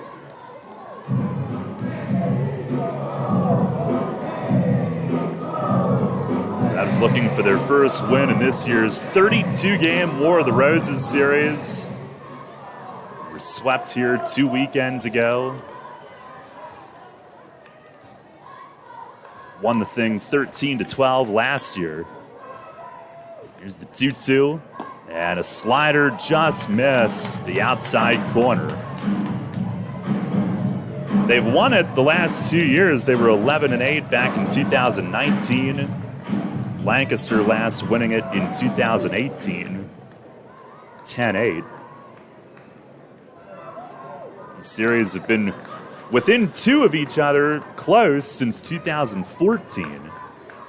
Pitch is popped up. Left side of the infield, Reyes eyeing it up, backs up toward the edge of the grass. He's got it.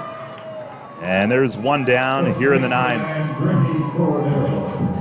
Oh, actually, 2019, the Revs won it by 3, but the last time that any team won it by more than 3, you have to go back to 2014 when the Revs went 13-7. And even the year before that, 12-8. I'll be very interested to see how it plays out with the sample size of this season. Yes. Whew. I'll be interested to see how it looks at the end of this week. Yes.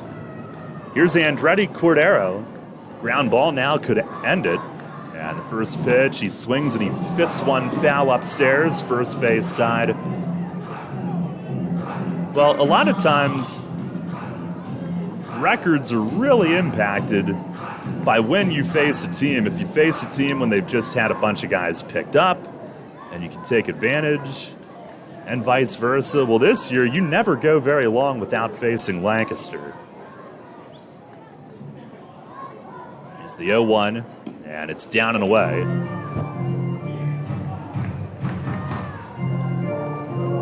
At least we're not the Genomes. That is true. Trying to calculate the longest Lancaster-less stretch. I think 3 weeks might be it. When's that? That is in the midst of our 2-week road trip. Of course. Runners both go, and a slider bends low. It's 2-1. Alberto with that slow, deliberate leg lift. And Mercedes and Clark helping themselves. We'll see if it helps the stat sheet or if they scored a defensive indifference. Which they should. Here's the 2-1. And a line drive base hit to left. Mercedes scores, Clark being sent. JC's throw in is cut off by Franco. And that double steal helps Cordero to RBIs number 2 and 3 on the night. It's an 8-3 game here in the 9th. And he's driven in all of them for Lancaster.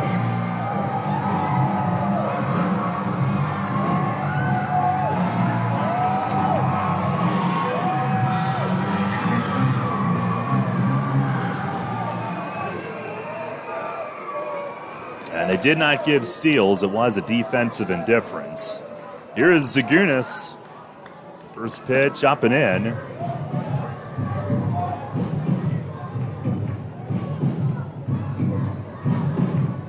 Well, there's a few things here. Fuller is now getting loose. Here's the stretch from Alberto. 1-0, and that's over for a strike. You want to get this done as easily and quickly as possible. Number one, this team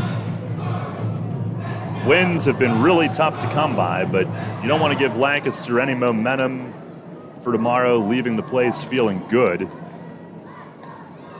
Alberto could use a scoreless outing, which he won't get tonight. Here's a swing and a pop-up, and Lenine backing out, up the third base line, going to be Franco coming in, and Franco halfway into the plate has it, throws to first. Whoa! Did Cordero forget the outs? He did! He was all the way at second, and that's how this game ends. It's a pop-up double play. Andretti Cordero was down at second base, I guess thinking there were 2 outs, and the ball game is over.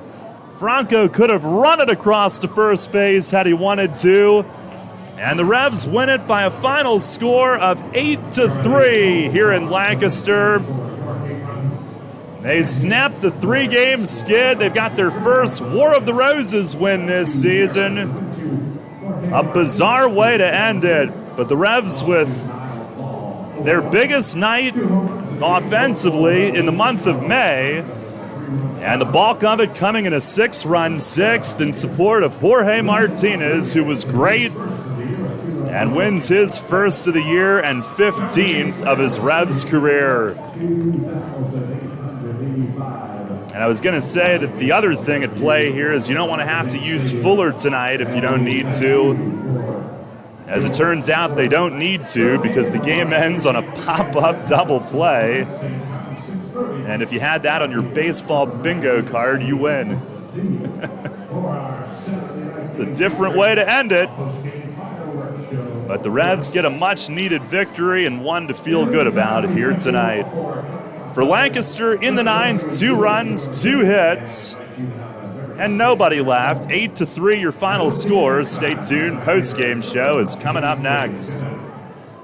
At WellSpan Health, we're here for you, like the relationships that count. Family, good friends, and neighbors.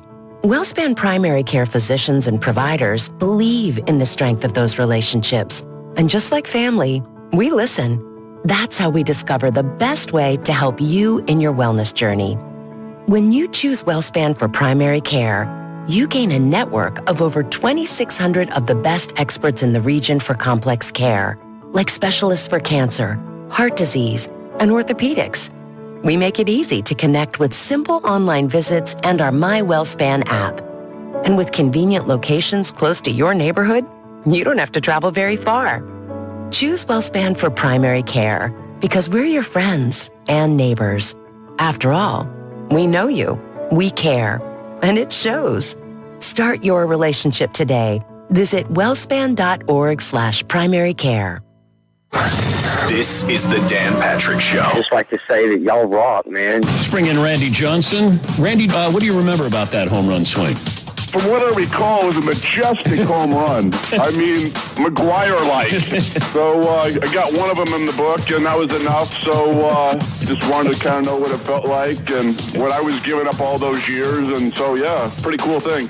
Dan Patrick. Mornings at 9 on Sports Radio 1350 WOIK.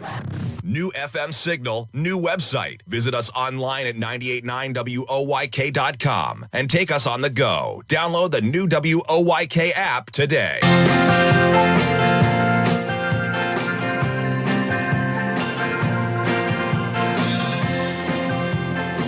Revs win it tonight, 8-3, your final here in Lancaster. Daryl Henry, Jake Ness back with you as we welcome you to the post-game show, brought to you in part by Brewery Products and their Decide to Ride campaign. You can sign the pledge form online at decidetoride.com. And an 8-3 win tonight. Revs improved to 5-14. Got to start somewhere. Lancaster falls to 7-12. It's their first home loss. And it snaps their streak of 17 consecutive games they've played in which the home team has won, which was pretty incredible. And Jake, the Revs with their first series opening victory since the season opener. Long Island on April, oh my gosh, am I forgetting my days already? 23rd? Yeah. So almost a month. Yeah.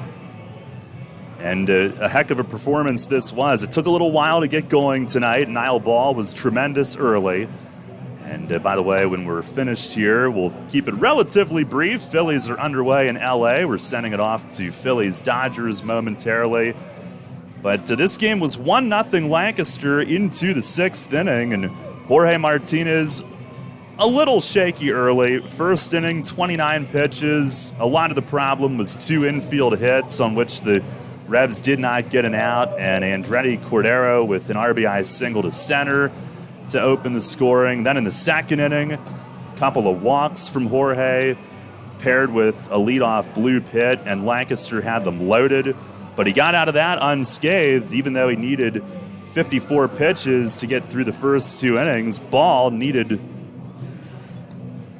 like a third of that amount, basically. He needed 17 pitches to get through the first 2 innings tonight. And he actually retired his first 8 and 9 of his first 10. And he was in control. Revs did have a threat against him in the 4th inning.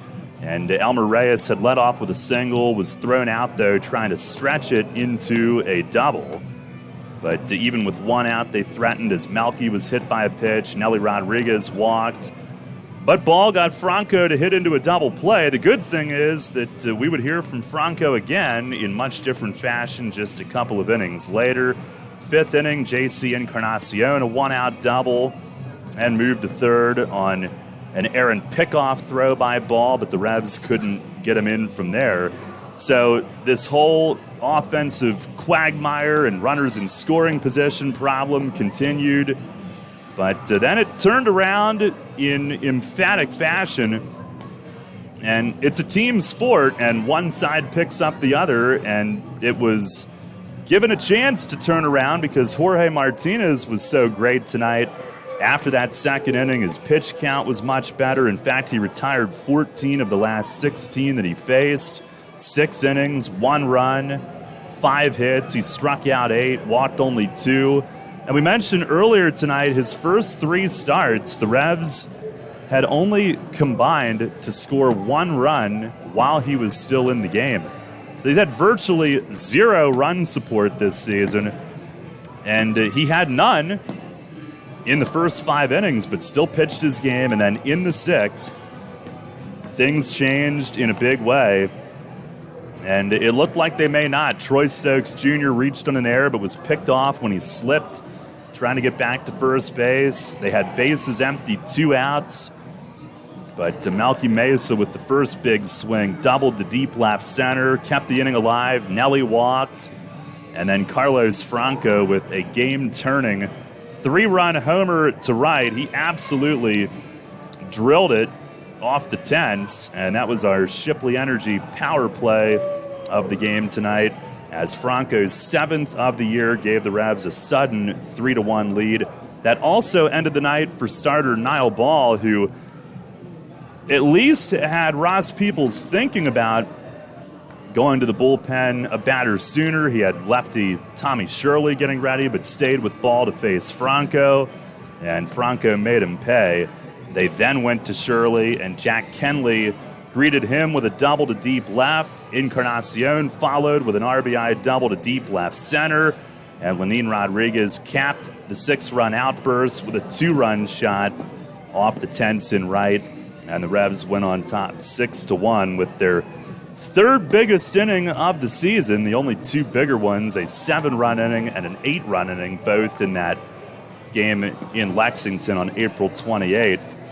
And for the most part, the pitching did the rest. Josh Martin scoreless in the 7th, stranding 2. Almeida, same in the 8th. Lancaster just with the 2-run single from Cordero in the 9th inning. But the Revs in the top of the 9th inning got 2 more runs themselves as Elmer Reyes singled home a run and Melky Mesa doubled home a run. So an 8-3 win as the Revs take the opener of this weekend series here tonight.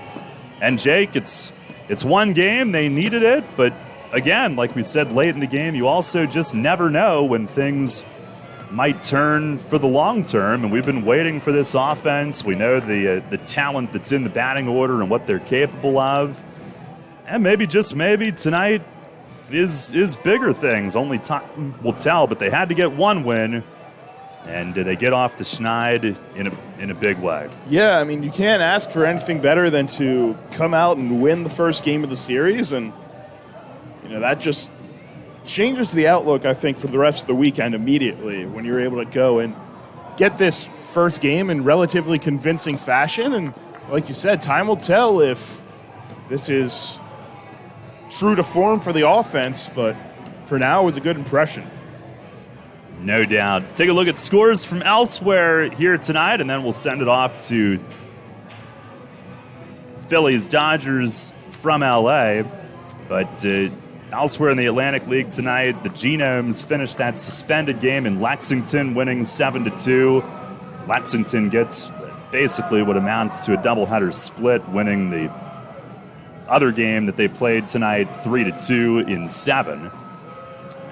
Southern Maryland improves to 16-3. They beat Charleston 8-2 at Regency Furniture Stadium. Mackenzie Mills started and got the win, 2-0, former Braves prospect.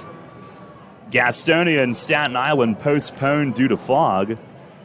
And Long Island, in a fog-shortened 6 innings, defeats High Point 1-0. So in the North, Southern Maryland 16-3. Long Island snaps a 3-game skid with the win, still 7.5 back.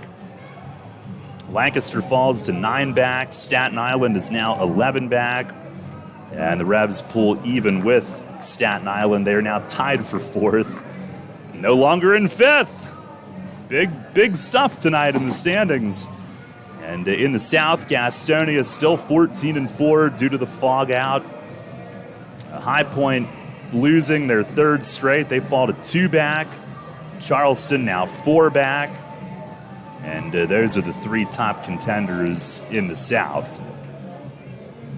But again, in our game, the Revs win it 8-3 here in Lancaster. Final totals tonight for the Revs: 8 runs, 10 hits, no errors. They leave 6.